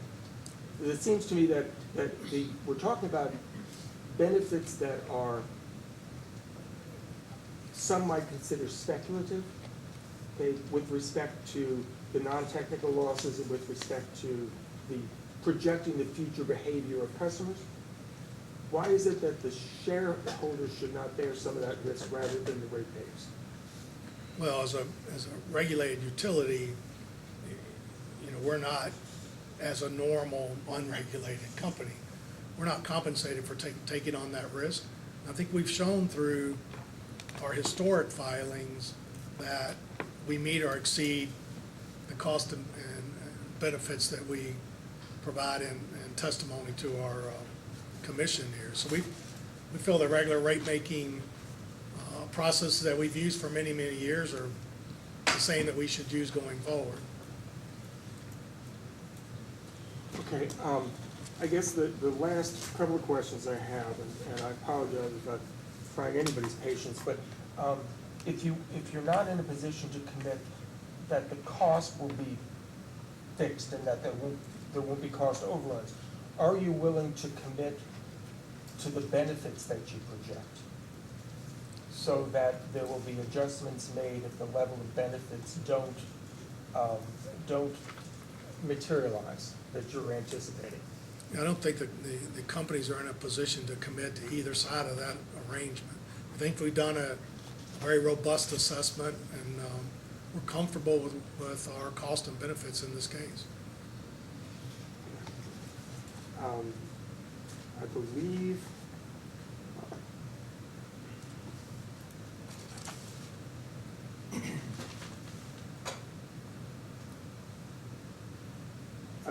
I'm going to defer all those questions about AMR to Mr. Huff. I'm sure that he's going to thank you later for the fact that you can fill those right readily. Threw him right under the bus. Thank you very much, Mr. Chairman. I'm done with questions. Ms. Skidmore, questions? Thank you. Staff? Yes, we have a few questions. Good afternoon, Mr. Malloy. Good afternoon. I'm going to start out by my favorite sports metaphor, batting cleanup. There were some issues that came up in some of the other questions that I'd like to clarify. Sure. A bit. Start with, Ms. Kilkelly was asking about some of those costs involved in remote connections, disconnections, reconnections, and what have you. I know in the business case on page 40, you don't have to turn there necessarily, but in this paragraph you discuss savings of $99 million from reduced staffing from ad hoc field services, which included remote connect, disconnect, reconnect, along with other parts of that. So my question is, when you spoke to Ms. Kilkelly, you spoke about a delay in implementing remote disconnect. And within that business case, within the $99 million over 20 years, was there any consideration in there about a delay in implementing the remote disconnect and how that might impact?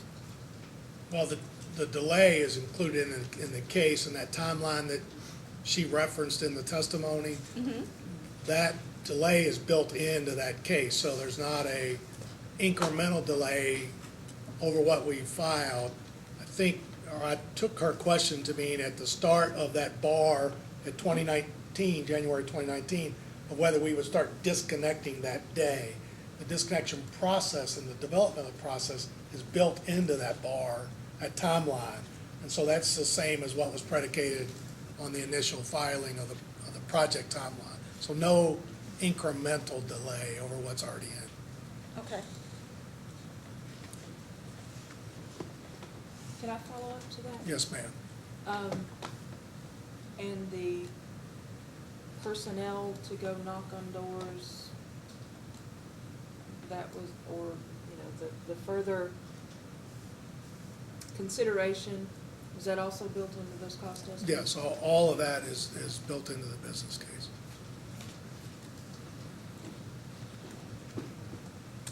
To build on something the Attorney General asked about alternatives, and you discussed the fact that no alternatives were identified in regards to the selection criteria for this project. Were there any alternatives for implementing this proposed transaction other than this across-the-board 2-year deployment period? That is, were there alternatives looked at for a phased-in deployment over a discrete period of time? Yeah, let me kind of back up from alternatives in regards to AMR and other technologies. The alternative to the AMS case was to continue to deploy the meters that we have today. So the AMI business case is a net benefit over what we do, or the proliferation of what we do today. I'm sorry, the back half for your question was, try me again. Was, this is predicated on a 2-year deployment period. Yeah, we looked out at our deployment periods and we continue to scale back. We strongly were concerned from a customer perspective that, and I think it was maybe asked earlier, that if we rolled out AMS meters, customers who didn't get a meter, say it was a 5-year deployment, at the end of the 5th year, would be paying for 5 years of deployment, but not have the capability to, in and of themselves, manage their conservation. So they would be stuck at the back end. And alternatively, if you were in day 1 of the meter deployment, you were paying for deployment, but giving up the conservation and benefits which would have been seen on the back end. So both, the duration hurts both sides of the customer from our perspective. So we looked out across the utility industry and working with Accenture and saying, you know, what is a reasonable approach for deploying meters? What can we really get done? And we looked at the deployment of many other utilities and we scaled ours to what we thought we could roll out logically. And that's why it's a 3-year project, a 2-year meter rollout. And you testified that all of the criteria for developing this selection, the AMI system, was not included in the case. Is that, did I misunderstand that, is really my question. Did you include the selection criteria for why you went with AMI in this case? Yeah, the basis for moving forward, the criteria for the advancement of AMI, the capabilities of the system, if you will, were identified as we bid, because we bid to different vendors. And we said, we want these capabilities. Our system must do these things going forward. So through our competitive bid process, vendors come back and bid against that selected criteria. And I'm going to do sort of a sidebar in a way, double check with the vice chair.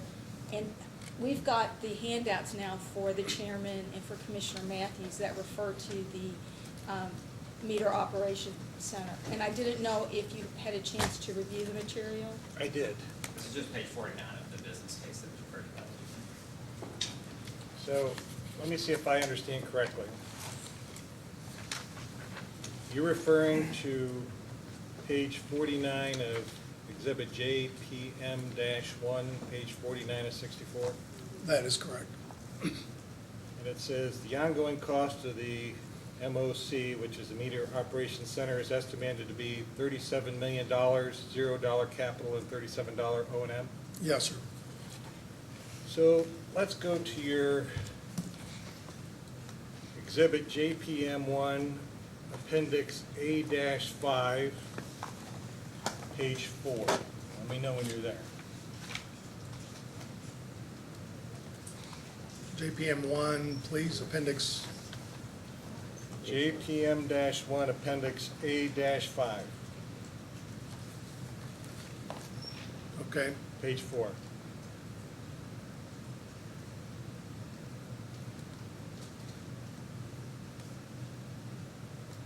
Four of 15. Starts out with gross AMS implementation costs are. That's the header. Yes, sir.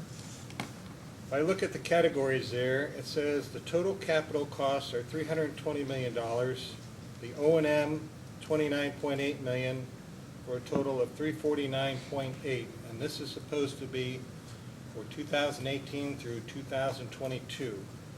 If the O&M costs are $29.8 million, how can this $37 million ongoing MOC costs be included in this project? These are the gross AMS implementation cost across the project period. The operational expense of 37 million is spread across the whole life of the assessment, not just through the deployment of the project here. Well, this is for 2018 through 2022, so this is basically 4 years' worth? This is 4 years of standing up the project itself. So those 37 million will be across the balance of the assessment period. This is the ongoing cost, Ongoing operations year over year over year. 37 million. Yes, sir. So how does that figure into my 29.8 million over 4 years? It's separate and distinct from the implementation cost.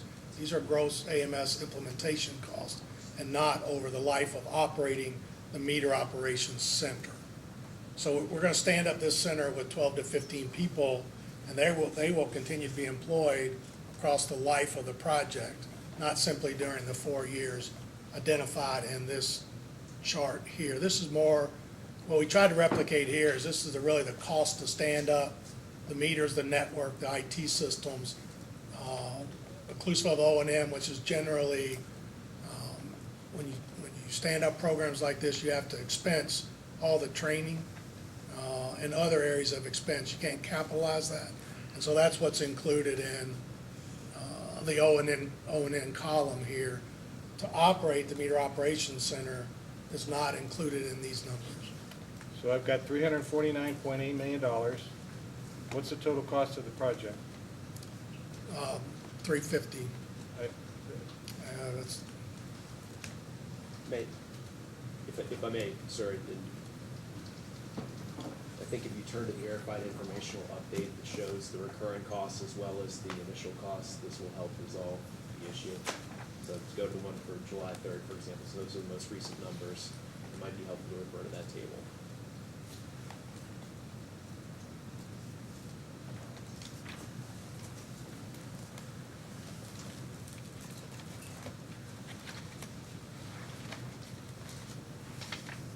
So what are you referring to so I can? Yes, sir. The verified informational update, the company's filed on July 3rd. It's the AG Exhibit 1. What? There you go. Thank you.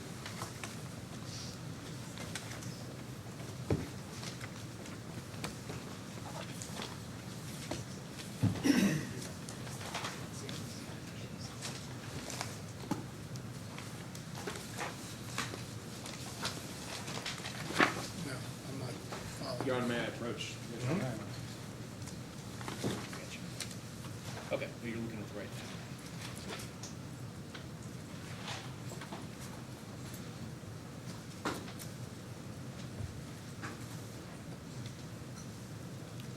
I have the table in front of me now. So the total recurring O&M cost is $108.8 million in the July 3rd, 18 filing.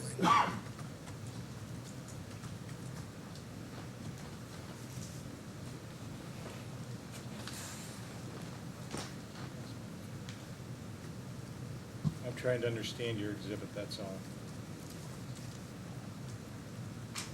I see of the 4 columns, you're referring to the 108 is revised nominal R&R? If you drop just below the total project cost of 349.8, you get into reoccurring capital cost and reoccurring O&M cost. The meter operations center is in that 108.8. Column would be column 1. Then you, if you wouldn't mind, go ahead and provide as post-hearing a breakdown of the 108 We will, yes, sir. by category. Yes, so sir. that I We'll can see specifically identify the meter Yes. operations center, yes, sir. That's what I'm looking for.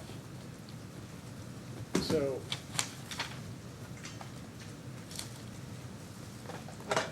I'd like to go back to the 20-year service life. Are you done? No, actually, I'm Go not, ahead. sir. I will wait till you get done. Thank you. All right, I did my batting cleanup. Now I'm taking my first turn at bat for me. I'd like to pull back to a bigger picture here.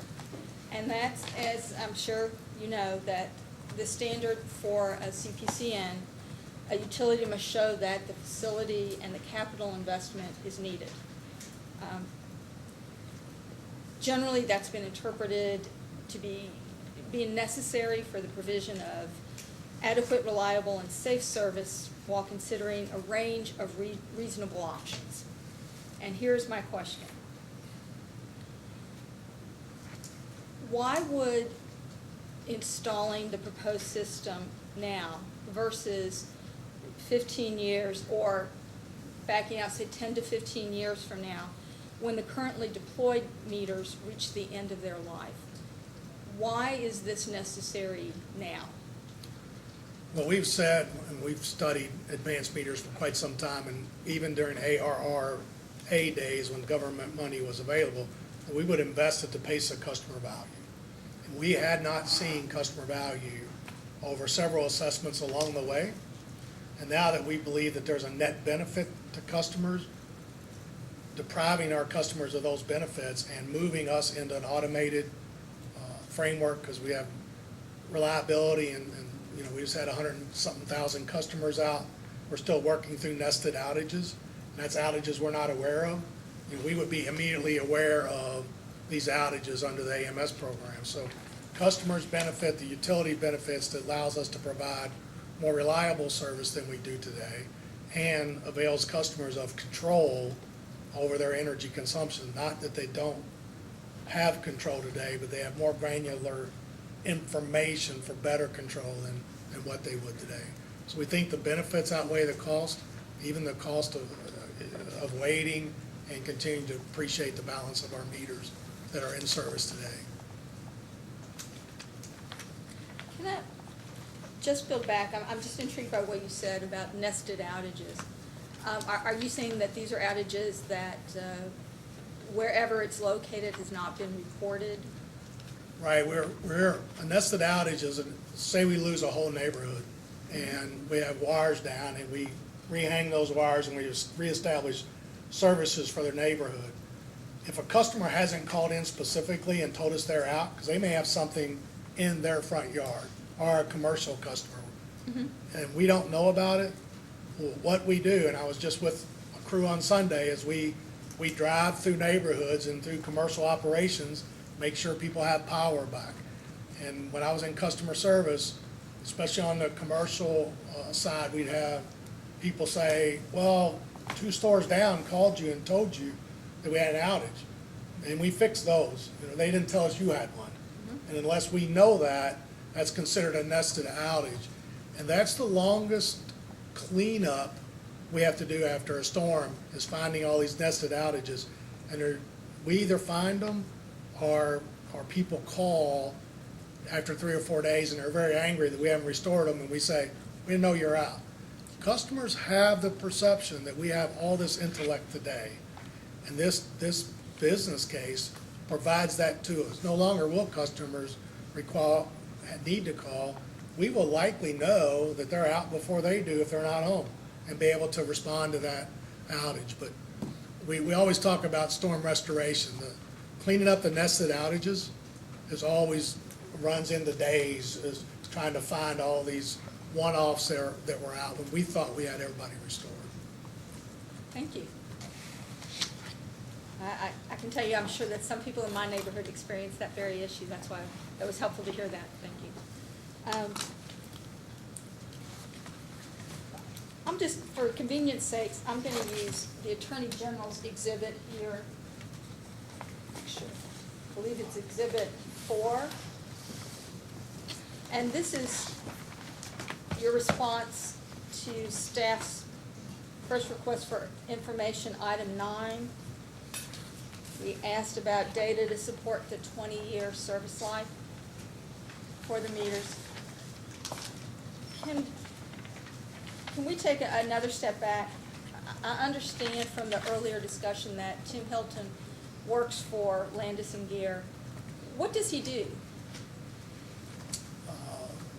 Who is he? Tim Melton is our interface to Landis & Gear, and so he serves our company as well as many others. So at a normal utility, we have a GE representative, an Accenture, a Landis and Gear rep, and that's the people that we go to when we either issue RFPs, have questions about technology, our equipment, our warranty. So he's our interface service provider. Just to clarify, it's Tim Hilton, not Tim Melton. Oh, I'm sorry. Thank you. The acoustics in this room are not great, and I thought for sure you had said Hilton. I'll make sure I did too. Okay. So his response was just simply 20 years, period. Yes. Was there any further discussion with him about this? Not to my knowledge, not by me, no ma'am. If you know, are you aware what he based this response on? I am not.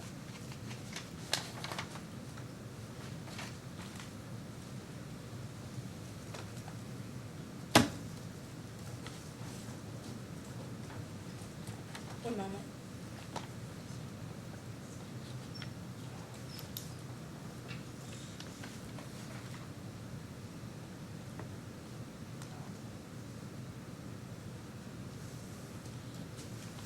I think I just have one last question, and that is in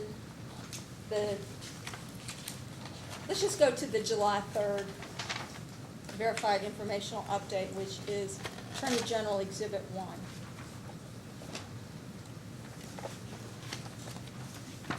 For the information that was revised to reflect the Tax Cut and Job Act, other than a lowered corporate federal income rate, do you know what other adjustments were included? One, in relation to the July 3rd informational filing, we went back and looked at our cash flows, and we adjusted, and if you look at the revenue requirement here, we adjusted down the e-portal savings or e-portal benefit in the benefit section, and the recovery of non-technical losses, if you look at the 402 to 385.1. So we adjusted those cash flows down to match up with the Tax Act. So this was a issue we found coming out of the tax case. Wanted to make sure that while it's not overly material in regards to the decision for the case, that we had all the correct information in front of the case participants and the commission as numbers moved around. We were, I'm going to mention the dreaded word, excess accumulated deferred income tax. We just wanted to understand, did this reflect both the lower tax rate and the deferred income tax? And if you don't know. I didn't do the accounting. I have to talk to the accountants, but she indicates to me that it included all the Tax Act provisions. So Okay. I would make that assumption, but we can certainly supply that in a post-hearing data response.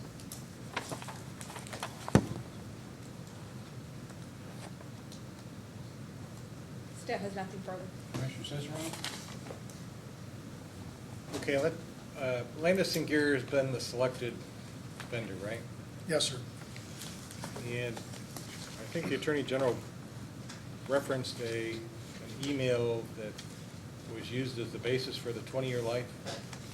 It's part of the basis for the life, yes, sir. Do you have something from the manufacturer that speaks to the 20-year life? Other than the email? Yes. Not to my knowledge, no, sir. So you're really basing this whole $350 or $380 million project on email that's basically doesn't really support with any manufacturing literature or anything at all that talks about the 20-year life? Well, what we did is we looked out at numerous other utilities, and I can find it in testimony here, that a 20-year useful life was fairly consistent across the industry.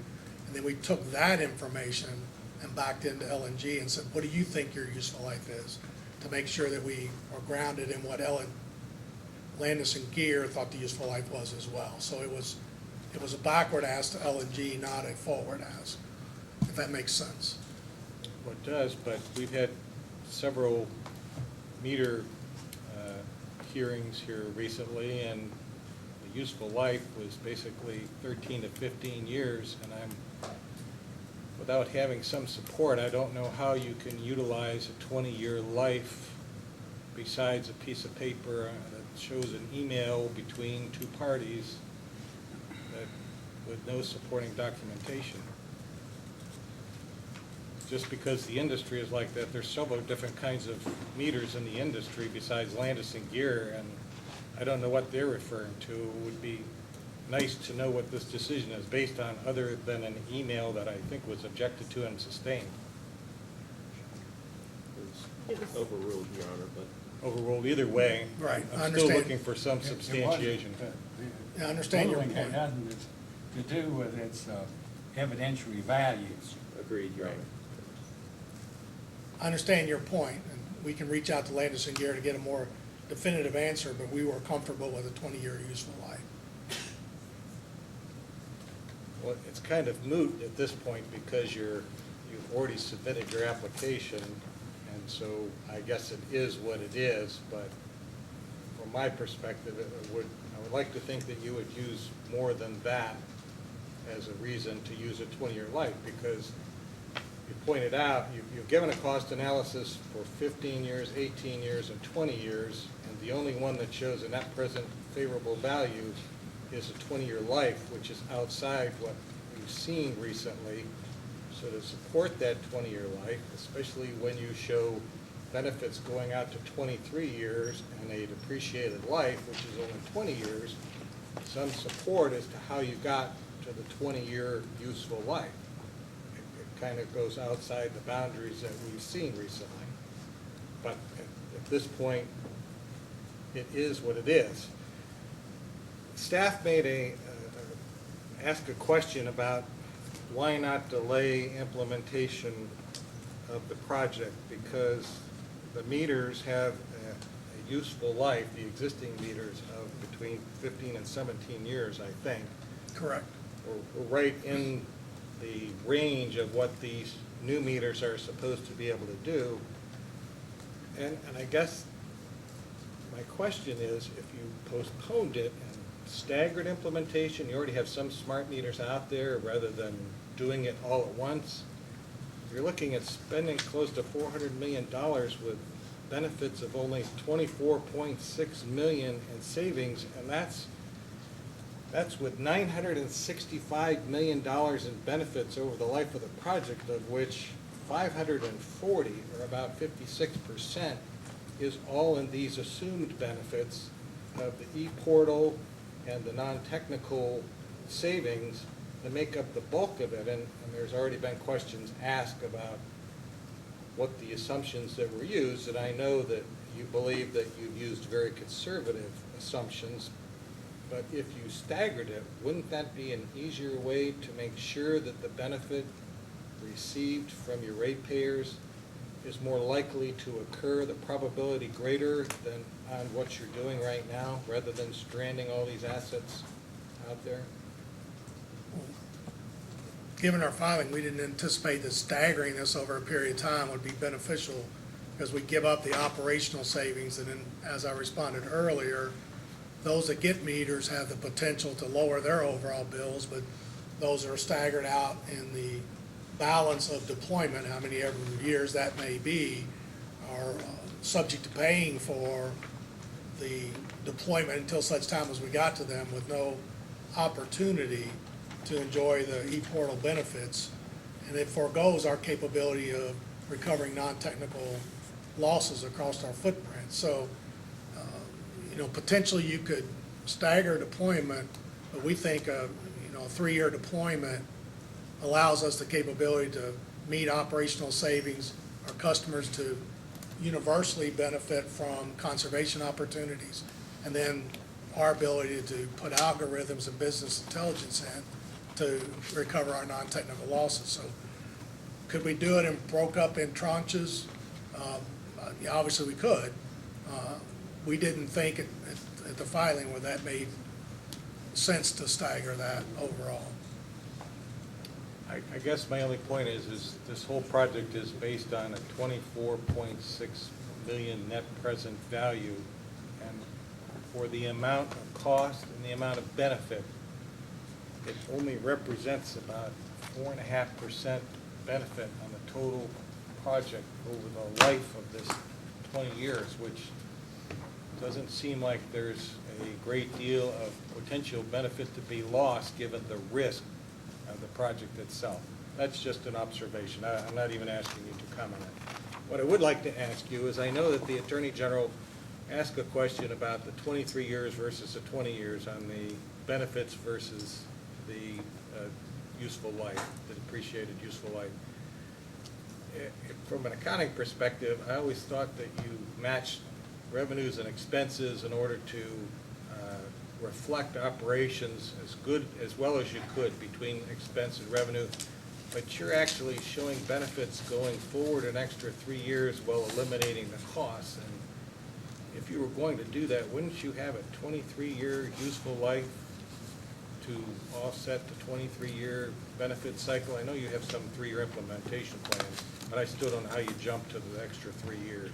Well, the 23-year assessment period was based on that 3-year rollout period. There's avoided capital cost or savings to our customers to continue to stand up our current metering system during deployment, and we captured those benefits on the front end, and then we captured the useful life of the last deployed meters at the back end of the 23-year assessment.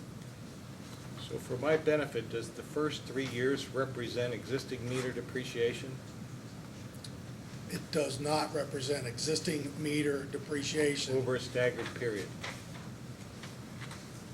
No, existing meter depreciation was excluded from the study.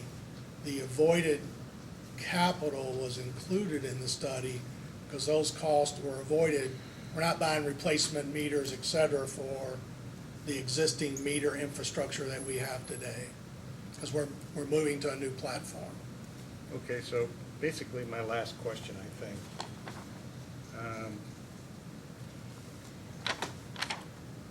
Do you have any other project, does LG&E or KU do any projects where they have a benefit that exceeds the useful life of the asset that's being implemented besides what you're showing here? Is that normal business practice? Could you say that again, please? You have a 23-year useful benefit that you're showing in this meter project with a 20-year depreciated life. Do you have any other benefits, or is that a standard business practice to show benefits beyond the useful life of the asset that you are depreciating? I don't know of another project that I've been on that has a 23-year useful life, or 23-year assessment period with a 20-year service life. I mean, to me, it doesn't matter what the period is, but extending the benefits beyond what the useful life of the asset is that a standard business practice for LG&E KU? I don't know, I would say no specifically, but the meters are being deployed across the 3-year period, so the useful life of those last meters actually extend out into that period. So I don't know if I'm answering your question. I'm only asking because the net present value is so marginal, and Yes. without putting those back-end benefits in, that 24.6 million gets wiped out. And I'm trying to understand how realistic the 24.6 million is. It's such a small number compared to the size of this project. It's almost marginal for most companies to even consider, and you're doing an accounting method here that, from my perspective, I don't really agree with, but I'm trying to understand why LG&E and KU are using that methodology. We're using methodology in an attempt to account for all benefits and cost across the project time horizon. So I understand your dilemma. We feel like it captures all cost and benefits across the period, so I don't have a better answer for you. That's fine. I don't have any other questions. Commissioner Matthews? I just have a couple. Did you look at the two companies individually or as one company? Well, we have the data broke out across the two companies, but in collection, in the business plan assessment, it was combined utilities. When you pulled those out, did you do enough analysis to see whether there were more benefits that occurred to one company versus the other? Not to my knowledge, no ma'am. It was a combined analysis.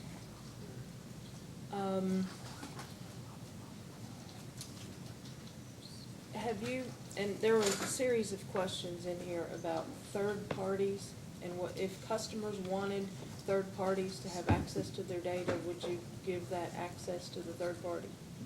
We would, low-income advocacy groups, et cetera, yes. Energy efficiency service companies that would then take that data and help those customers? We do that today on the commercial side as well.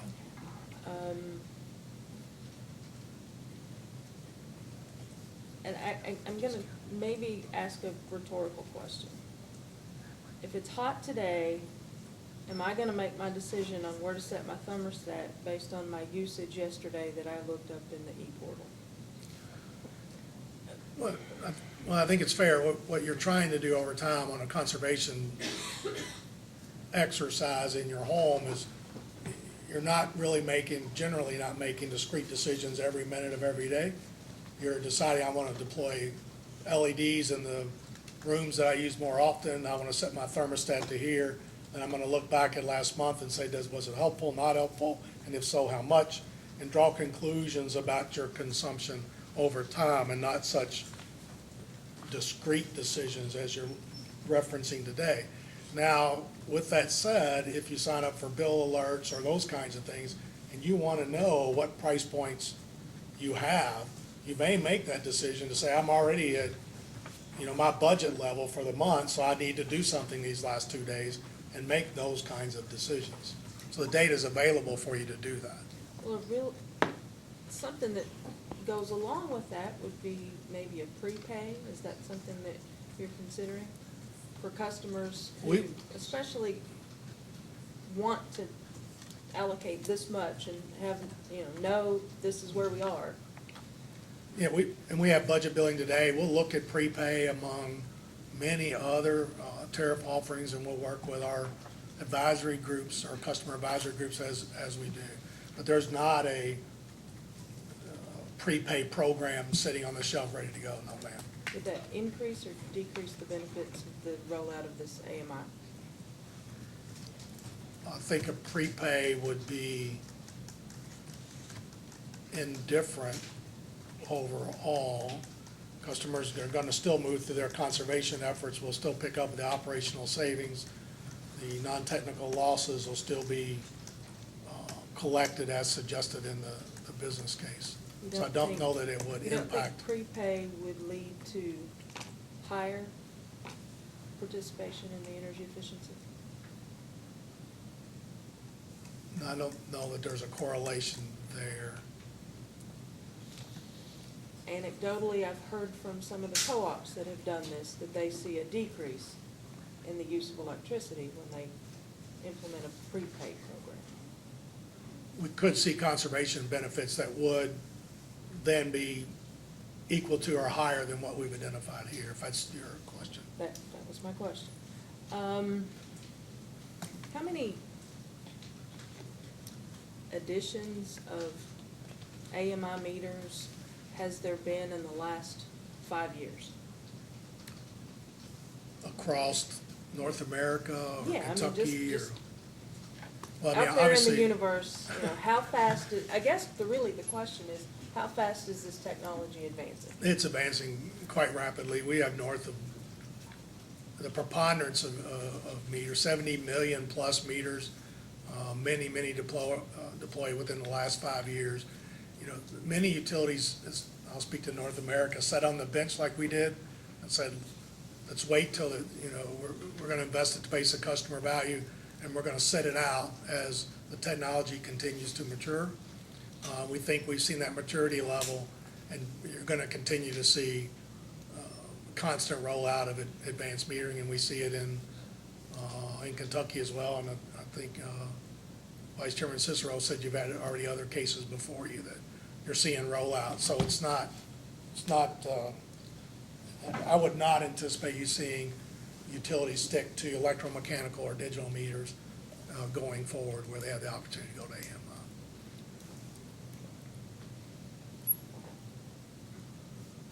AMI. AMI Series 1, AMI Series 5. That's my question, not electromechanical and AMR. Taking those off the table, how fast is the AMI technology? Well, the AMI technology has advanced handily over the last decade with several generations of meters. You know, the technology's broadly stopped now from the development of metering because the metering technology is quite robust. The technology development has really moved in the home and then into more distribution automation and moving the meter data into ADMS, automated distribution management systems, and how to use the metering data, but not enhancing the meter technology itself.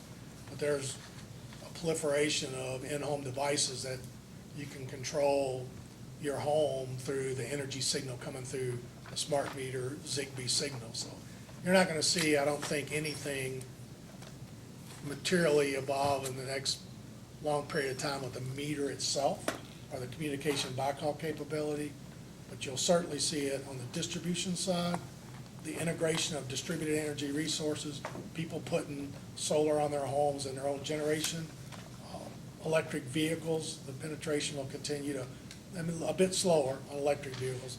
That'll continue to climb, and then just in-home devices, the ability to control your home from anywhere inside your home or outside your home through your smartphone.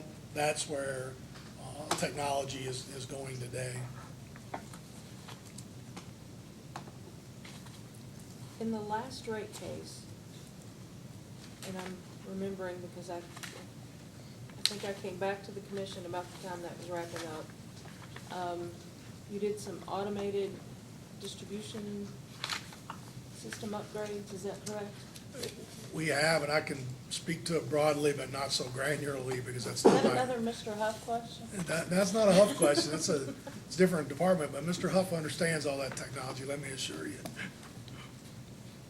You're not being paid enough, Mr. Huff. I guess my question was, were there any of those investments that then help the rollout of the AMI and the benefits that accrue from the AMI? Well, actually, I'll say it in a different way. AMI will help distribution automation. What we're putting in their distribution system across the entire service territory are what's called segmented reclosers. So its ability to segment. Right now, we have one long circuit and everybody's hooked to it. We'll have intellect coming in from our meters of where the exact fault location is, and we'll isolate that section. So instead of having 100,000 customers out in the future, that we will be able to, through these reclosures, basically switches, automatically open up segments of the circuit and backfeed. 100,000 customer outage may be 30,000 in the future. And in order to do that, have you built out a network that is going to be used for AMI, or is it going to be redundant for AMI? Because I can't imagine you can move reclosers without a two-way communication. You have to know it's open. I believe I have to go back and look at the technology. I used to study it quite a bit when I was in a different role, but I think most of them are cellular based because they're geographically split. We may pick up some of our backhaul for distribution signals. I'd be surprised to see that in the short run. You're going to have two communications. I would think we will probably continue to operate on the cellular platform for the DMS, for the distribution system. I think that's all I have. I have no questions, but before you redirect, Mr. Crosby, let's take a break until 10 minutes after 2 o'clock. Yes, sir. Chairman, can we have? Mr. Crosby, do you have redirect? We do not, Your Honor. All right, may this witness be excused? You may stand down and you're excused, sir. Call your next witness. Oh, Chairman, Yes. may we put Mr. Alvarez on? Oh, I'm sorry. That's okay. That's correct. Put Mr. Alvarez.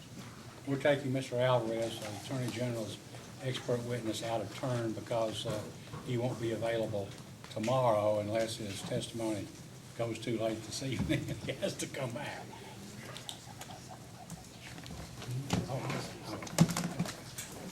In the meantime, I know there are other witnesses here on behalf of Metropolitan Housing Authority and I guess Associated Community Ministries. And after we recessed a few moments ago, counsel for those parties had them here and available, but it was indicated by other counsel there'd be no cross-examination. So that being the case, those witnesses for all of the other parties, except KU and Mr. Alvarez for the Attorney General, may be excused. Is that correct, counsel? It is, Mr. Chairman. Correct, Chairman. All right, and KIUC had no witnesses, is that correct? Okay, Mr. Alvarez. Thank you, Chairman. The Attorney General will call Mr. Paul Alvarez. Mr. Alvarez, please raise your right hand. You solemnly swear or affirm under penalty of perjury that the testimony you're about to give will be the truth, the whole truth, and nothing but the truth. I do. Please be seated. Mr. Chandler? Thank you, Chairman. Mr. Alvarez, will you please state your name and business address? Paul J. Alvarez, and our mailing address is P.O. Box 150963, Lakewood, Colorado, 80215. And with whom are you employed? I'm self-employed at the Wired Group. I own my own firm. And did you file direct testimony, or did you cause to be filed direct testimony and data request responses in this matter? I did. And were you acting as a witness on behalf of the Attorney General's office in those? I did. Did you also file corrected testimony in this matter? I did. Other than your corrected testimony, do you have any other corrections or additions to make to those testimonies or data request responses? I do not. And if I asked you those same questions today, would your answers be the same? They would. The witness is tendered for cross-examination, Chairman. Mr. Crawford, cross? We have no questions, Mr. Chairman. Okay, Ms. Cohn, questions? No questions, Your Honor. Ms. Kilkelly, questions? No questions. No questions, Mr. Your Honor. Fitzgerald? Ms. Skidmore, questions? No questions. Staff, Ms. Mansell? Yes, we have a few questions. Good afternoon, Mr. Alvarez. Good afternoon. And one of the issues that came up in your testimony that Mr. Malloy also included in his rebuttal testimony referenced a previous study that you did regarding Duke Energy Ohio. Yes. And in that particular case, you had used a 20-year service life. Is that correct? The benefit period. The benefit period, The okay. cost-benefit analysis period, 20 years, yes. Okay. And that definitely then is distinct from the useful service life. Yes, Duke Energy depreciated their meters over 15 years, despite the use of a 20-year cost-benefit analysis period. Okay.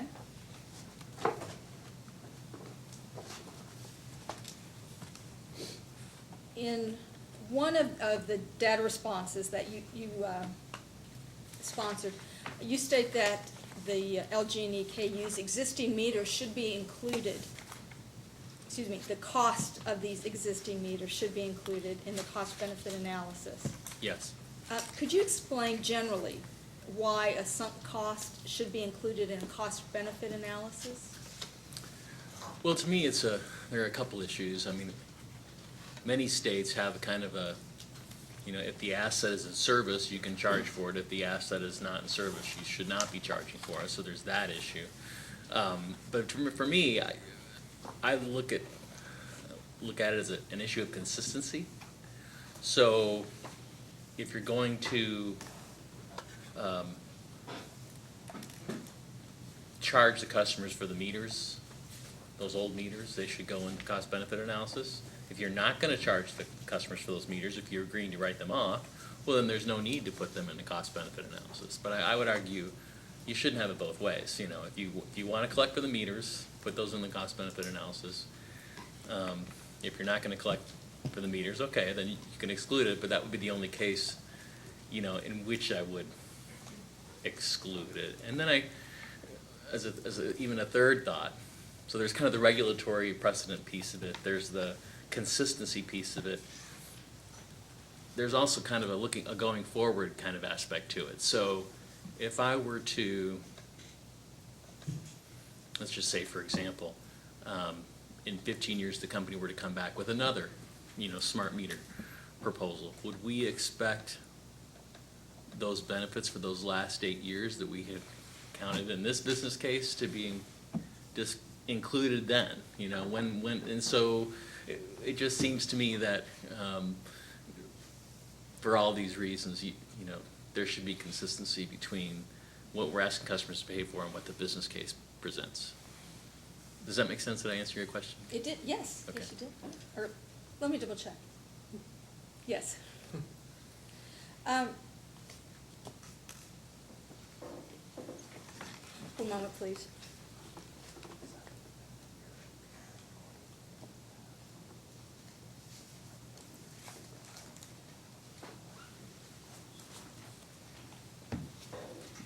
Mr. Alvarez, going back to Duke Energy Ohio with the 20-year benefit period, Yes. 15-year depreciation period, do you know what the deployment period was?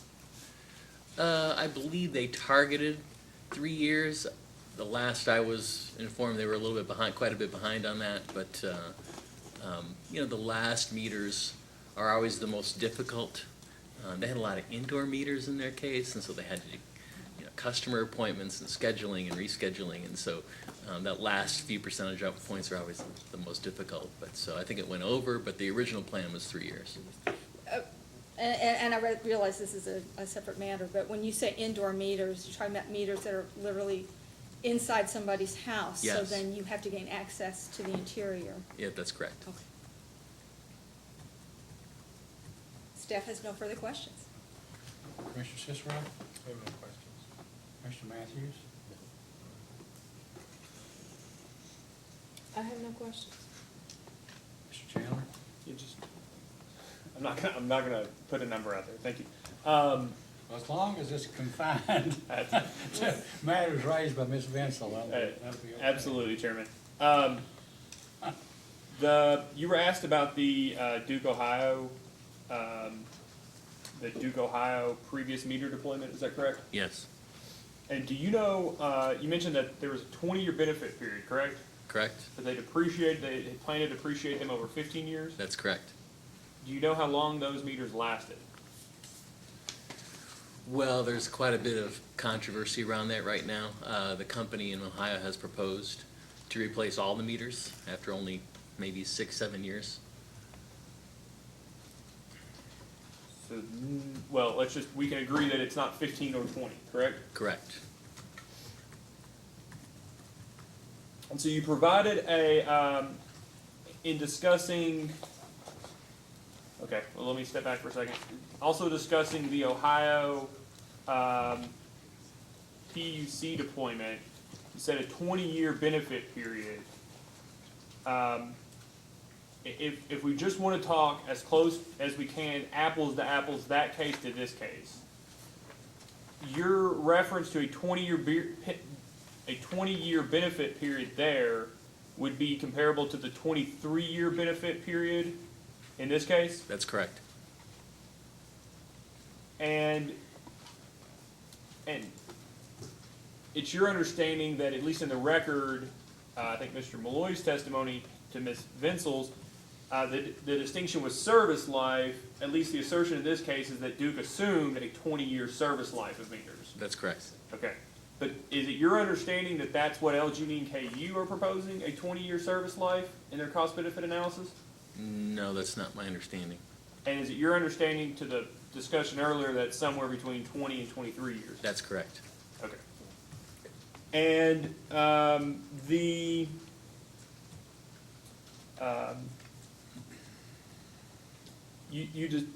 do you remember being asked by Ms. Vinsel the questions about sunk costs or the undepreciated meters and their inclusion in the cost-benefit analysis? Yes. So in your scenario, you said 15 years, but let's take 15 years out because that's sort of how the depreciation in this case seems to be for these meters. So in your scenario, if it was 10 years, for instance, that LG&E, if this was approved, and in 10 years they came back with a cost-benefit analysis for new meters, and they said it was cost beneficial to keep those in service, but they also wanted to continue to recover the previously undepreciated smart meters, it's your position that that would be unreasonable to ignore both the costs and the benefits that were predicated upon those costs, to exclude those from that cost-benefit analysis. Yes, I would agree with that. And that's effectively your position as it relates to the current undepreciated non-smart meters in this Yeah, case. same, what you call it, same concept would apply. That's all I have, Chairman. Thank you. Mr. Chairman, may we Yes. follow up on the Yes, lines of yes. questioning here? Thank you. Oh, thank you. Give one to the witness. As soon as, yes, thank you. All right. What's your counsel sees this?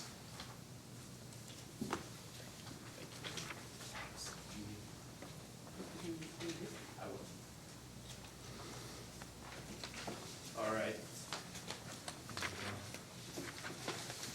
Mr. Alvarez, what I'm causing to be distributed right now is a page from, what I'll represent to you and ask you to confirm, is a page from the Duke Energy Ohio Smart Grid Audit and Assessment dated June 30th, 2011, which I believe you provided into the record in response to LG and KU's data request in this proceeding. Do you recognize that page, sir? I do. Okay. And was it your testimony, Mr. Alvarez, that you were an author, if not the author of this Yes. report? And earlier, I thought I understood you to respond to commission staff's question, though I might have misremembered, so I apologize, that there was a study period of 20 years here, but not necessarily a meter life period assumption of 20 years. Correct. Am I correctly recalling your testimony? You are. Okay. May I direct your attention to the right-hand column of this page, the second bullet point? I believe it says, "It must be noted that smart meters will also need to be replaced after life cycle completion, estimated to be 20 years." Have I read that sentence accurately, sir? You have? Does that indicate to you that the assumption was that the meter life would be 20 years? Yes. Thank you. All right.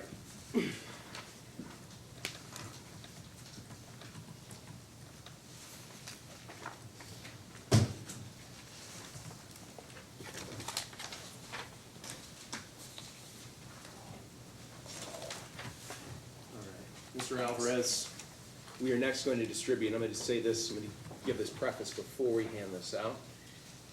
Let me ask this foundation question. Sir, I believe you also represented that you were the author or an author of the Smart Grid City Demonstration Project Evaluation Summary dated October 21st, 2011.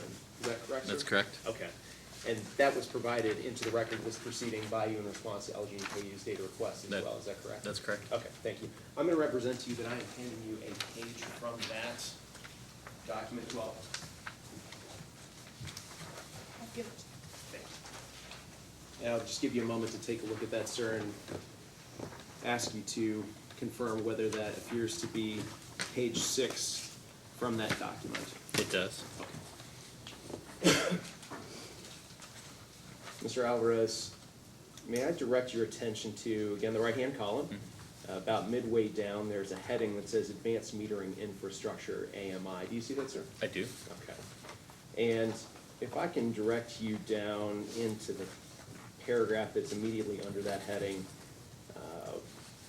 trying to count the number of lines isn't going to work here, sir. I hope to have to ask you to follow me along here. There's a sentence that says, AMI investment choices are therefore highly complex and lessons learned are therefore very important to investment decisions. Do you see that sentence, sir? I do. Okay.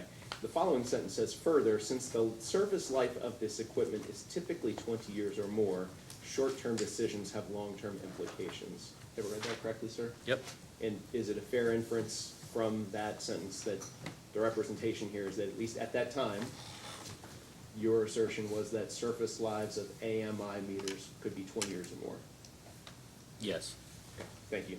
No more questions, Your Honor. Do you intend to file these? Yes, Your Honor, we'd like to move to have those admitted into the record. Well, let the, I guess, identify. meter operations capital Sure. benefit 6, the KULGE Exhibit 1, and the other page, which is page 6 of KULGE Exhibit 2. Thank you, Your Honor. What is the date of this second?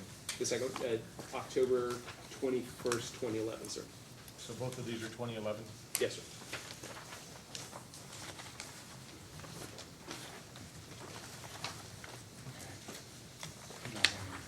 Just a couple very Well, short because questions. the way it worked out, I shouldn't do it, but I'm gonna let you ask a couple of questions. Just as a follow-up to Mr. Crosby's question, thank you.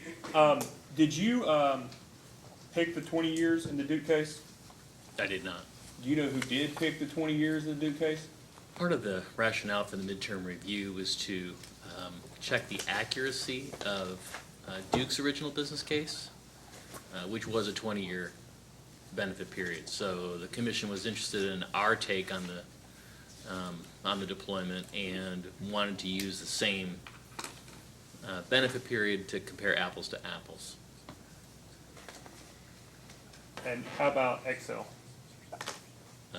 The 20-year choice was theirs in that case as well. So you didn't pick the 20 years in either of those matters? No. Is it your understanding that the 20-year service life is what the AMS cost-benefit analysis in this case is predicated on? Yes. Or more than 20 years? No, just 20. Okay. So in this case, they don't assume a longer service life for meters? They don't assume a benefit period from meters longer than 20 years? No, and actually, this was a approximately three-year rollout. No, sorry, let me withdraw that question. In the LG&E and KU case, you don't understand the benefit period for the meters to be 20 years. It's somewhere between 20 and 23 years, That's correct, yeah. And you believe, okay, thank you. And have you read Mr. Malloy's rebuttal in this case? Yes. And do you remember him stating that the Ohio audit was, that both of these cases, excuse me, strike that some of the data that was more than 6 years old, that because some of the data was at least 6 years old, these analyses, they were of limited usefulness? Do you remember that? I do recall that statement, yes. That's all I have, Chair. Mr. Crosby, you get another bite here. Your Honor, as tempting as it is, I think we'll pass. Thank you. All right. If no one has anything else, you, Steph has two very short follow-up okay, questions, if all I right, may. you get your turn too. Oh, thank you. Mr. Alvarez, do you know the types of meters, you do in the Duke case, is it the same type of meter in the Duke Energy Ohio case as the meter proposed in this case? I mean, different manufacturer, Okay. similar capabilities, I would argue. But different manufacturer? Yes. Okay, and it's for the smart grid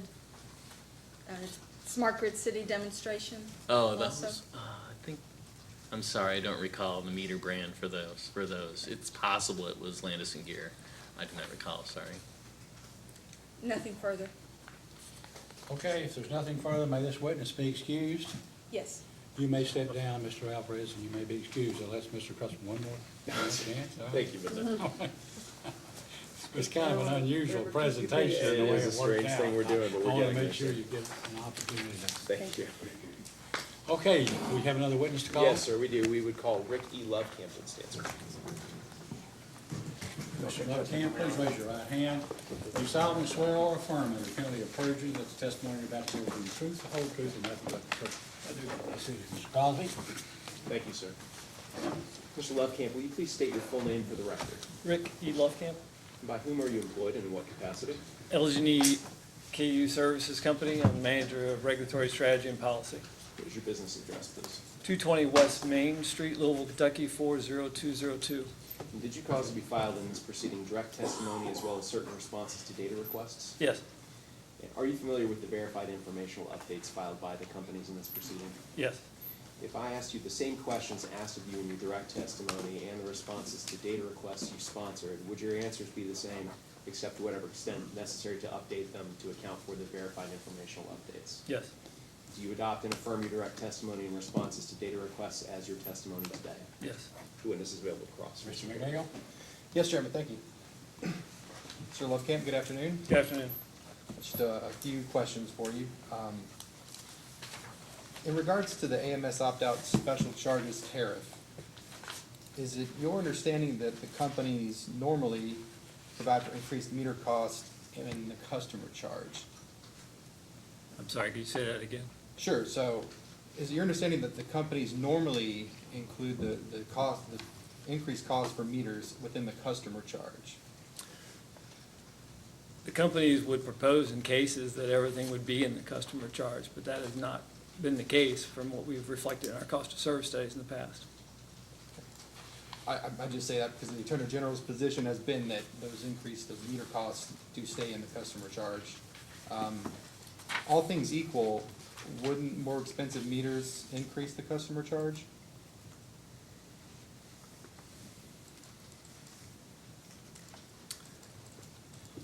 If we get everything into the way we would do it from the cost of service study, yes, I would think that the cost would go up if you're comparing, and saying that the meter of AMI is more expensive than the current meter, then yes, in essence, your premise, the cost would go up if we would have everything in our in our customer charge. Okay. And those costs,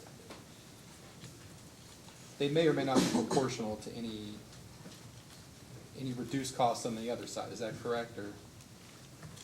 Well, if you're moving more into your basic service charge, then in essence, your energy charge is gonna be going down, yes. Okay.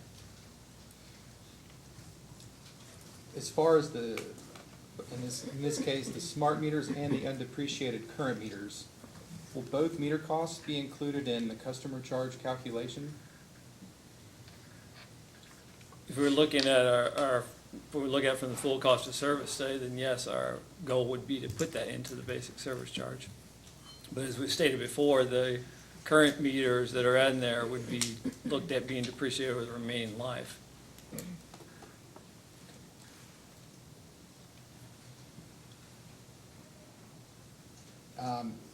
This point has sort of been covered. I will touch it very briefly. Do the tariff provisions that are proposed, do they currently provide any way for a customer to purchase an in-home device from the companies to display usage in real time? No, we're not proposing any in-home device. Are you going to allow customers to purchase their own in-home device under the current tariff provisions? Yeah, I think as Mr. Malloy mentioned earlier, we would work with those customers that want to take on that technology on their own. And as Mr. Malloy had said, those meters contain Zigbee communication technology that allows for that instant communication between devices and networks, is that right? I understand him to say that correctly. I don't understand that technology. But Okay. But to your knowledge, those meters are able to do that communication in real time from day one? that's what I understand. I think that'd be a question for Mr. Huff to give more Okay. details of. That's really all I had for it, honestly.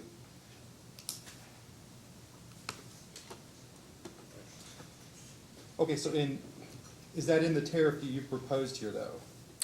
What, what in the The tariff? option for in-home devices for customers to purchase on their own, has that language been put into the tariff? No, there's nothing in the tariff that discusses that. How did the companies propose to allow that for customers? I would say that's just customer, just after customer outreach to us in that respect. Will you sort of provide more, if this is approved, will you provide more info for customers, immediately to start doing this? How will that work? I would say that'd be a question for Mr. Huff in regards to what they've talked about, how that technology would interface with the system. Okay. Do you have your testimony handy? Yes. Can you refer to Exhibit REL1? And that'll be the portion that's the Kentucky Utilities Company electric tariffs supporting calculations.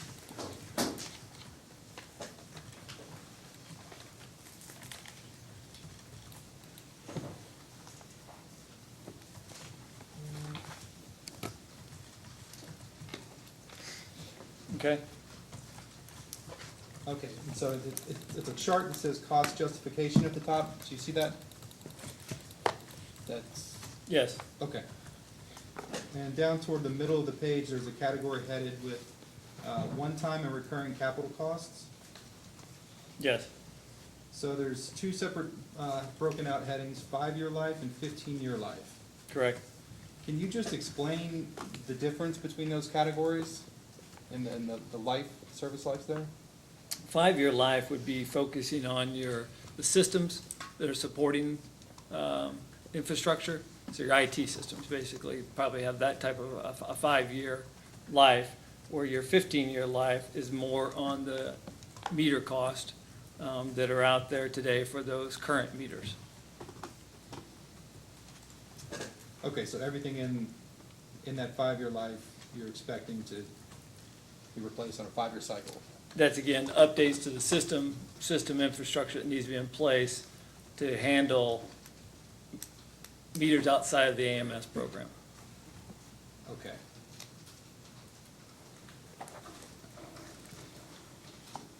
And if I will, I'm gonna go back real quick to the line of questioning right before this. If you're allowing customers in-home displays, do you have any idea how much that would cost to install? Are you gonna provide installation help? Do you have any idea, or would that be from Mr. Huff to answer? Yeah, I do not know the infrastructure required there or the cost. Okay. Okay, well, I'll push those questions to him. And that's all I have at this time, Chairman. Ms. Cohn, questions? No, Your Honor. Ms. Gilkelly, questions? Yes, just a couple. Mr. Lovekamp, on page 5 of your testimony, I wanted to ask you about something you said in lines 22 through 26, page 5. Okay? Okay. You had stated the companies are proposing no changes to the policy regarding service disconnection and reconnection.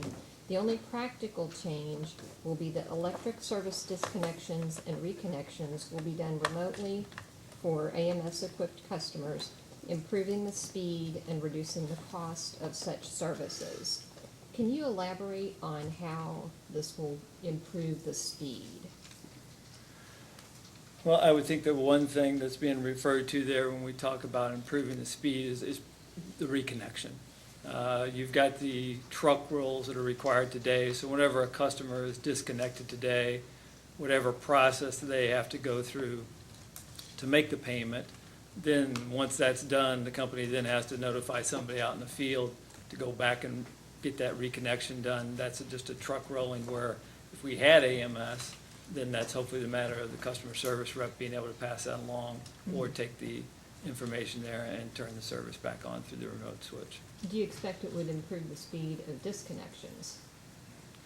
I would, but I think as Mr. Malloy talked about earlier, we as a company are gonna have to figure out that process and understand how that should be staged, as he meant, from the impact for any agencies, let alone the company and customer service reps. Okay.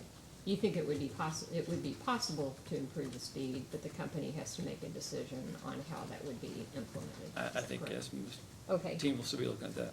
Okay. Have you, so you all haven't done any kind of assessment on how remote disconnection would affect the numbers of disconnections or daily disconnections or anything like Yeah, that? at this not that time? I'm aware of, no. Okay, okay. Thank you, that's all that I had. Mr. Fitzgerald, questions? Thank you, Mr. Chairman. Tom Fitzgerald, I'm representing Metropolitan Housing Coalition.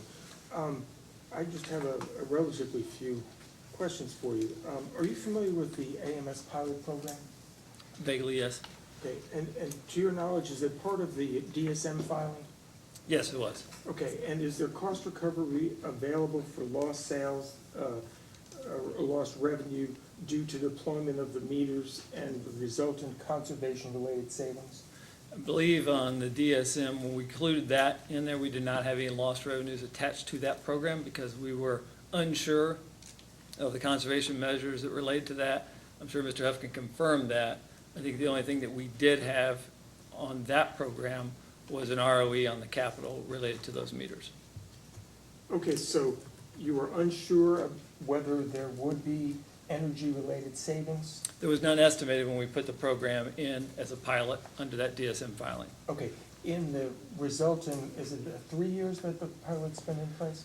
I believe that's roughly correct as we proposed in a 2014 DSM proceeding. Okay, and have you filed, subsequent to the DSM, approval of the DSM array that you have now, have you filed with the commission to seek cost recovery for any aspects of that DSM offering since 2014? Of the AMS? Of anything in the DSM array? Any lost revenues associated with any of the programs that you currently offer? For the advanced meters? For anything in your DSM filing? There would be lost revenue associated with certain programs, but related to. Have you filed for those since 2014? Yeah, that would be included within the budgets that are provided each year, and then the balancing adjustment that follows that up. Okay, so there's a true-up that occurs on an annual basis? Yes. Okay, and in that, have you, subsequent to the initial deployment of the AMS pilot, have you requested adjustment for any lost revenues associated with the AMS meters? Not that I'm aware of, no. Again, I don't believe we even associate any lost revenues with the AMS program. Okay, then how is it that Tetra Tech can suggest that there's 3.8% savings? Is that something that you're just willing to not try to recover? Or is your experience different than their assumption that there's 3.8% lost revenues there due to energy savings? Well, each year through that program, and I think Mr. Huff can probably elaborate more on this, we filed a report related to the AMS pilot program, which showed what the customers were using. I'm assuming Tetra Tech was able to take that information and take that into their consideration. Okay, but you haven't sought to recover any of those lost revenues associated with energy savings due to the presence of the AMS? Not to my knowledge, no. Okay. What's the projected net present value of the AMS deployment to customers? Do you recall offhand? I do not recall offhand, no. Okay. To your knowledge, has the company projected the net present value of the AMS deployment to shareholders? Maybe hit your question one more time. I'm just wondering, as I understand it, the benefits over the 20-year cycle amount to $24.6 million. Okay. That was in the projections. What is the value to shareholders of deploying the AMS systems? I do not know that. Okay. To the extent that the non-technical loss reductions that are projected to be derived are not achieved, who bears the risk of that non-achievement? Is it the shareholders or the ratepayers? Well, the non-technical losses, I think, as Mr. Malloy talked about, there's multiple categories there. We've picked a couple there that we feel the AMS is going to be helpful and beneficial to, but I think the companies will always continue to look at non-technical losses when we're forecasting revenue and try to continue to figure out what we can do to eliminate those losses from the generation stations down to the customer. And I think the AMS is just helping us in one way to hit a couple categories there. Okay. Last two questions. You described the opt-out for the LG&E gas meters, the cost of setup at $57.86 and $21.80 in monthly ongoing charges for those who choose to opt out. Could you break out for me the components of that cost? Well, if we go back to, I'll hit the LG&E exhibit, I think it's exhibit RL2. Okay. Let me get there real quick. Sure.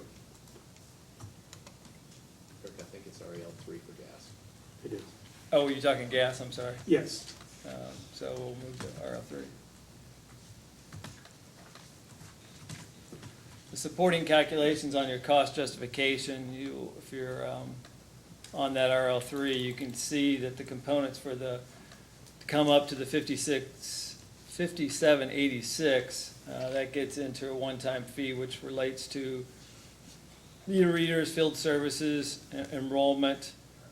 All of those relate back up to that chart, the table above, which is showing if we're getting into meter readers, the one-time fee was the cost to create initial work orders for meter exchange and optimize manual meter read routing. So the company went through all of these categories and determined what was needed to continue to meter and read customers that were not on AMS, in association with then determine what the costs were, forecasted that out. So these are the underlying costs that we know today. Okay. Kind of forecasted that out, and then took that 0.8% and said, okay, if these are the percentage of customers that we think are opting out, we kind of take all these costs over that, thus coming up with the charge. Okay. In those costs, did you include the cost of replacing the existing gas meters? What we did is, yes, there are inventory costs, and we get down into the 15-year life there, meter costs on this one.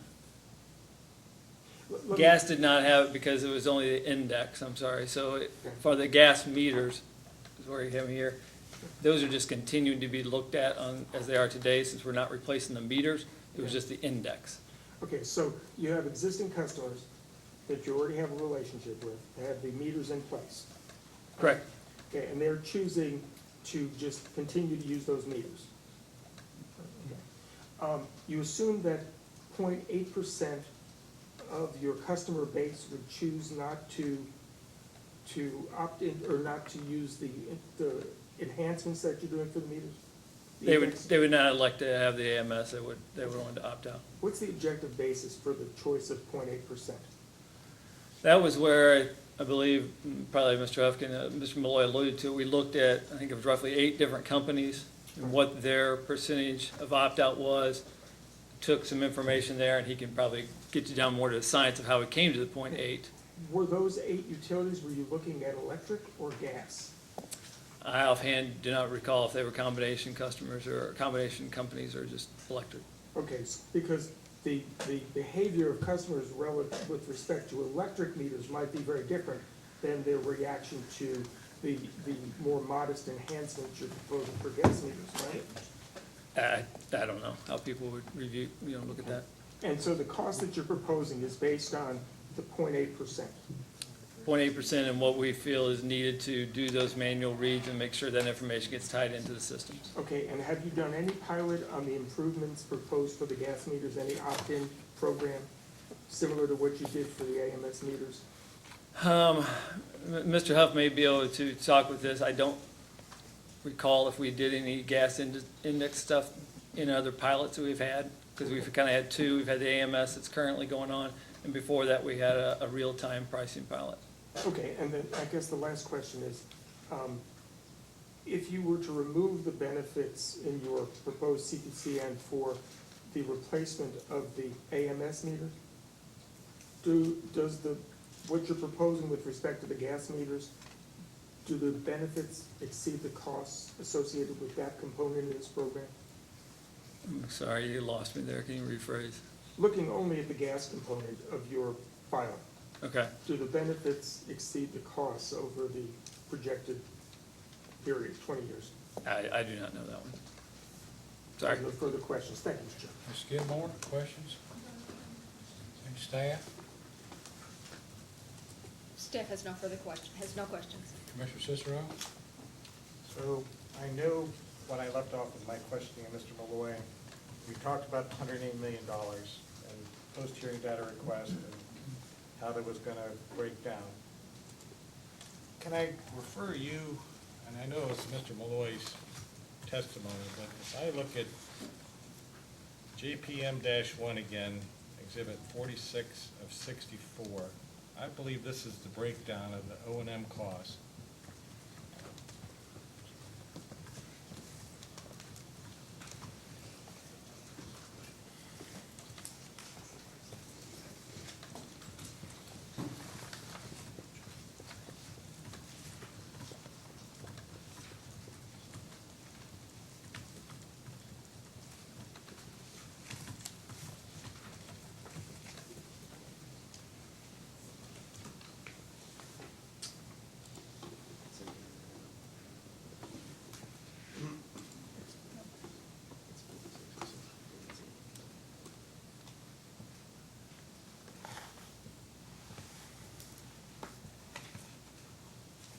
Let me know when you find the exhibit.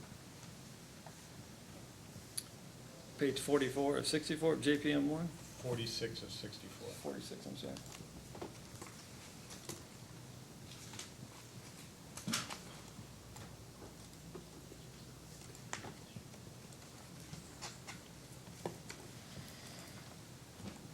And just let you know, I'm not as familiar with this as probably Mr. Malloy. I understand. Can you verify that at the bottom of the page, it shows $108.8 million? Yeah, totaling up the years 2023 through 2040 of 108.8 for total ongoing O&M cost. And that, can you, I'll read it for you. It says, however, annual ongoing O&M costs will start at $5 million in 2023 and escalate to $7 million by 2040, which is in aggregate $109 million of O&M in years 2023 through 2040. So I'm really going to be interested in to see where this $37 million ongoing cost, because the $37 million is an ongoing annual cost. This shows $108 million, which I was referred to as an aggregate number. So I'm going to want to see where that is.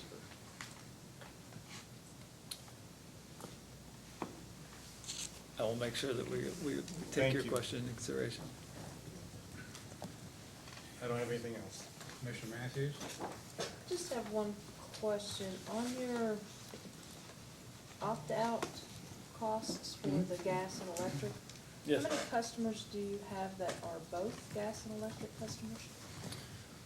Offhand, I don't know the combination of customers. It's probably roughly, Most of the people who have gas are going to have electric. yeah, I was gonna say it's Not- roughly 300,000 probably. Not of- the other way, but yeah. Yeah.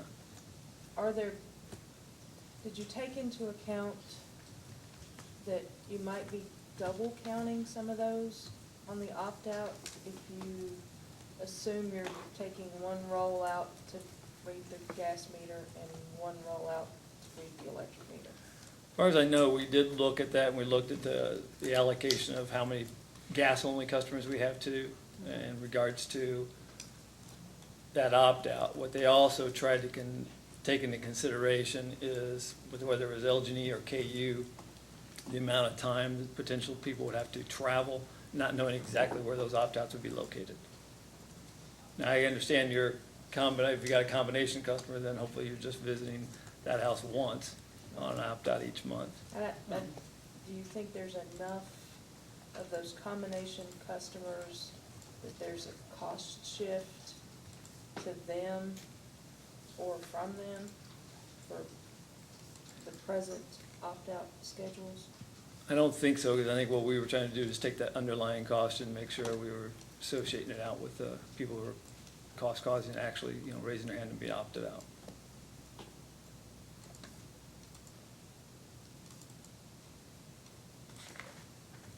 But if I'm both, am I not paying over $100 for the setup fee and then over $43 a month for opt-out? Yes, that's what we have the rates at today. That's what we're proposing.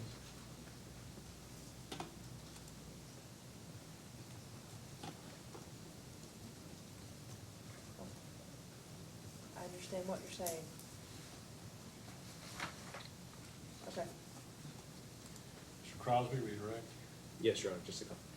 Mr. Lovecamp, do you recall Vice Chairman Cicero's question to you about the $37 million associated with meter operations center ongoing costs? Yeah, related into this 108 aggregate. Do you still have, assuming you do, exhibit JPM1 available to you, sir? Yes. All right. So may I ask you to look at page 49 of that, please? 49.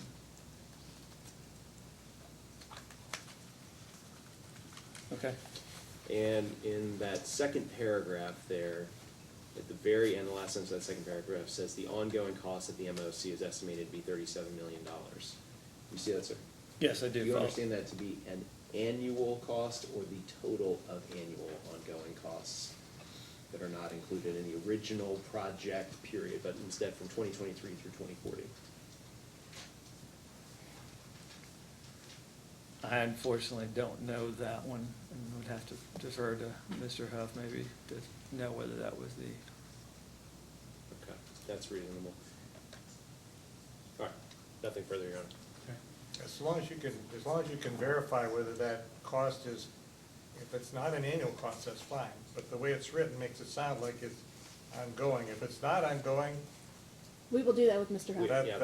that's where the confusion comes in. Yeah. I'm still trying to figure out how $37 million fits into these numbers, and Yes, sir. if it's not annual, then I can see it being in there. If it is annual, then there's Understood. some explanation. Yes, sir. We'll make sure it's clarified. You may stand down. Thank you. May call your next witness. Thank you. Your Honor, we would call David E. Huff. Who's gonna answer all the questions? Still got the tread marks on his back, but he's ready. That's always the problem with the man who testifies last. It's always everybody wants to dump on him. My pleasure. Please raise your right hand. You solemnly swear or affirm the testimony you're about to give will be the truth, the whole truth, and nothing but the truth. I do. Please be seated. Mr. Cosby, you may ask. Thank you, Mr. Chairman.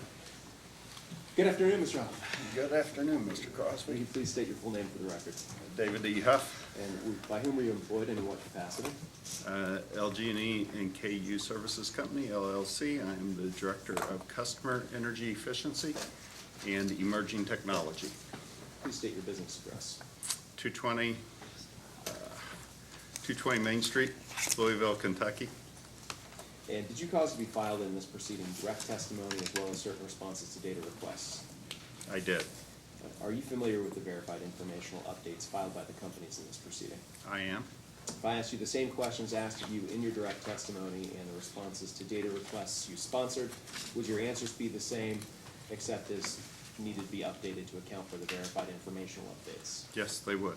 Do you adopt and affirm your direct testimony and responses to data requests as your testimony today? I do.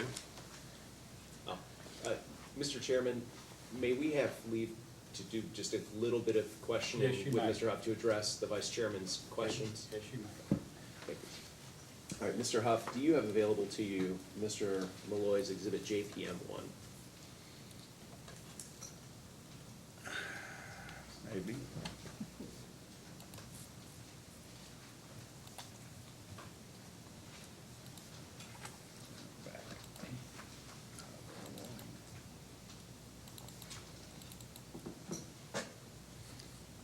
I do. Yeah, Mr. Huff, it might not be, are you familiar with the AMS business case filed by the companies in this proceeding, which are I am. in, which is Exhibit JPM-1? So you were taking me to JPM one? Yes, sir. Page 49 in particular.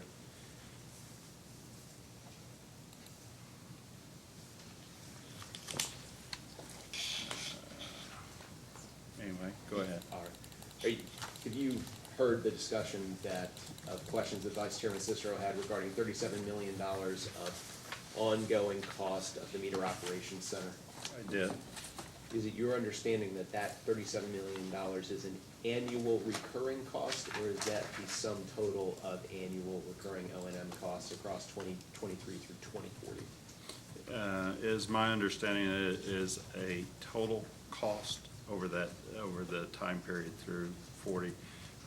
I might also mention, Mr. Crosby, that we broke down O&M in AG 213. Thank you. Can we turn to that response, please? You said that was AG, the company's response to the Attorney General's second round, number 13? Yes, AG 213. I think it's question 13. Okay. And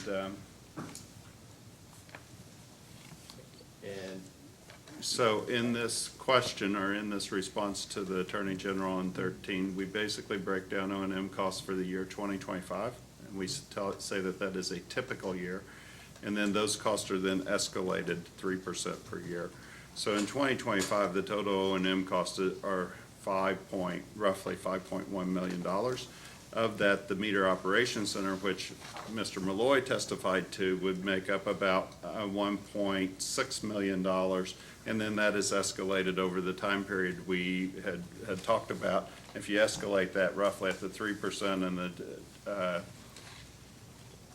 2.2%, well, let's see, labor's at 3%. So at 3% over the period, you should get roughly the 37 million that was referenced earlier in that paragraph. So that's when it starts, 2025? Sorry? 2025 is when it starts, or that you're just saying? No, we just said 2025 was a typical year. The time frame was the 2023 through the time period referenced. Okay, all right, thank you.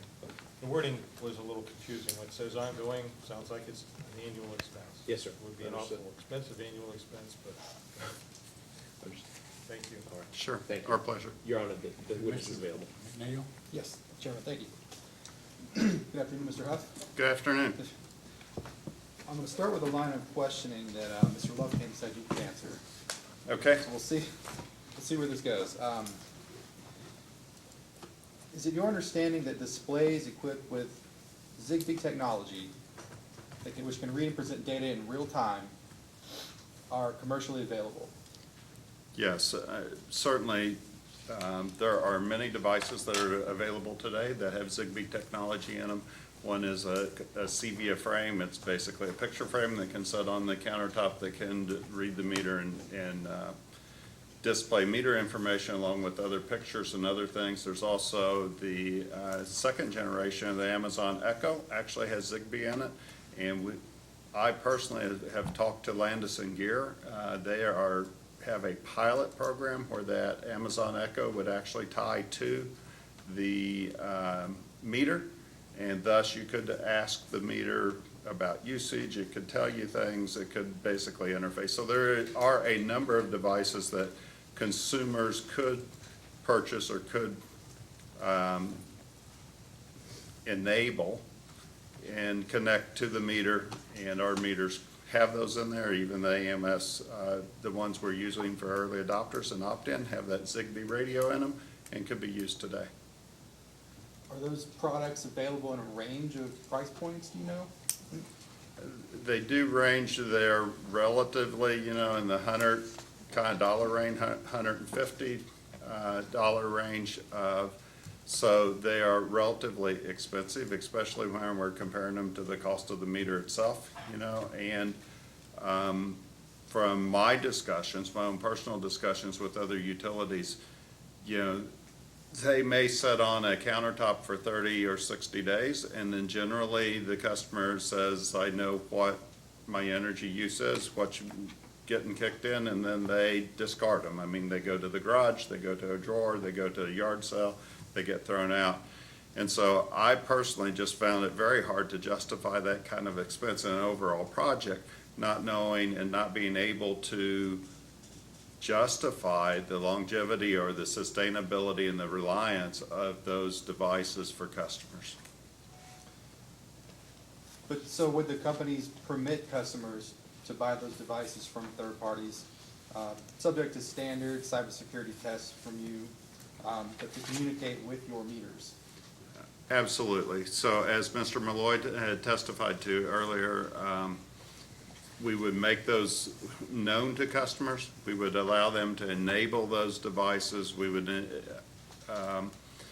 I have had discussions with my team, with the implementation folks, the IT folks, and how we would actually go about it. We still have to design that and make it available, but certainly we would do that.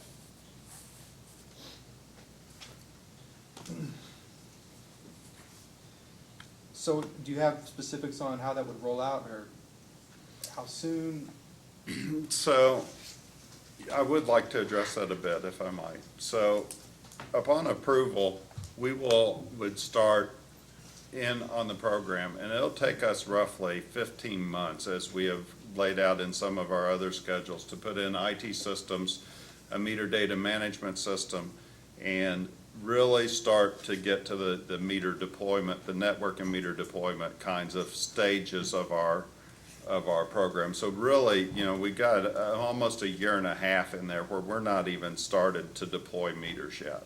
After that period of time, and then we're focused mainly on the meter data management system so that we can bill meters, so that we can start to achieve those operational benefits that we put forward in the business case. The meter reading, the field services, the ties to OMS, And so our thought would be is that the enablement of these third-party devices would be more towards the back end of those kinds of deployments, more along the time frame of a remote service switch in that kind of time frame. So you're probably in the time frame of 2 years, 2.5 years out. Certainly in the early stages of overall meter deployment before meter deployment stops, but not as one of the initial, just not one of the initial things because, we really was going to focus on the operational benefits. Certainly if there's enough customer interest, it could influence how we do that. And as we go through the analysis and design phases, we'd certainly want to see how complex we think that is to putting in place, and also what our support requirements would be from a customer service standpoint, from our call centers, from people calling in and not necessarily knowing how they work or if they get disconnected, how we could support that overall. How do customers know how to install these displays? How would you all? Generally, my experience with the Sevia frame is that basically they come in and they had like an app from a smartphone, and the device has a serial number. You have to know the serial number of the meter, or you have to know some very specifics about the meter so that it's connected to your meter and not your neighbor's meter.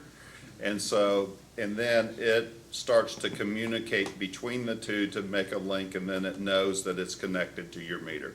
I don't know if you have an Amazon Echo or one of those devices, but it's kind of the same sort of walks you through step by step through an app or some kind of customer interface that helps you connect it all. But on our side, we have to be able to provide the customer that exact meter information, that connection piece, that serial number, if you would, piece of it to make sure that it's connected to their meter and not to somebody else's. But will you make it known how that process is? Absolutely. Where I've been pushing my team and my direction to my team on enabling this would be through a web interface. So it would be through basically our homepage on our website, be under AMS when we're rolling out information education to other customers. If they'd want to do it, then they could connect to that, be under my account, so we know that it's the authorized user, so you'd have to log in to get to it. I mean, you can't go get your neighbors, right? And then once you log in, if you want to connect it, then it'd walk you through and tell you different types of devices that we know will connect, and then we'll just walk you through the technology and how to actually make it happen.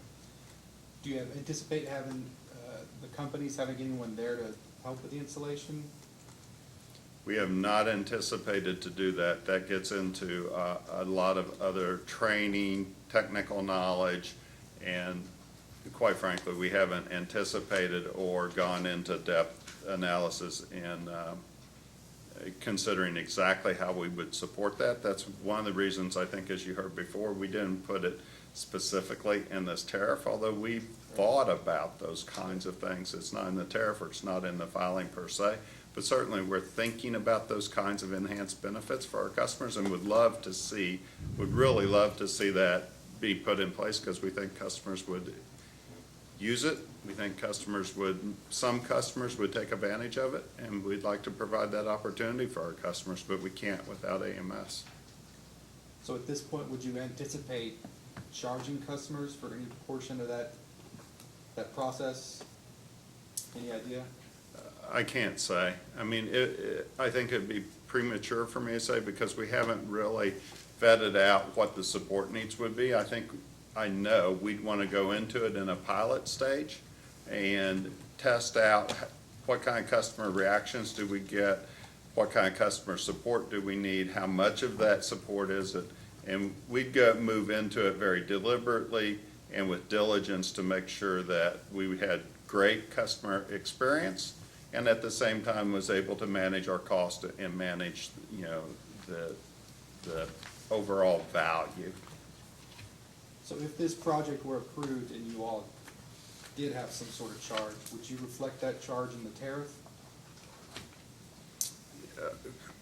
certainly, I mean, I'm not the rates guys, but as I've been advised by both our rates and regulatory, our council, and the commission, I'm not aware that we can charge anybody anything if it's not in our tariff.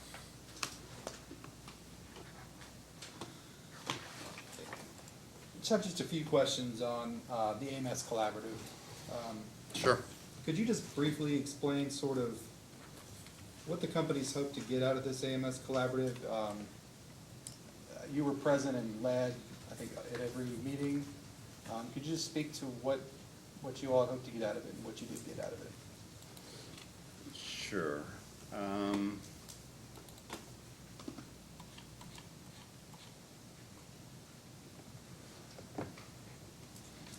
So, first of all, I was present at every one of the collaborative meetings, although I wouldn't say that I led it.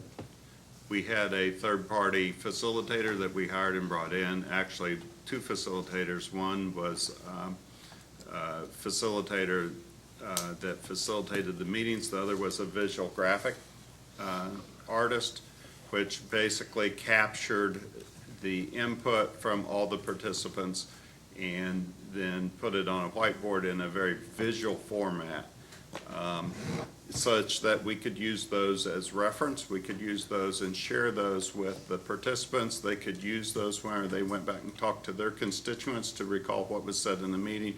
And we provided those notes and those visual graphics shortly after each one of the collaborative sessions, so that they had something in their head and they had something tangible that they could talk to. I think, as you may know, the collaborative grew out of the 2016 base rate case, out of the stipulation agreement. And in that stipulation agreement, I mean, it very specifically constrained the participants to the rate case participants. And it defined that the purpose or the objective was to address, attempt to address the concerns of the constituents in the rate case. Would you say a primary goal of the companies was to inform and educate the participants? I would say, sorry? That in the collaborative, is that a primary goal of the companies? I would say that it was one goal. Okay. I would say generally whenever I run collaboratives, and I've run a number of collaboratives over the years, one goal is to educate and inform.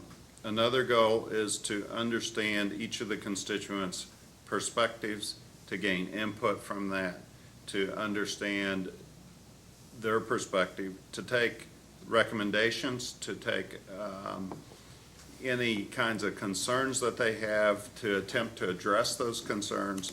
And where possible, we will take, recommendations from those folks, from the participants in the collaborative, and incorporate them into the design of our program where appropriate. But we take those and then we evaluate them against all the other objectives of our customers and the objectives of the company, and then at the end of the day decide what we think is best to be able to put into our final filing, because we feel that we're ultimately held responsible and accountable for whatever we submit. It's up to you, but if you think this collaborative testimony is important, but at 4:30, we're going to quit, and you guys can come back tomorrow if necessary. Just two more questions, your Chairman. Did the companies incorporate any specific ideas from participants, from their concerns, into this proposal? Can you point that out?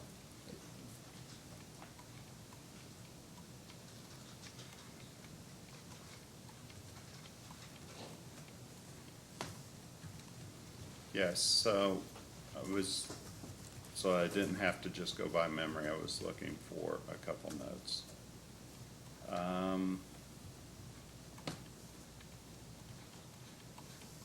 Sorry, give me just a second. Sure.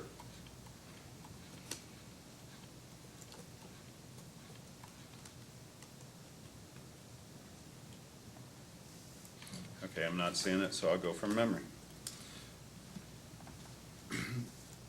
Certainly, initially when we filed in our 2016 base rate case, we did not include opt-out.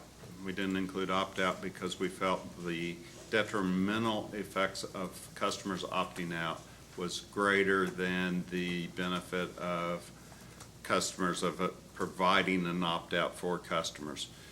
Certainly through the collaborative, it became clear to us that customers had many concerns related to a variety of issues, and that opt-out would certainly be beneficial, and we then included that opt-out.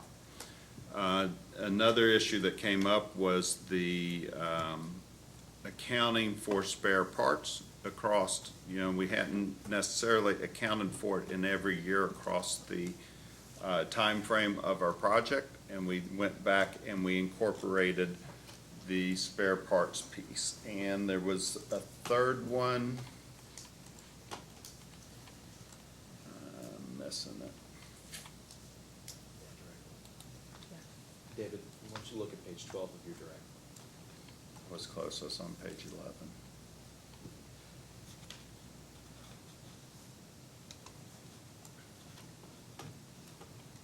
Oh, and yes, thank you. So, and then the third thing, more, very specifically, was the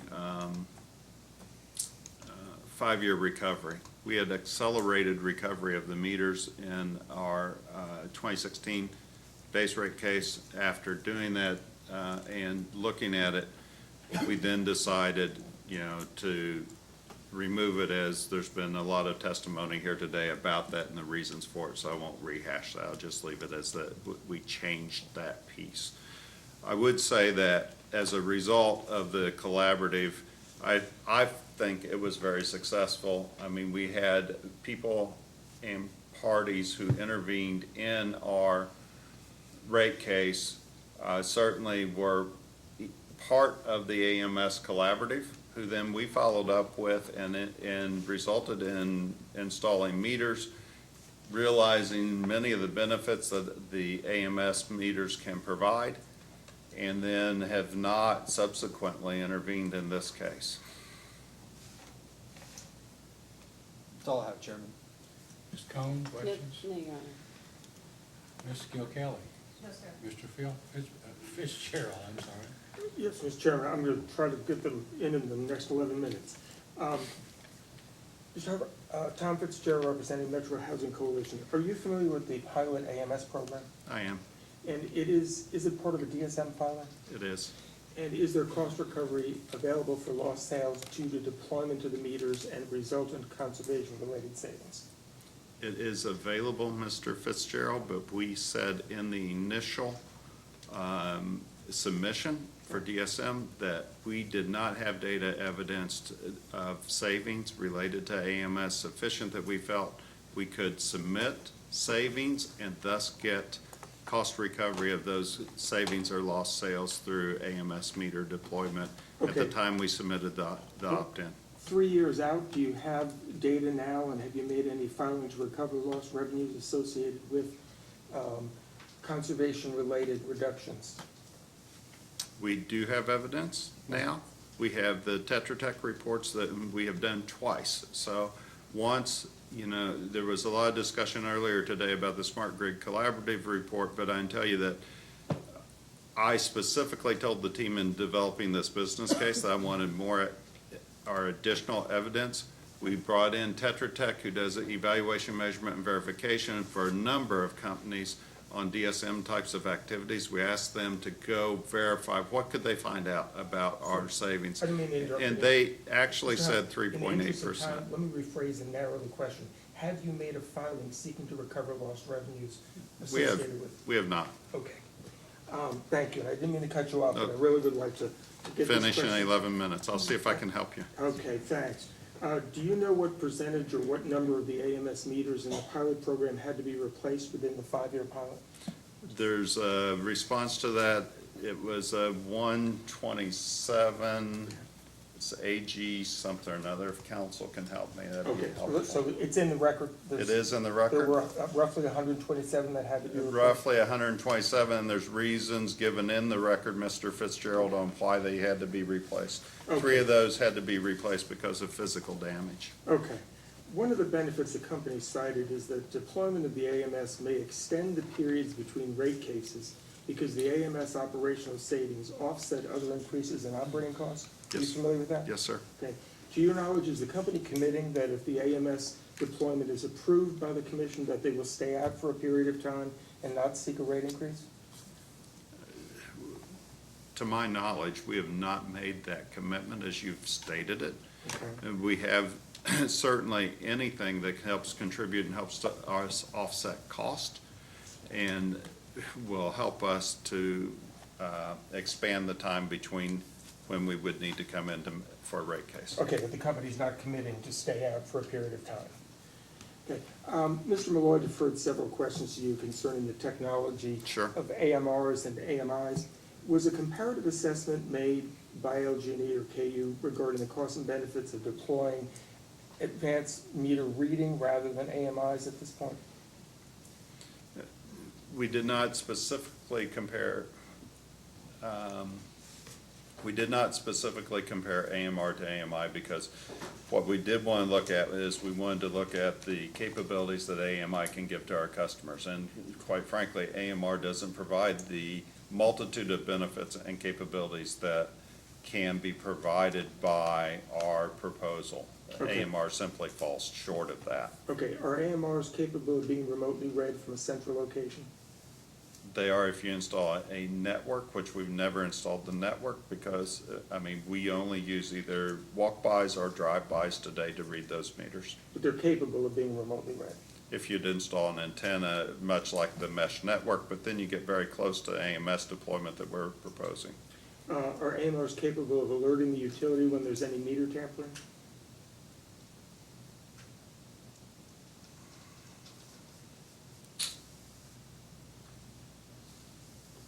Not to my knowledge, but I'd like to check that. Okay.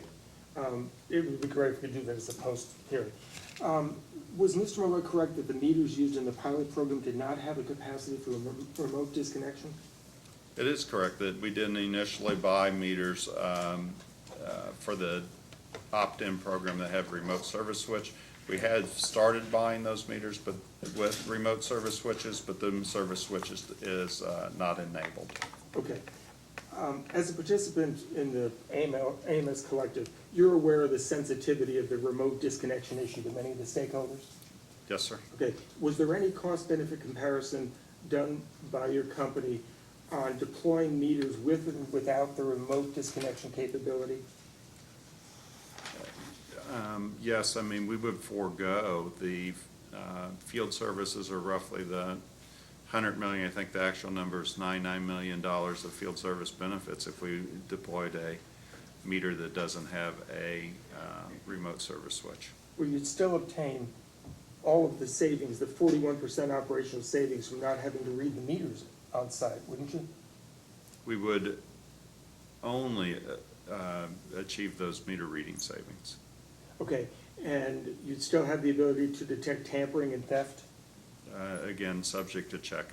I don't think that's right, but subject to check.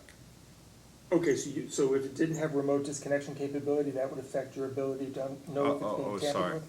I was back to AMR. Okay. You're correct. I stand corrected. Okay. AMS meter without a remote service switch, we would still have the tampering and the other things. Okay. You're correct. And the projected energy savings would still be able to be achieved to the extent that they would otherwise be achieved because the granular data would be there? Yes. Okay. Could you provide now or in post-hearing what percentage of the 41% operational savings would be lost by deploying meters that either did not have disconnect capability or which were not enabled? That's two different scenarios. Two different. Yeah, one is that you would just the same generation meter you now are installing that doesn't have the disconnect capability. And what costs you would continue to incur by having to manually disconnect rather than doing remote disconnect? I would refer back to the 99 million that we discussed before, but we can check that certainly. That would be helpful. Okay, Mr. Chairman, in the interest of the 3 minutes remaining, I'm not going to ask any questions about the opt-out, although I have a number of them. And we'll just make that part of the briefing. So I appreciate very much your indulgence. Thank you. Mr. Skidmore, questions? You can may ask all the questions you want. 2 minutes.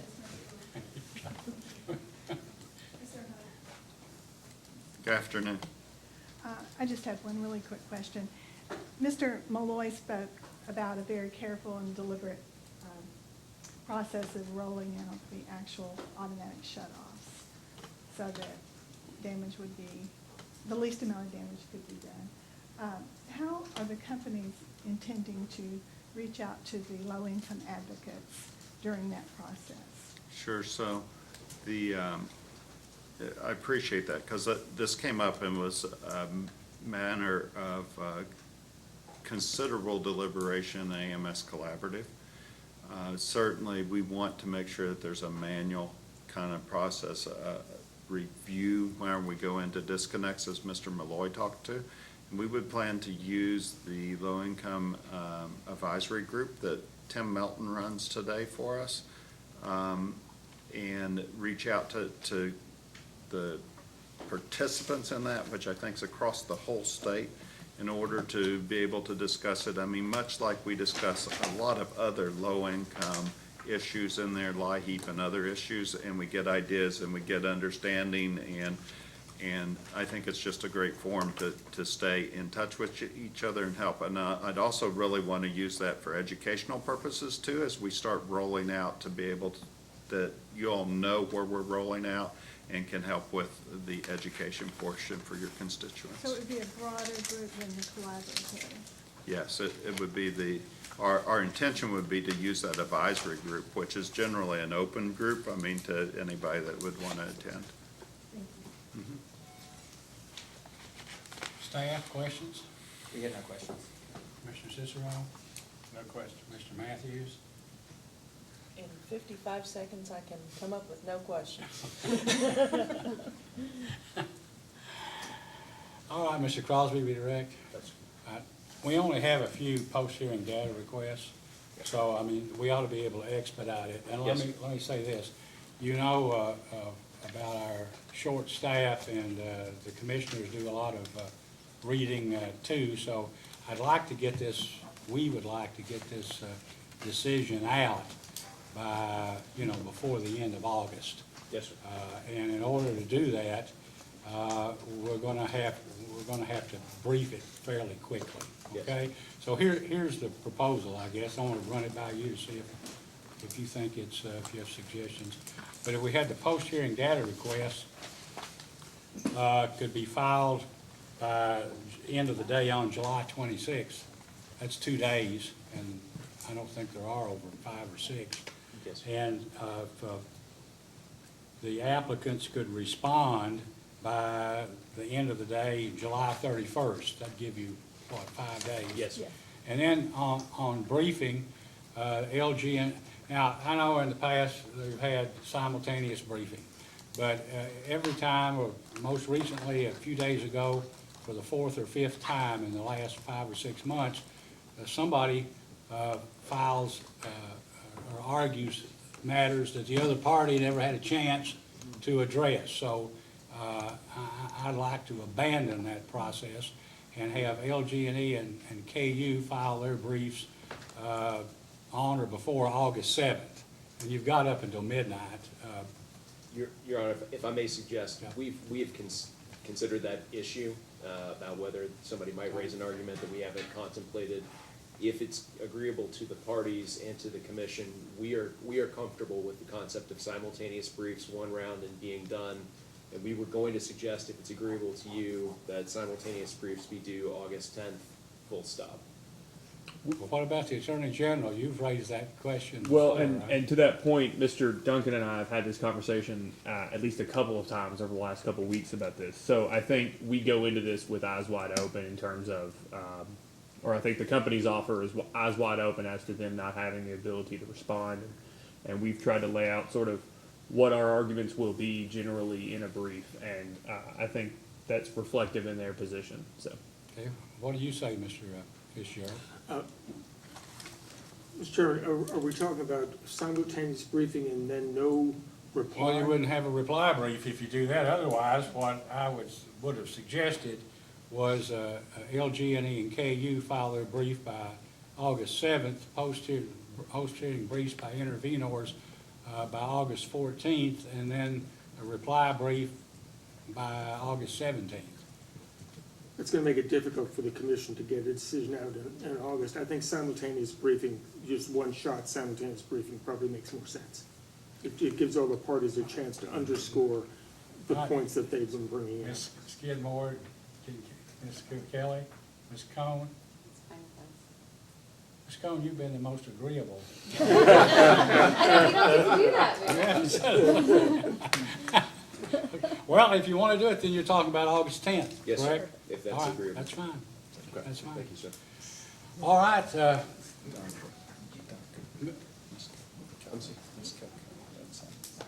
yeah, Mr. Huff, you may be excused. Thank you, sir. Thank you. Lisa, did you have? Is there anything else that, On the briefing schedule, would it be possible to go a little later? I mean, than 10 is the only, okay, we just can't do it because we have 62 people on staff here, down from 84 when I started 2 years ago, and 130 when I started. 130 when she started, and I'm sorry, but it's just the way it is, okay? All right, if there's nothing more, then this hearing is adjourned. Thank you very much. Thank you very much, Mr. Chairman.